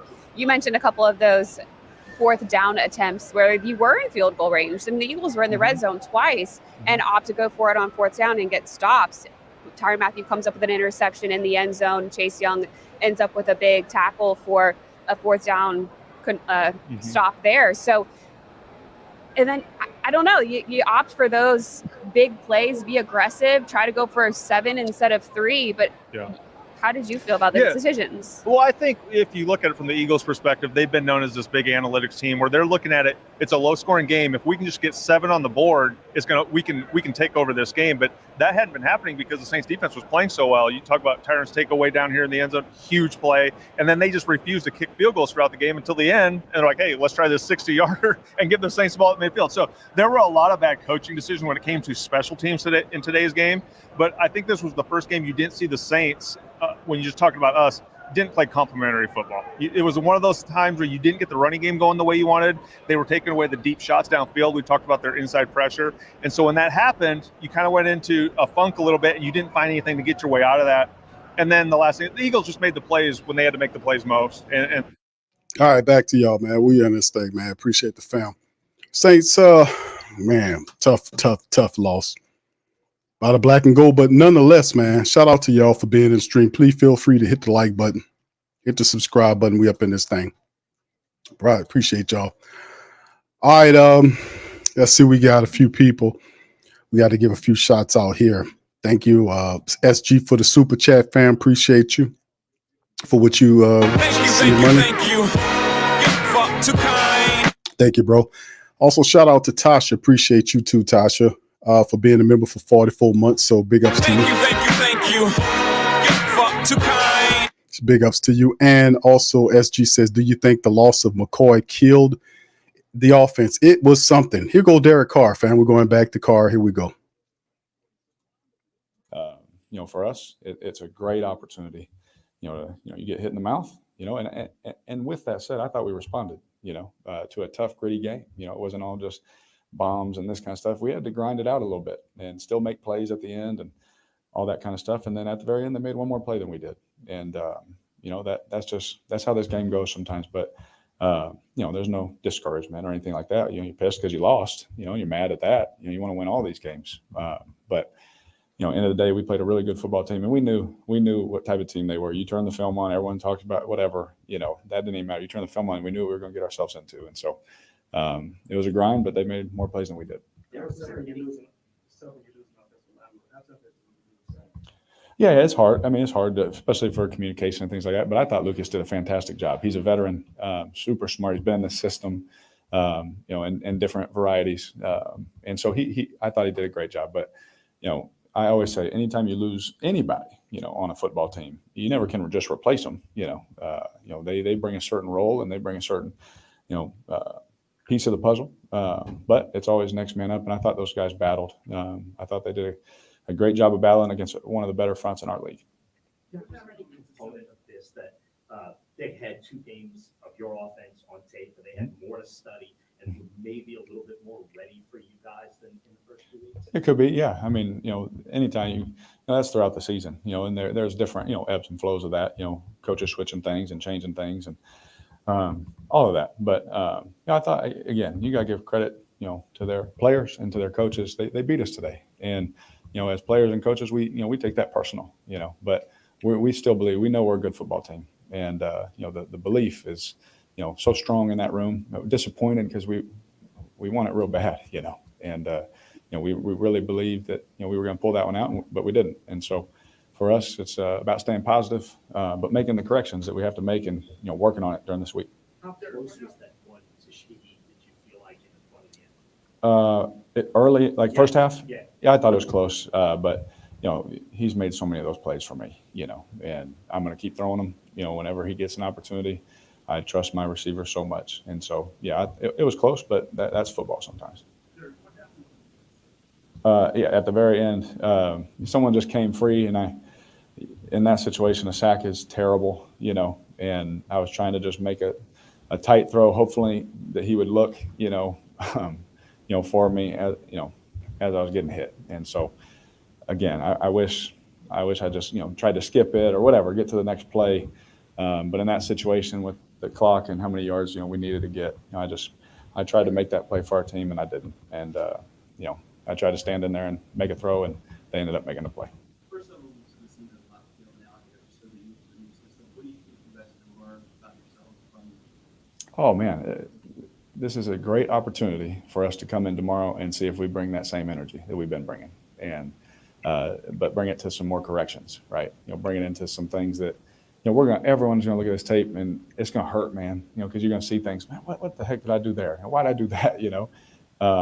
And again, I say it, but that's football. And, the teams that continue over this long race continue to improve. It's a race to see who can improve the most towards the end. And it's a great opportunity for us to look at some different fronts that we hadn't seen this year, and to see some different kind of, games and different kind of routes, different kind of throws for me, coverage, all that. And for me to be better, than I was the last time. And so, my commitment to my team and to this organization is to, be hard on myself and, push our guys in the same way, that we look at it, just like we looked at it after a win. You're hard on each other. Got to be hard on each other, especially after this loss, so we can be better.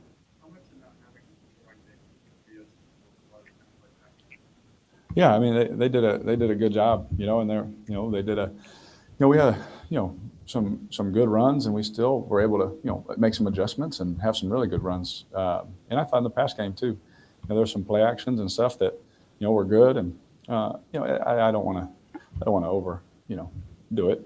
I thought we Coach Gruden always told me we didn't lose, we just ran out of time. But they beat us today, and we ran out of time on that one. So I thought we were making good adjustments. I thought we started moving the ball well. So my confidence is high and all that. So anytime you don't start off hot. It's always a grind a little bit, but I thought we handled it well. Touchdown, cover zero. They had the safety matched up on Chris, and for us that's a great matchup. And just throwing it to my spot, and he ran it down like he always does and made that play. It was electric. That was a playoff atmosphere. I've only got to play in one of those, but it felt like that. And so that was amazing. We need them all year, because that's such an advantage for us. And so the fans were fantastic. That was awesome. And hopefully make these corrections, give them some more stuff to cheer about. Yeah. Yeah, absolutely. Yeah, it's easy to do this. But in this game, most of these games, mostly every time, it comes down to one possession, and you score and there's time on the clock. The other team always has a chance. And so, for me, I've tried my best to just try and stay even keel. Obviously, you're excited, and when they score, it's like you guys stay still ready to go. Make your next read and make the next throw. And so it really is. Microcosm of what a football season is like. You got to stay like this. You got to trust your process, keep working, and you got to enjoy the process too. Again, anytime you lose anybody on a football team, you don't just replace somebody. They bring a certain gift, and they bring a certain talent and ability, leadership. But with that said, I thought Lucas did a great job. Again, I get work with him too during the week, just in case something like this ever happens, And so, you lose a guy like Eric, it hurts. He's a captain, he's a leader, of our football team.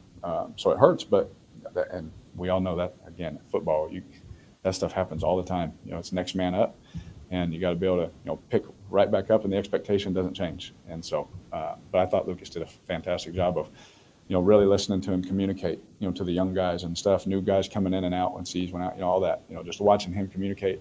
He's a true pro. He's a true leader, and I'm glad we have him. Talk to me about your chat Jeremiah. I know that you went through a lot during the offseason, especially with everything. How has your faith this grown as the offseason? Yeah, I got this tattoo, when my grandpa had brain cancer. He was a pastor for like over 40 years at the same church. And, he told me on his when he was dying, he wrote Jeremiah 29:11 up on his board. He told his kids, don't ever forget it. And, for me, in that moment, he's sitting there, dying of brain cancer. And he tells us that, he said, God is real. Don't think just because I'm sitting here that he's not real. Just because I'm going through this, don't let the world tell you, what your rational eyes can see, that he's not real. And so it just means something to me, for a lot of reasons, obviously. But my faith is what I hold on to. Through the amazing touchdowns and the fun and the fines, and also, in the hard times. And I just try and stay even keel. I go home and try and be a great husband. Go home and try and be the best dad that I can be, because that's what God's calling me to do. And then come in tomorrow and be the best quarterback I can be, and leader. And so, I try my best to do it. I'm not perfect at it, but I'm trying my best. Appreciate you, man. Good. Thank y'all.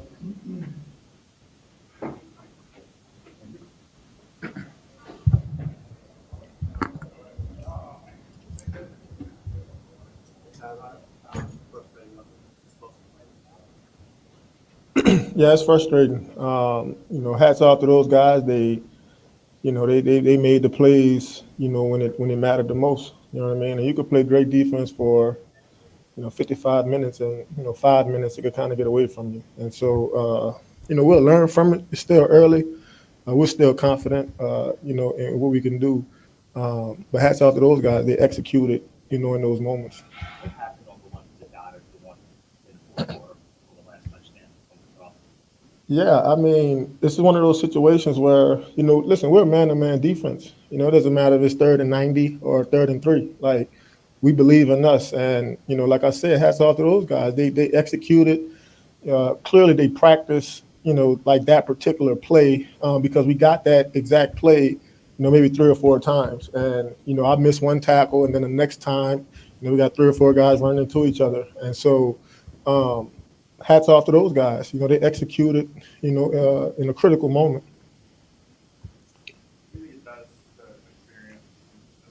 Excuse me? I can't hear you. What do you think it does to experience adversity?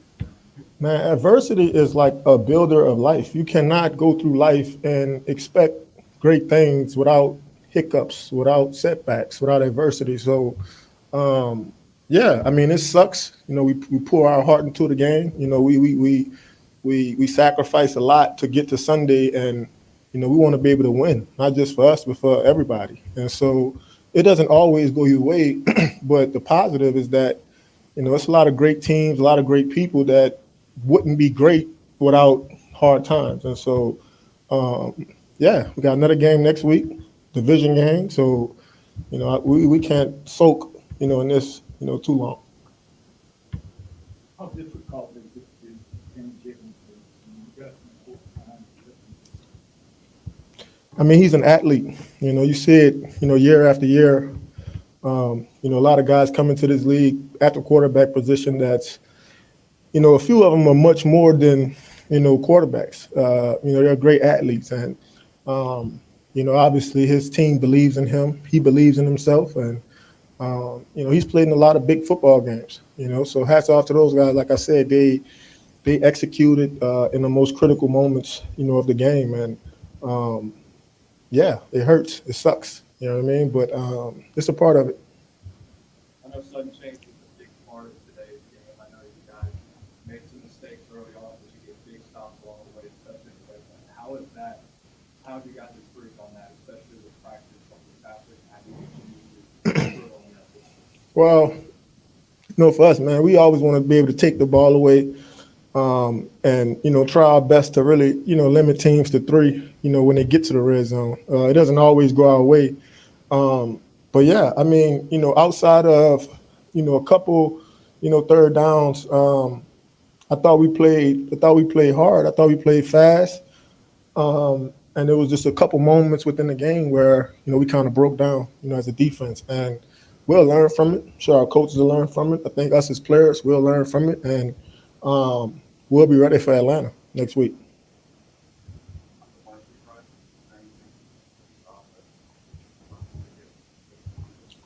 I mean, we were in cover 0. I mean, they blocked it up pretty well. He kind of cut back to the left, and there was nobody there. The pressure was coming from the left side, so he didn't really have a second and third level to beat. It was just like once he got past the first level, it was, it's like off to the races. And so great play by him, great vision by him. But, yeah, obviously we want to make that play, want to make that tackle, but he made a great play. He made a great move. Did y'all just overrun on the Barkley one, or was it something that? The touchdown? Nobody overran it. We were blitzing from the left. He got the ball, cut back to the left, and nobody was there. They ran bubble slant to the field, so all those guys are in man-to-man, so they following their man. And once he rolled off the tackle, it's just paint. All he sees is end zone. You know what I mean? Yeah. Well, obviously, man, it's an intense game. You know what I mean? And emotions get high, and obviously, it was a 1-point game for a while there. And I think defensively, man, obviously, we want to defend our home field. You know what I mean? But obviously, me and Lat, we should never, go to those guys, sideline. So we'll learn from that. It happens to all of us where, emotions kind of get the best of us, but didn't really hear much from those guys all game, until they went up at the end. So just be looking forward to playing against those guys again, hopefully. Appreciate it.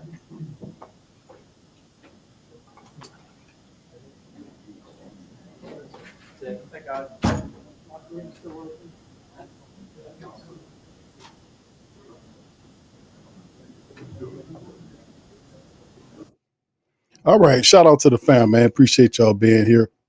That's the little bit of it. That's the rest of the press conference right there. Big ups to the fam. Appreciate y'all for being in the live, man.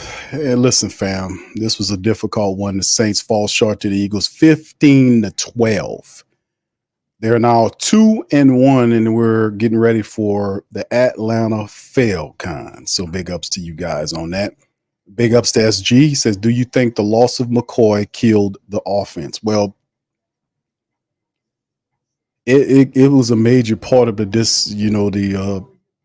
disharmony of what was going on, because McCoy, that does force the Saints to have a fallback option, meaning if McCoy goes down, who's supposed to be the next person to come in? Because the Saints didn't have a bona fide backup center on the roster. They had guys that could play either guard or tackle, but then you had to take your starting right guard, move him to center, and go from there. You see what I'm saying? That right there was really interesting to see the Saints do that. And then Ali Udo came in. He was at the guard position, was just, I don't know. I give low grades to Ali Udo. I give low grades to all of those guys because they were outmatched for the majority of the game. And when McCoy left, it hurt the Saints. But with him leaving, you still supposed to know how to run block. You still supposed to know how to beat the guy in front of you. You can't let the guy in front of you dominate to the point where you having that much difficulty running the ball. Like the Saints averaged like 3.1 yards rushing, and they had 89 yards rushing total as a team. And like I was saying, they had 29 rush attempts versus 25 passes. They ran the ball a little more than they passed, but the running attack wasn't really as effective because they couldn't get into the play action, because every time Carr would then play action to Kamara and then turn around, when he'll play action to the left side, then bend to go to the opposite side, there was a guy on his back or a guy in front of him to bust the play up. They weren't fooled by that. And the Saints didn't do a good enough job of run execution at all to play the play action. They have to fall for the play action. The Eagles didn't fall for none of that. The majority of the time they were in the quarterback face causing problems. But thank you, bro. Appreciate you on that. Thank you. Fuck too kind. Thank you, bro. Appreciate you, Tasha. Big ups to you as well. Thank you for being here. Thank you. Fuck too kind. All right. Thank you as well. Much love. All right. Head Trump says, where the janitors at? Thank you. All right. Fuck too kind. All right. Big ups to Black Preacher Man says, this was an ugly loss. We beat ourselves. The Saints didn't do the basic stuff right. Like, can't really put too much on Derek Carr. I've been telling people this about Derek Carr. I've been saying it's like, you can't put all this on Derek Carr, because Derek Carr is a play action quarterback. All these other people like to try to pretend that he's something else. Derek Carr is a play action quarterback, a very good one. But when the play action is not there, it's going to be bumpy. I've been telling people that, and that's based on the fact that I study tape, and I've studied Carr's tape, and I know what kind of quarterback Derek Carr is. And I kept telling people, if you put Derek Carr in the play action and give him a functioning working, he'll tear you up. But it's not the same. You can't put all that on him, because his shitty offensive line was not blocking correctly. I mean, it was awful. It was awful. Offensive line, they were ugly, man. That offensive line was terrible. Thank you, Black. Thank you. Fuck too kind. All right, big ups to you. OG to the third degree says, real talk, although this loss sucks, I'd rather lose against the Eagles instead of the Falcons. Thank you, bro. Appreciate you. Thank you. Fuck too kind. The reality is the Saints could play with anybody. That's what I've learned from this game. Because despite how bad the Saints looked, offensively speaking, they still only lost the game by 3 points. You get what I'm saying? We know that our defense is good, even though the defense didn't stop the Saints. Didn't stop the Eagles from scoring a touchdown and the 2-point conversion, but they still only allowed 15 points. Let's cue the defense. Bro, listen, the Saints kept Jalen Hurts' offense to 15 points. This wasn't a defensive problem. This was on the offense. The offense did not perform. They were scoring 40-something points a week the last 2 weeks and couldn't put up 14. Couldn't put up 14 points. despite turnovers, turnover on downs, block punt, dumb calls by the other side helping you, you couldn't give up another touch. And no, we couldn't. So what does this mean? This means the Saints have to settle. They have to figure out what's going on with McCoy. And, you know, we knew this was going on, but McCoy, y'all know he got a groin issue. So we don't know how bad the groin is going to be, but we'll be maintaining and monitoring to see what was going on. Saints announced that McCoy's status was downgraded. He will not. We knew he wasn't going to return against the Eagles. When I seen him go to the locker room, chances are you don't come back from the locker room. So on another positive note, it was not a knee or a hamstring issue, which were both concerning for everyone, but especially offensive linemen. We will monitor how his status changes throughout the game, well, throughout the week now, because that's a big part of it. And what's really more interesting to the whole point is the Saints need to find they need to figure out a better way of dealing with, like, if you had an issue, the Saints don't have a backup center on this roster. That to me is puzzling in its own mind. Why don't we have a backup center? I mean, isn't that one of the things? Like you have 3 or 4 guys that's reserves. You got a couple of them that can play guard or tackle, and then one that can play center and guard. The Saints don't have that guy. It was supposed to be Shane Lemieux, but then he didn't play so bad. The Saints didn't bring anybody else, and that's what I was saying. That really hurt us today, because you had to then take a starter and play him at another position and then bring, you see what I'm saying? It's interesting, man. We got to do a little bit better to see how that was. And then, of course, like we talked about, we need to run the ball a little bit more. That'd have been difficult to do by the way of the fact that the Saints could not run. They couldn't run block. They couldn't run block. Boy, oh boy. They got to get it right, man. But like it says at Q, that's on Carter. No, it's on the O-line. The O-line wasn't shit today, bro. We barely got 90 yards. We got 89 yards running the ball. There was no diversity. And even if you knew you couldn't run inside, you can at least count on the edges to be set, because that's how a lot of this yardage came with Elvin Kamara. Like, you had some that's on the edges. He was able to climb the pocket, not the pocket, but he was able to climb around, hit that, and, hit those edges, and then be able to get into the second and third levels of the defense. There was no end arounds, reverses with Rashid Shaheed Speedy's component, or even a Chris Olave or a Mason Tipton. We didn't do none of that. You can't blame that on McCoy. You can't blame that on Derek Carr. That's play calling. The guy just didn't do a overall good job of getting all of his talent involved. He over relied on certain people, not just, you got to get guys involved, other guys involved to keep this thing going. Because even though you might feel like you can't replace a Taysom's impact, that might be true, but you got to at least see if you can do something else. Let Jordan Mims get involved. You see what I'm saying? None of that shit was called. Why was that noticeably absent? His play calling was suspect as hell today, as well as that offensive line. All this stuff about Clint Kubiak, y'all want to say blame somebody for this loss. You put it on that shitty offensive line. Then you turn at Kubiak and say, bro, you got to do a better job of play calling to get all these other guys involved when you're missing guys. Before you look at Carr, say, yeah, Carr threw that interception. Bro, fire at them dudes first. That offensive line wasn't shit out there today. And that's why you lost the game, because you couldn't get into your play action back, because they couldn't block for them. Credit to the defensive line for the Philadelphia Eagles. It is what it is. All right, Jamie says Phil's going to try to have the Freaknik in Stadium next week. Thank you, bro. Appreciate it. Thank you. Fuck too kind. All right, thank you for that, man. Listen, that's just game, man. Let's hear from you guys. What do you guys think about what happened with the loss? Because that's what I see. I'm just keeping it a whole buck with you guys. I'm going to keep it real with you, and that's what I got. You can't win, and I've said this, and I try to tell the families, listen, the Saints have to run the football, and if you don't run the football, it ain't going to look good. You got to, that's how this is built. The Saints had 180 yards rushing in week 1. They had 190 yards rushing in week 2. This game, they had 89 yards rushing on 20-something carries, 26, 27, 28, 29 carries, something like that. So it's a noticeable difference there. And when the running attack suffers the play action, you're not going to get the play action going which then Derek Carr suffers because Derek is a play action quarterback. That's why I call him play action Carr. Been telling them that.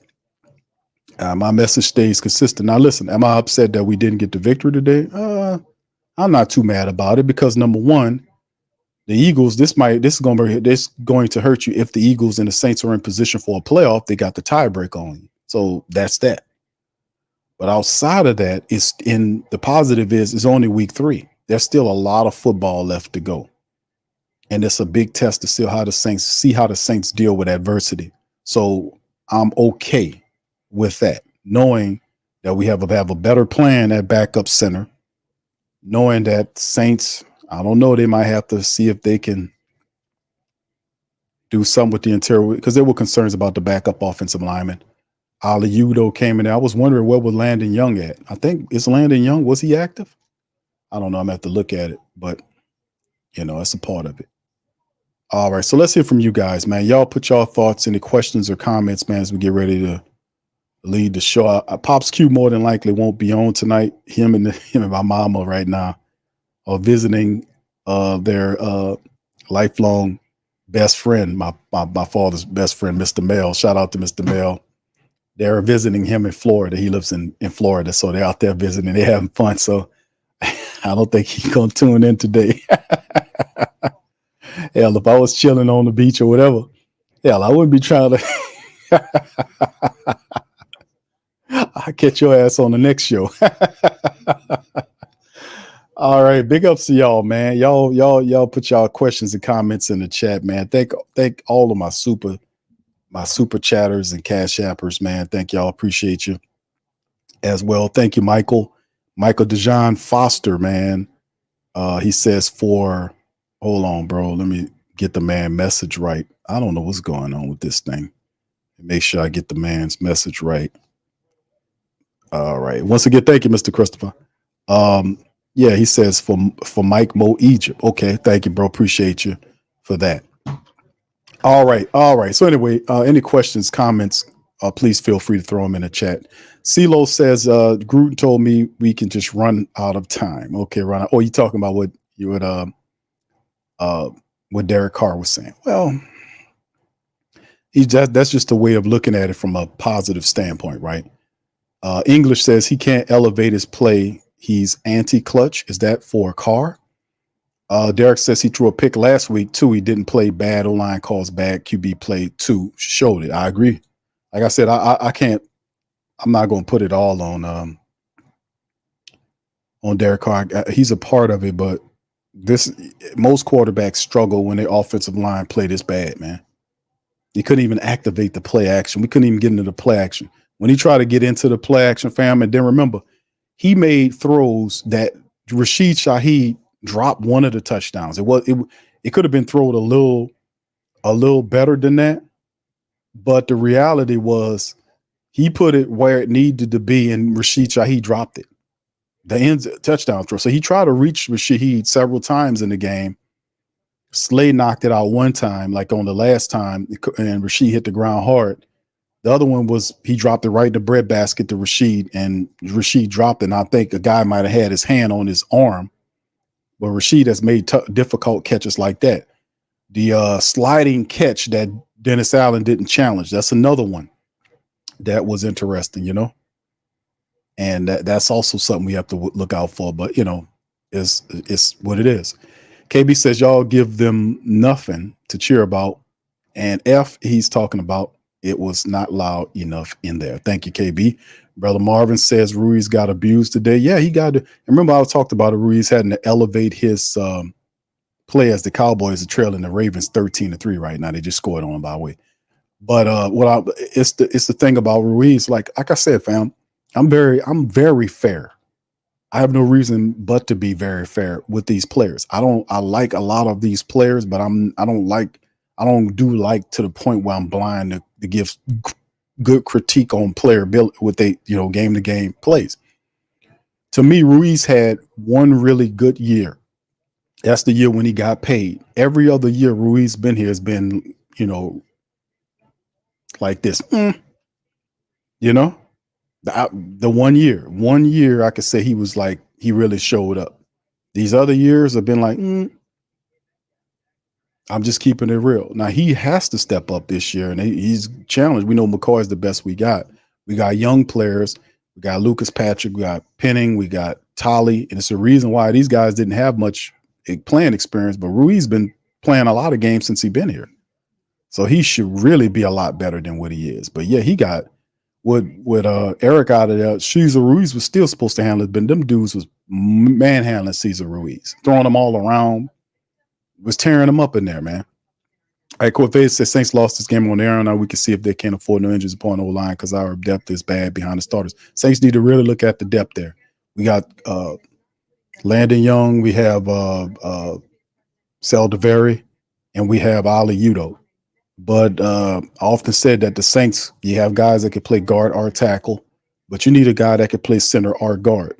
And the Saints thought that was Shane Lemieux. I thought they were going to bring in another veteran or somebody to compete during training camp. And if McCoy goes down, which is a very important, you would like to have a veteran center that can come in and at least keep the other guys where they belong and he fills in until McCoy gets there. So maybe that's something the Saints can look at during this week to see if they can kind of bring in a veteran guy there to kind of help out there. You know what I mean? Kenneth says, without Taysom, our blocking suffers. Our rushing attack was vanilla. As you know what, we wasn't strong enough to out physical them big dudes up front. Derek Carr was pedestrian, as you know what, with no help to long throw. Thank you, Kenny. Much love, brother. Dedrick says it's not just he threw an interception, it's when he threw that INT. Yeah, it was I've seen that before. We've seen that before. You know, I'm gonna be honest with you. We've seen that before.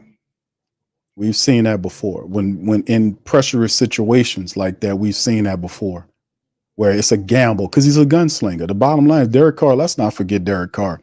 Derek Carr is a gunslinger. That's what he is. He got a gun for him. He likes to throw the ball. He's a gunslinger. He has gunslinger mentality.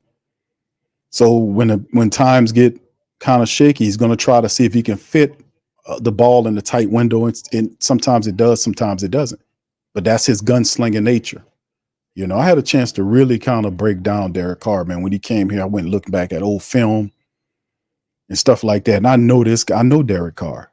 I know Derek Carr, especially not that then Derek Carr, but today's Derek Carr, because he kind of deviated his game.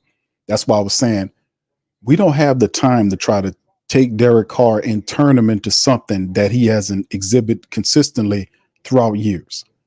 You have to give Derek Carr access to the play action. There is no other way. And I've said that. Have I not? Put one in the chat. If I've not, I've been saying, I was like, listen, you don't want to put the game in the hands of Derek Carr because he don't know enough of the offense like that yet. And you don't want to put him in a situation. But if you can't run the ball, what else choice do you have? What else choice do you have? Marlon says, wasn't a drop, just good defensive line. It took a second to get contested catches. Hemisphere says, Penning played bully ball against the DB, drove the man out of silence. Yeah, I remember that. That was not a smart play by Penning. He has to learn better than that. I mean, you basically, it's a DB for God's sake. Now, what it did was it took Slayer out of the game and the Saints could have attacked that side. You know, it just what it is. All right, Jay says, dude, Carr sound like a certain, oh no, he says, female, we all making excuses. KB says, why are we talking about body ink? Oh, that's the questions. Yeah. The dude says Panthers, then a Cowboy defense that will sleep. I got a chip on my shoulder. Yeah, because I had to watch my team pass by players for 10 years watching Carr go 500 or less. Molly Mall says the Eagles coach made a lot of mistakes and we still couldn't win. That Eagles coach is an idiot.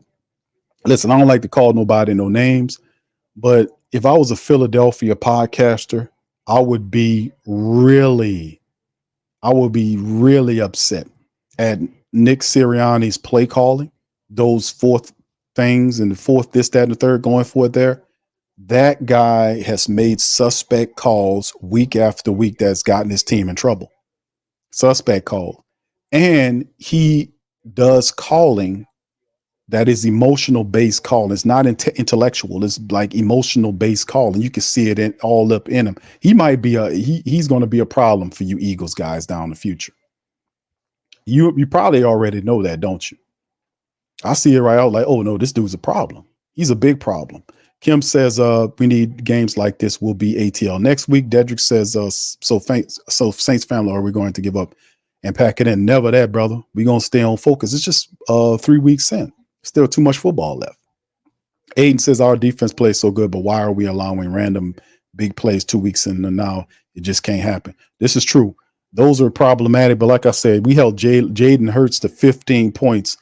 The onus, the stamping last moment is the fact that we watch the Saints defense get walked down the field for a touchdown and then a 2-point conversion, which made 15 points. Offense goes out there, has timeouts and a minute or so left. They go out there throwing an interception. Now, they did have one final drive in which they could have marched the field, and all they needed was a field goal to tie. Saints offense goes out there and throws an interception to Reed Blankenship and ends the game. The Saints had, and this is the indictment, it's like they ran out of time. No. It wasn't a run out of time scenario. That's gobbledygook. The Saints had plenty of time all game long and blew turnover attempts, for turnover on downs, interception, fumble, block punt. They blew all of that and could not put up 14 points themselves. They had to count for special teams kicking field goals. The defense had to do it. The defense would have to score a touchdown for the Saints to win today. The offense did not handle its responsibilities. They shouldn't get paid today. You didn't do your job. You shouldn't collect a check today, but they'll get paid. You shouldn't get paid today, man. You ain't do nothing. You ain't put nothing into the team today. You didn't get paid. You didn't do anything. English says, English, that's the problem. He says crap everyone knows is not true, but don't call the other guys out. He ain't gonna call them guys out. But that's what a leader does, though. But he ain't gonna put them on Front Street. Maybe you do it behind the scenes and say, call the meeting, say, fam, we need to get this together. But that's one of the situations where the contrast is problematic, right? The contrast. You blow out teams weeks 1 and 2, even though if it's Carolina, Dallas is somewhat still considered a decent team. Blow them out, 40 burger them. Third week, can't even put you put one touchdown on the board. All that cannot be blamed on McCoy. He's just one man. There still was 4 starters out there that still needed to block and handle their business and didn't do a damn thing. It's no doubt about it. The offense was the culprit. Everybody showed up except for them. Even when I seen the body language, it was suspect watching the body language of the offense in the middle of the game, them sitting there just looking like the game was over with. Like, look at this crap. No, you're supposed to be in their face, getting these guys together, getting them together. But that's the issue. You go from that to that and see the end. It's the diversity of the up and downness of how this went that'll jerk people up and down. That's the problem. Because people will see it and they'll be like, man, the Saints such and such. And then the next game, they can't even score. They score 1 touchdown with a team that wants to lose the game. They did everything. They had penalties, drop passes, interception, turnover on downs, block punt. They was trying to give you the game in your building. Saints didn't want it. The offense didn't want it. But see, and that's why the great Saint think tank, the Who That Nation is so great. Do not let somebody push this over like this is nothing. Because you don't go 40s to 7 funky points in a game unless something went terribly wrong. Now, we know Taysom wasn't there. We know McCoy wasn't there. But it's the drop off. It's like dropping off a cliff. You up here and then you bam. You're like, oh, wow, that was just a tough. No. And then the way the Eagles didn't blow the Saints away. The Saints, the defense was there. The special team was there. The offense didn't show up. Now, I can understand if the QB was the issue, like insofar as like, oh, he was just out there throwing a bunch of touchdowns and he wasn't right. But no, you can't operate no game plan if the offensive line got their head up there, you know what's. It's not going to work. AK Enthusiast says, hell no, I'm still down with my Saints. I hate Carr. He's mid and he says his face is very punchable. I like Derek Carr. I'm gonna be honest with you. I like Derek Carr, but I also know Derek Carr and what he's best at. I know what Derek Carr is. He's a play action quarterback. That's what Derek Carr is. He's a play action quarterback. And if you don't have play action, this is what you get. So that's why it's imperative that the Saints do that. And the Eagles just turn the ball. I mean, the Cowboys turn the ball over to the Ravens. So look like Cowboys. I don't know. It ain't looking good for them. All right. So anyway, man, let me get to some of y'all. Let me go. I'm way up here. Let me go down a little further here. Dude says, oh, well, I'm out. But for years, I was told been a fake by the Kardashians. Is that really what he calling them that? I watched that guy, Rick, in the cost us draft picks. And yeah, I'm mad at Carr. I don't think you should be mad at Carr, bro. I don't think Carr wasn't the only issue here. You got to know how to use Derek Carr. And Derek Carr and the way they're using him is not how you use him in this game. You got to have him on running attack. You begging for trouble if you are operating Carr without a play action scheme. You asking for trouble. I've been saying this, bro. The film don't lie. Bishop says, Scott, you're right. After the half, they should have put Ruiz at center for sure. I don't think Ruiz knows enough of the center personnel to do it. I don't even think that's a thing, bro. Maybe that was last year, but I don't think that's a thing. In my mind, Cesar Ruiz, I was saying it during the game, Cesar Ruiz should have shifted inside. You keep Patrick over there, but they didn't do that. And they felt like Lucas Patrick, a guy who just got here, and Cesar been here for years, couldn't play the center position. That's interesting. Because he was supposed to be the center. But you bring shift Patrick to center? That's interesting, man. That's very interesting. All right. Walton says there's no way in hell we should have lost this game. The offense didn't take advantage of the opportunity. And very, very true. All right. Doc says defense can't be on the field that much. We're not going to win many games playing like that. The defense on it, they held them to 15 points, fam. This is not a defensive issue. This is an offense. They got turnovers, They sacked them, 4 times? They got 2 turnovers. The special teams had a block punt. This ain't on the defense. This ain't on the D. The defense held Jalen Hurts' offense to 15 stinking points. You supposed to, if you scored 40 in weeks 1 and 40-something in weeks 2 or whatever the case may have been, you still was supposed to be at least be able to invert 40 to 14 or whatever the case may be and put 2 touchdowns. Another touchdown, you win. You win the game. You only needed, this is a 2-touchdown game. You win it. And the Saints had the ball last and threw an interception. So it's offensive folly on this one. The defense did everything you could possibly hope for them to do. Crazy, man. That's the maddening part about it, why people are upset. Like, man, listen, such and such. Please, family, listen. Listen to me, man. Hear me. There are people that have watched, and I've been telling people this, and some people get it, some people don't. I'm not blaming you if you don't get what I'm saying, but I'm trying my best to articulate it as best as I can. There have been 3 years of funky non-playoff football for the black and gold. 3 years. The Saints had a very impressive showing week 1 and week 2 where they were blowing people out to record levels. 3rd week comes, they can barely put up a touchdown. So that kind of throws people off. It really does. And they say, can it be, because people are having a hard time believing that losing Taysom, who Dennis Allen said will be back the next game against the Falcons, and losing McCoy on the first series was really the reason why the Saints went from 40-something to 12, basically 1 touchdown. So they were scoring 40, whatever it was, to 7 points. People like, man, that don't make no kind of sense. How is that possible? We lose Taysom and McCoy, and we can't even put something like that up. And people say, well, that's what it is.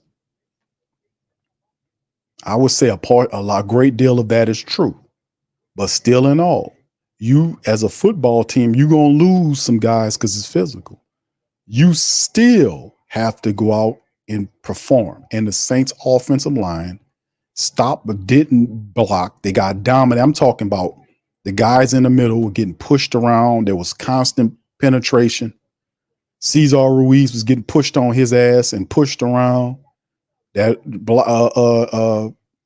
Ali Udo must stand for one who comes out of a porta potty or something. That's what it must translate from, because he didn't do nothing out there. He ain't do shit out there. He had a few, but they got dominated internally. You seen Carter was a constant fixture in the Saints backfield. It was constant pressure on Derek Carr. He couldn't even get into the play action because they tried. And the defense was, as soon as he turned around, the damn guy was on his back. As soon as he turned around and looked to throw upfield, they had a guy in his face.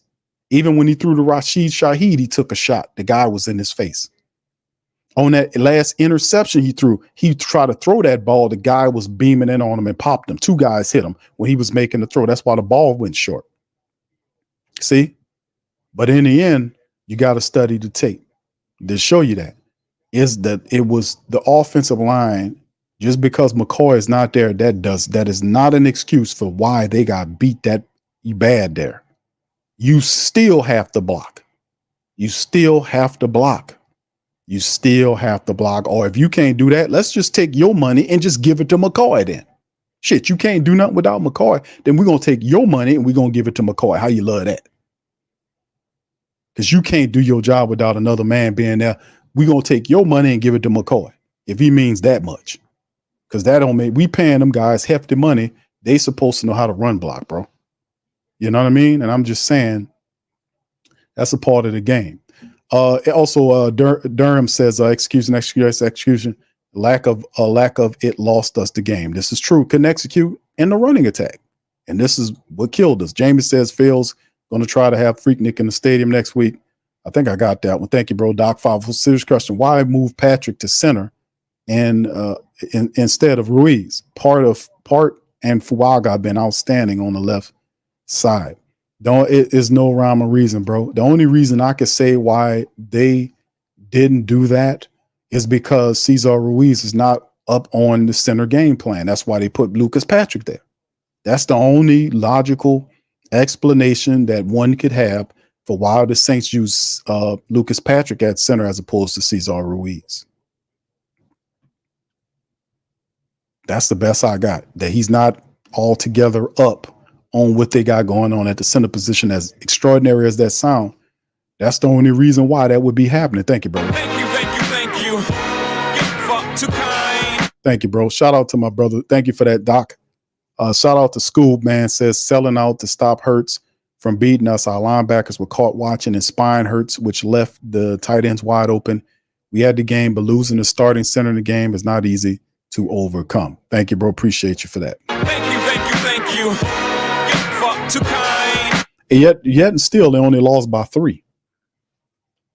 And you had 10, I think it was recorded as 10 drives.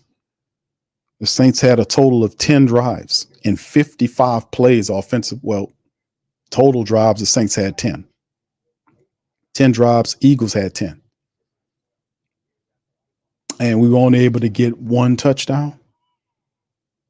So it's interesting, man, to be honest with you. But if McCoy mean that much, Saints need to start. They need to crack open some more money to him. To be honest with you, to be real is real. If he means that damn much, that other offensive linemen don't know how to block or can't dominate one-on-one matchups, that's a lot of shit. Because even though we know McCoy does mean a lot, that doesn't know that them other guys still should know how to run block. Just saying, you know what I mean? McCoy is very important, but that don't mean McCoy not there no more. I guess we gotta shit. We ain't gonna be able to start blocking. They got their asses handed to them today. Philly defense woke up and put them offensive linemen on their ass today, man. They basically showed the NFL how to beat the Saints. You stop them from running and make Carr beat you. Basically, is what I said during the season. I said, yeah, you know how to stop the Saints. Just stop them from running the ball and put the pressure on Derek Carr to beat you. You stop them from running the ball, you take access to the play action away. But see, also, even if I would have realized that, and I said this several times during the show, and this is on Clint Kubiak, do not leave out Clint Kubiak from this smoke that y'all feeling about this game. Put Kubiak up in there. Matter of fact, besides his shitty offensive line, put him right up under there because his play calling was suspect in this game. There was no usage of Rashid Shaheed on end arounds or even Chris Olave or any speed component outside of Alvin Kamara. He did not utilize any other player outside of Alvin Kamara in the running attack. And I kept saying, where's the diversity? Where was the adjustment during halftime to fix that? None of that happened. He kept doing the same shit. Few slight adjustments, but basically the same shit he was doing over and over again. So put him in your smoky crossfire too. This is Clint Kubiak too. Put it on Kubiak, that play calling, man. You're supposed to know that offense and know how to get guys involved when other guys are not there. You got to get other guys involved. And he did not do that. So put him in. He got to take the blame too. He got to take some of this smoke too. All right. So anyway, big ups to you. I'm trying to go through as many as these cans. Mr. O says Saints D against tight ends is still concerning.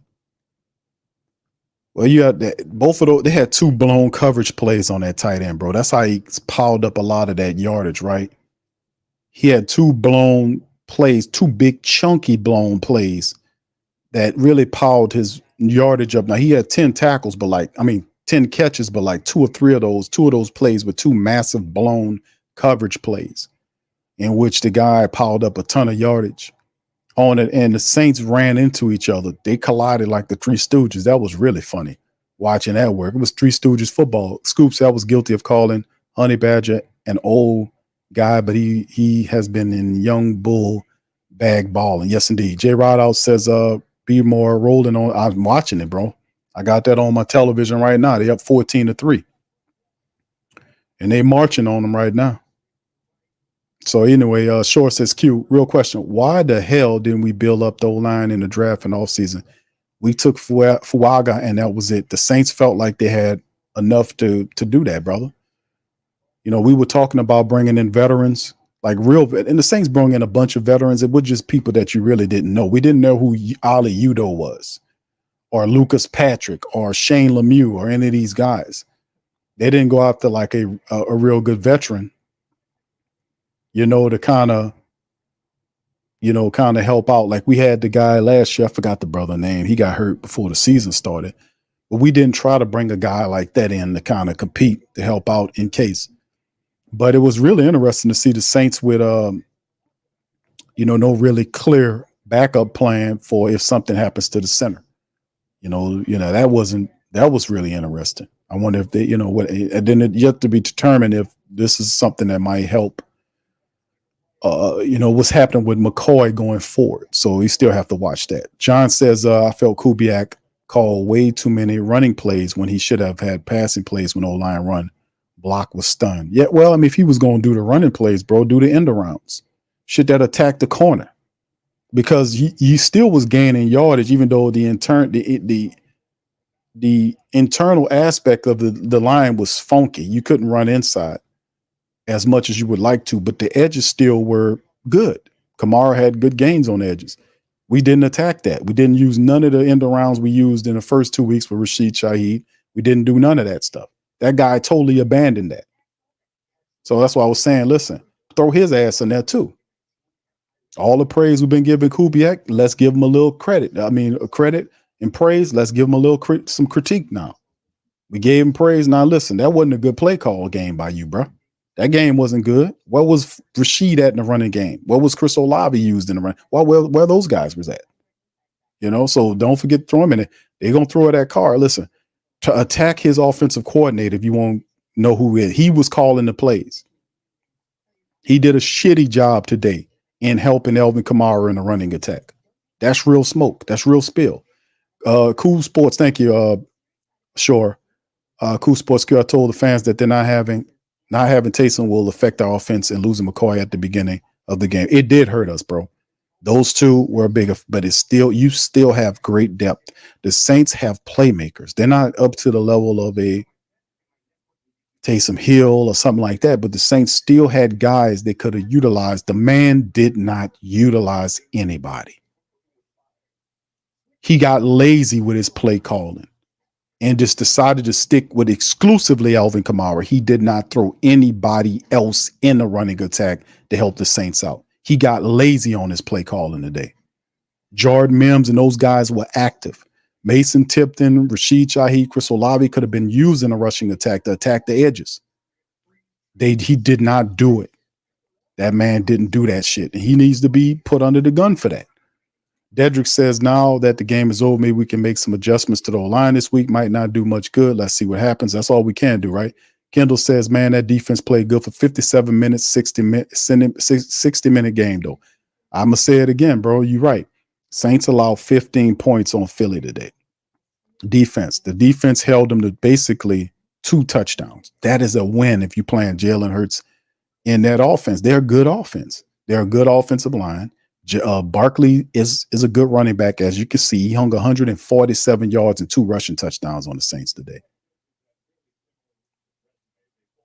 They did a good job of holding them to just 2 touchdowns. The Saints offense did not do their jobs. You have to put up another touchdown. The Saints win a close one. They didn't do it. So, that's on their asses and the offensive coordinator. Cool said, this kind of game also show me why D is not a great of a head coach too. Should have kicked the field goal to give us the 3-0 lead. Yes.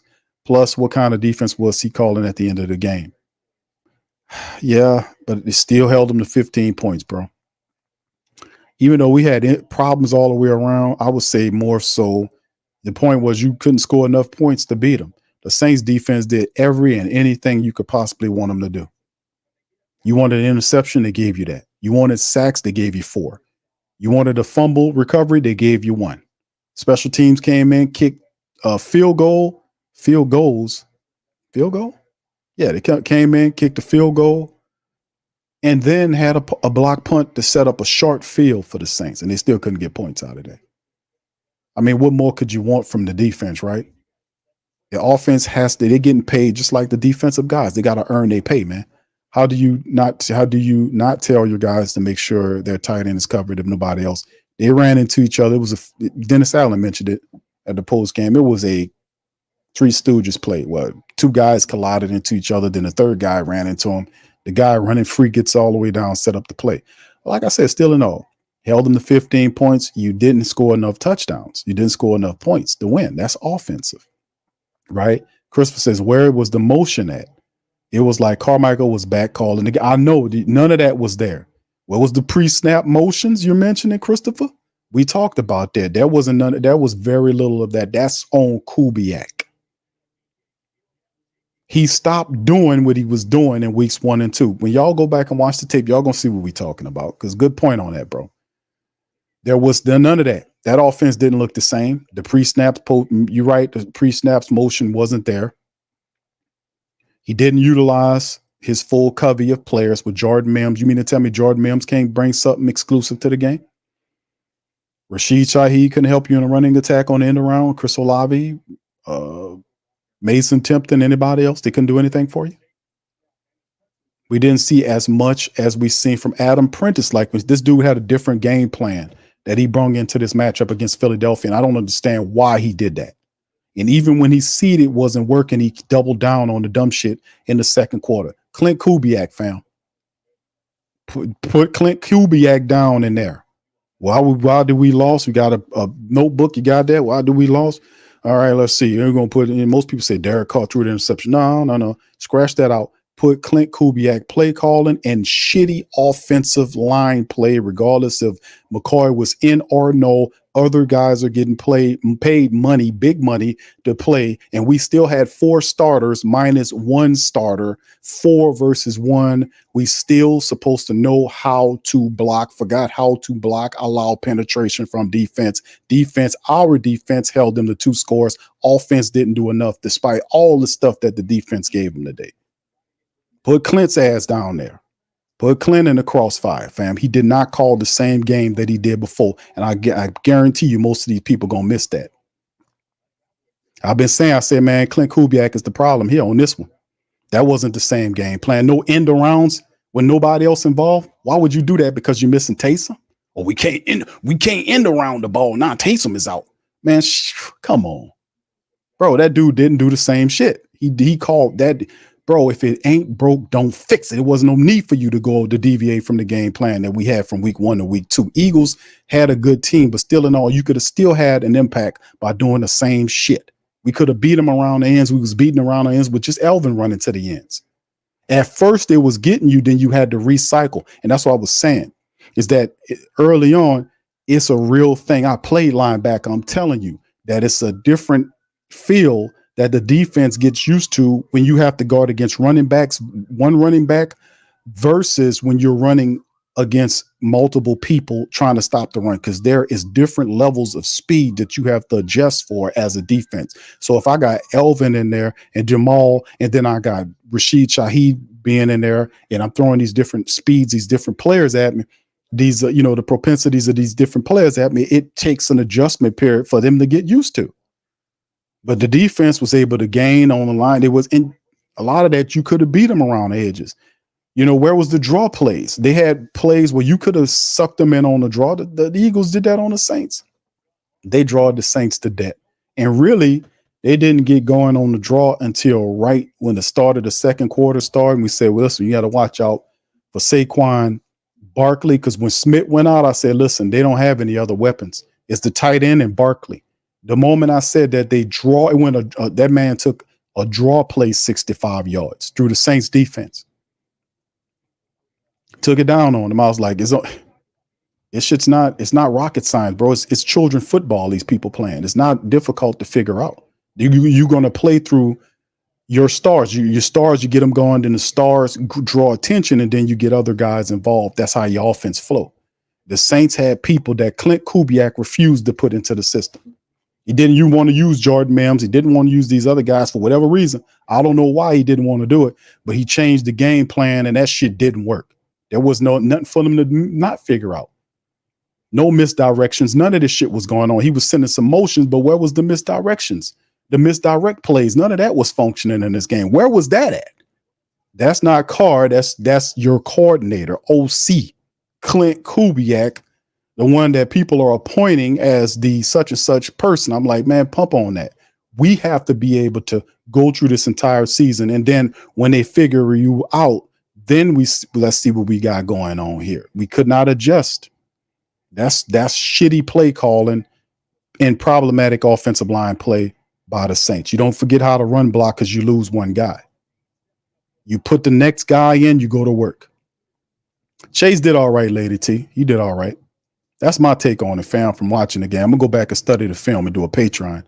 But at the end of the day, that's my take on it, fam. Kendall said all defense is supposed to be the identity of the team. We came into the offseason worried about the offense. The offense is a surprise. You don't have to give up. So you don't give up no touchdown like that with no minute left. Bro, listen to me. You're right. The Saints didn't want to allow them to score. And then what was doubly bad, the Saints allowed them to score the 2-point conversion, right? What was the game at that point? You still had a little under a minute left. You had a timeout left. The game, you let them do that, you're only trailing by 3 points. Your offense got the ball back and had a chance to march the field and go and score, or at least get them in field goal range. Why didn't the Saints offense score the touchdown?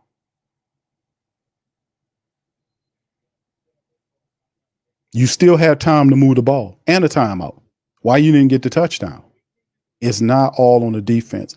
When it's all said and done, the defense had an excellent day against Jalen Hurts, multiple turnovers, all this kind of stuff. At some point, the defense cannot carry the water for the offense. These dudes is getting paid, man. They got to show up. Them people for the whole game held the Eagles to 15 points and stopped them on several drives.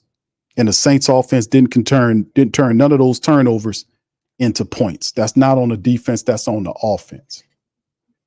In particular, that's on your OC. Doc says, serious question. Why move? Oh, yeah, I think I answered this one. Thank you, Doc, for that. Appreciate it, man. I follow cool says we got caught up in the rankings. After 2 weeks, Eagles had young dogs on the D-line, then you lose your center who's responsible for calling out protections. It's that simple. It's more than that, bro. You might be calling out protections to protect the quarterback, but what about the running attack?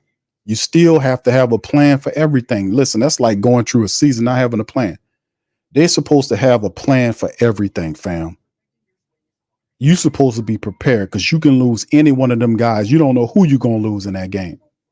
If we lose the center, this guy's going to be the center, and these are the stuff we got to prepare for. You have to prepare for that because anybody can be lost. That's the reality. Anybody could be lost. right? But the game is adjusting. You have to adjust. And we're not asking you to score 30 points like when the Saints need to score 30 points. You score 2 touchdowns, you win the game, bro. Saints couldn't even put up 2 touchdowns today, man. They had 10 attempts at it and scored 1. It's just, man, come. I'm beginning to sound redundant, man, because I'm saying the same stuff over and over again. Scoop says, I think I read this, was selling out to stop Hurts from beating us. I've read this. Thank you, Scoop. Appreciate it. Black Preacher Man, don't forget the 4th and 1 call Kubiak made indeed. Thank you, bro. Appreciate you. Thank you. Fuck too kind. Exactly, man. And that's what I'm saying, bro. Like, we give Kubiak credit how he looked in the first couple of weeks. We got to give him blame because this play calling and how the offense looked was not what we seen in week number 2. I don't know why the dude changed it. I don't know why he decided to get vanilla like that, but that's a big part of what hurt us. Because what that has to do with us, if you get stuffed inside, you got to create yardage outside that. The tackles were still handling their business. Penning and Fuaga was still having solid outings. Then attack the edge, attack the side. And they had the ability. That dude didn't not call one fucking play, for Rashid Shaheed to go on in and around. What was that at? Like I'm saying, man, that's play calling at its finest, man. That's on him. He changed it all up and they were really vanilla against the Eagles. I don't understand why. Why would you do that? I don't get that part of the game. And watch it come back against the Falcons. You don't change nothing if you're winning, if you're rolling. You keep what you're doing. Keep doing it until they prove that they can stop it. And they didn't stop shit. You gave it up with vanilla play calling. When that line fell apart, we were still supposed to attack them edges because we had some success with those edges. Couldn't do it. Get these other guys involved. The man didn't do it. He got lazy on his play calling and decided not to invest in other players that were behind Elvin. I don't think Jamal Williams got anything. He got 1 freaking carry today for Jamal Williams. Look at that. 1 carry for Jamal Williams, so -1. He got lazy. He put it all on Elvin, and that's not how we played the first 2 weeks. Even if you missing Taysom or not, Taysom is a good player, but you still had Jamal Williams. How is Jamal Williams supposed to get going with 1 carry in the game? He's a rhythm runner. Nothing else from none of these other guys in the running attack. This dude got lazy with his play call. Let's just call a spade, fam. This not a defensive loss, fam. This is an offensive loss. They held them to 15. The Saints offense didn't put up enough points to win the game. They was blowing teams out, scoring. Listen to what I'm saying. 40 points plus a game in weeks 1 and 2, and you can't put up 2 and 2 in the third game. How do you go from 40 plus games down to 1 touchdown? And it's all on the defense? No. It's not. It's not all on the defense. The special teams played. The defense was magnificent. Except for them giving up the run for 140-something yards. That wasn't good, but still in all, despite that, the score is 15-12. Your offense sold you out today. Your offense sold you out today. You go from 40-something to 7 points offensively speaking. You don't do that unless something really bad happened. We know McCoy went off and then the offensive line lost their heart and got dominated. Let's just call it what it is. If you remember looking at them before halftime and they looked like they were dead in the water, I called it on the stream at the time. I said, I don't like the energy with Derek Carr sitting out there looking like the game is over. And I don't like that. Get up and go talk to them offensive linemen and tell them we about to win this thing. They were looking like that before halftime. I was calling it. You don't go from 40 to 40 then to barely making 12 points.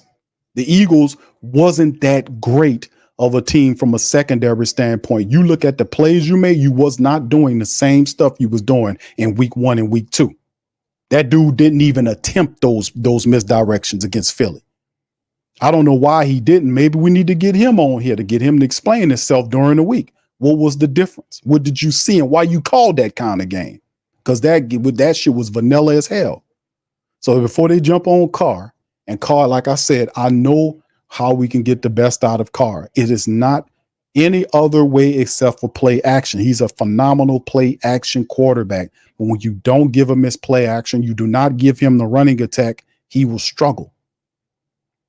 You don't go 40 to 12. And then Eagles manhandled the Saints. From a defensive line standpoint, they did put the Saints offensive linemen on their asses. They lost their heart. I don't know why, because McCoy leaves. You still support. He left early in the game. He was going on the first series. So it ain't no reason why you should have been regrouped and got a rhythm. It wasn't like we lost them late in the game. They lost them in the first series, and they should have made the adjustment in their minds and came out and said, man, we're going to do this for McCoy. That's what it should have been. Big J says DA had a few challenges. I thought he should have moved this game, made this game. He was a little tight this game. LP says the offensive line didn't care of business. You're right. They had no heart, fam. We talking so internally speaking. Now, if you talk about outside, Trevor Penning was making plays. Fuaga was doing anything. Overall, he didn't look as crisp. But if anything was a bright spot about what was going on with the Saints, we still had ability to attack the edges. We still was running. We still had an opportunity to run to the side. My thing was add some more diversity to attack those edges. Why this dude called such a vanilla play call is beyond me. I don't know. I don't get it. So put it on him. Don't let him make it with that. That's Clint Kubiak, fam. He called this game. People gonna say Dennis Allen sucked. Dennis Allen wasn't calling the offensive plays. Dennis Allen gives all of that to his offensive coordinator, but he will take the blame for it. But you point at that effing coordinator and say, hey, bro, why you called this kind of game? You responsible. You didn't get the misdirections. You wasn't doing none of this shit. And it looked different. Eagles didn't do nothing to make you run off your game plan like that. Come on. That was him on that. So you want to credit him and lift him up here, then take his ass and give him the blame too. If you can get credit, then you can get blame too. That's called harmony. That's called peace. That's called life. That's called balance. That guy called the shitty game plan. He didn't get nobody else involved. They put all the pressure on Carr and Kamara, nobody else in the running attack. Man, come on, man. I know what I'm looking at here. All right. Anyway, shout out to y'all, man. I'm sorry I got a little animated, man, but I put the blame where it belongs, fam. It's on your offensive coordinator and your offensive line that played without any balls.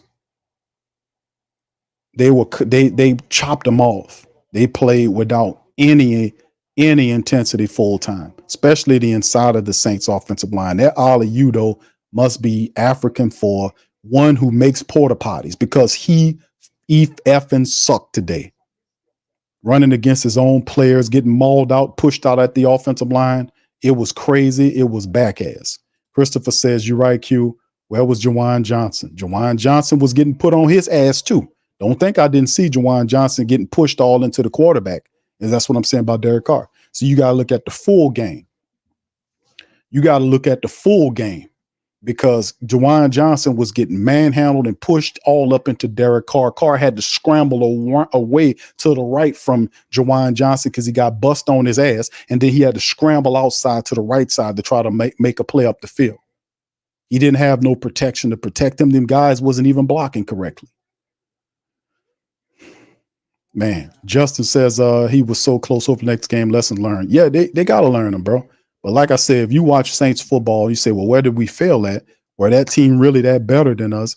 The Saints gave this game away. This was on the Saints, in particular the Saints offense, and particularly the offensive coordinator called a vanilla and bullshit game. Let's just call a spade a spade.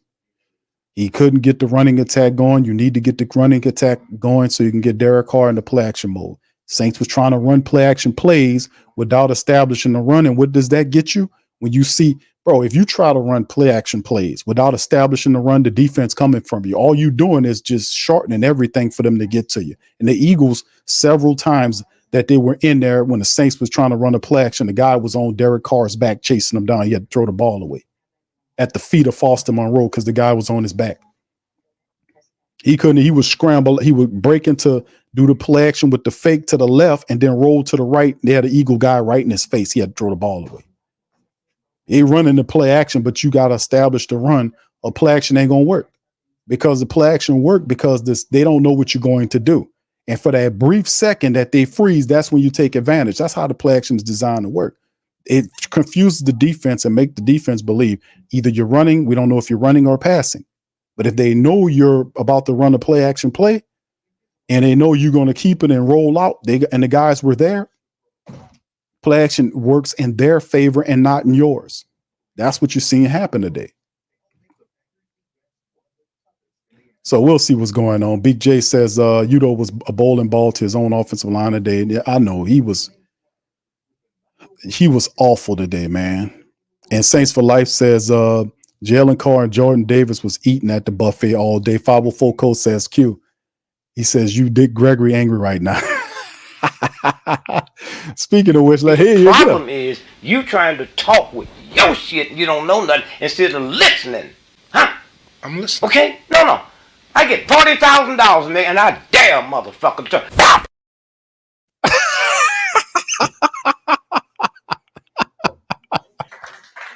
Shout out to Dick Gregory, man.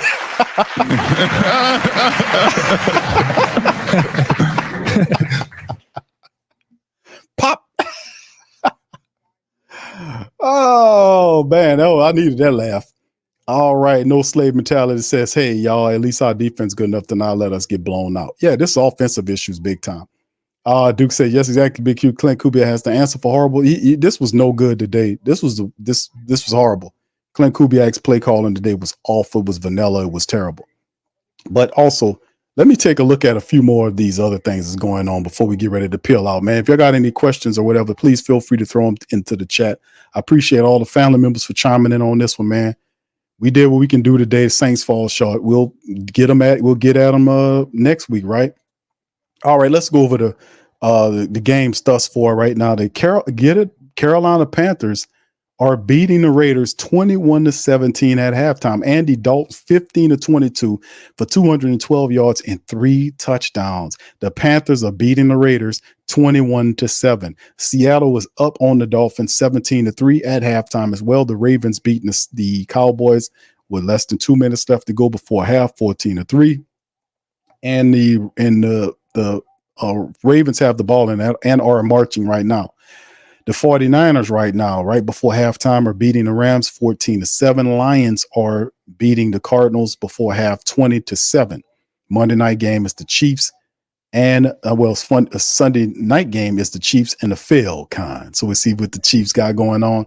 And of course, the games that went final today, the Giants beat the Browns 21-15. The Packers defeated the Titans 30-14. The Titans are now 0-3. The Bears fall to the Colts 21-16. The Vikings beat the Texans bad 34-7. They're now 3-0. How about the stinking Vikings, man?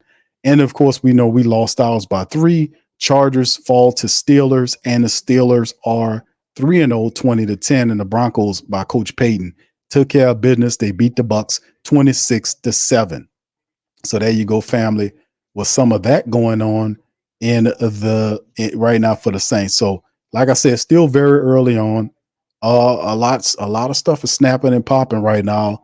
It's still very early on. We got week number 4. We got an interesting matchup against the Atlanta Falcons coming up next week. I have some merch for y'all guys too. And as well, this is what it looks like, family, for the NFC South, despite the fact the Saints have lost for this week against Philly. Tampa Bay also lost. So this is where we are. Saints still ahead in the NFC South, 2-1, tied with the Bucks. Atlanta plays tonight as well. We hope that Atlanta they're going to lose to Kansas City. So they'll be 1-2, and Carolina is 1-2. So there you go.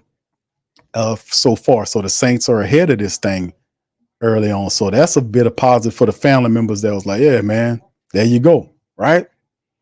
So it ain't too bad.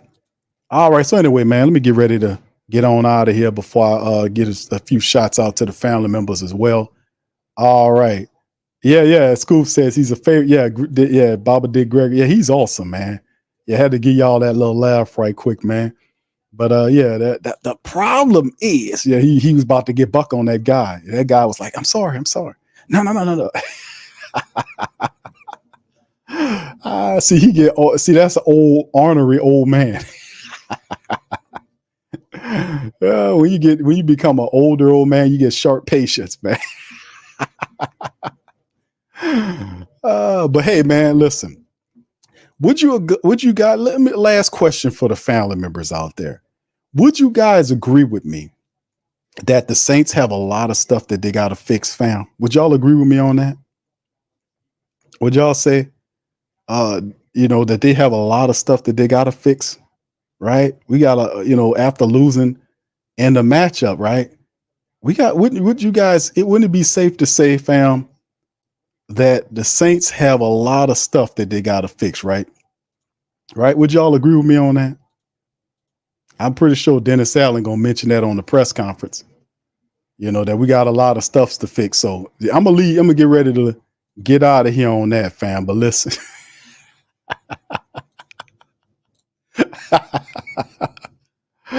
Yeah, because we got a lot of stuff to clean up. So in light of that, here we need to do. Call me fan, I'm friend, but I'm the cleanup man. He'll sweep your girlfriend off her feet. The reason I know so much about him is because he's moved up and old girl mine. Swept her right off her feet and into the jack.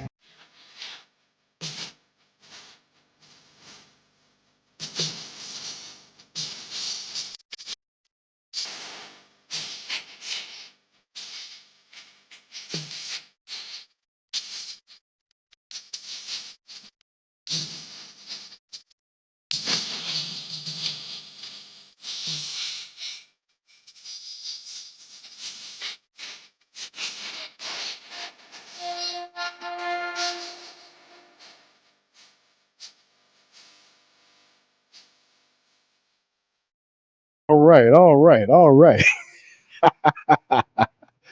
right. So until next time, fam, we'll be back on Monday with another thorough recap. Man, listen, Saints go down. It's a short one. 15-12 with 2-1. We got the hated Atlanta Falcons coming up. Listen, we got some merch that'll be coming out real soon for this. It's right on time, man. We just had our designers to get it done.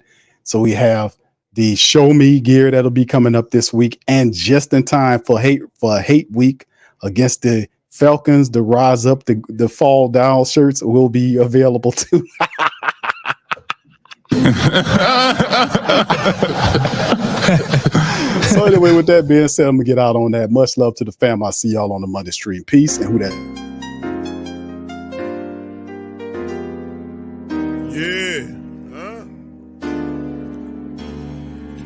Like Benson, I'm a who that. Long as I'm living, I'm a who that. Lose or winning, I'm a who that. Sports Coma, yeah, this is where we do that. Where we do that, where we do that, where we do that, where we do that, where we do that. Boogie like Benson, I'm a who that. Sports Coma, this is where we do that. Where we do that. Welcome. Somebody please better help. Running this thing like Elf. Thank God every day I'm not a Falcon. Go to YouTube Live with Big Q and the guys. If you ain't ride or die, the bandwagon get flipped. Been marching in, that was way for the ring. I was yelling out your shame for the championship. Bucking on town, duck down. Falcons, pluck, get shut down. Panthers ain't much touchdown. The vision really belong to us now. So much hate on the Saints, you could probably tell. Ever since Bounty Gate hit the NFL, when things seem fishy and you probably smell the crooked referees or Roger Goodell. Yeah, probably like this and I'm a who that. Every day I'm living, I'm a who that. Lose or winning, I'm a who that. It's the Sports Coma, this is where we do that. Where we do that, where we do that, where we do that, where we do that, where we do that. Boogie like this and I'm a who that. It's the Sports Coma, this is where we do that. You're listening to the Sports Coma with Big Q and the guys on the PRO Media Network.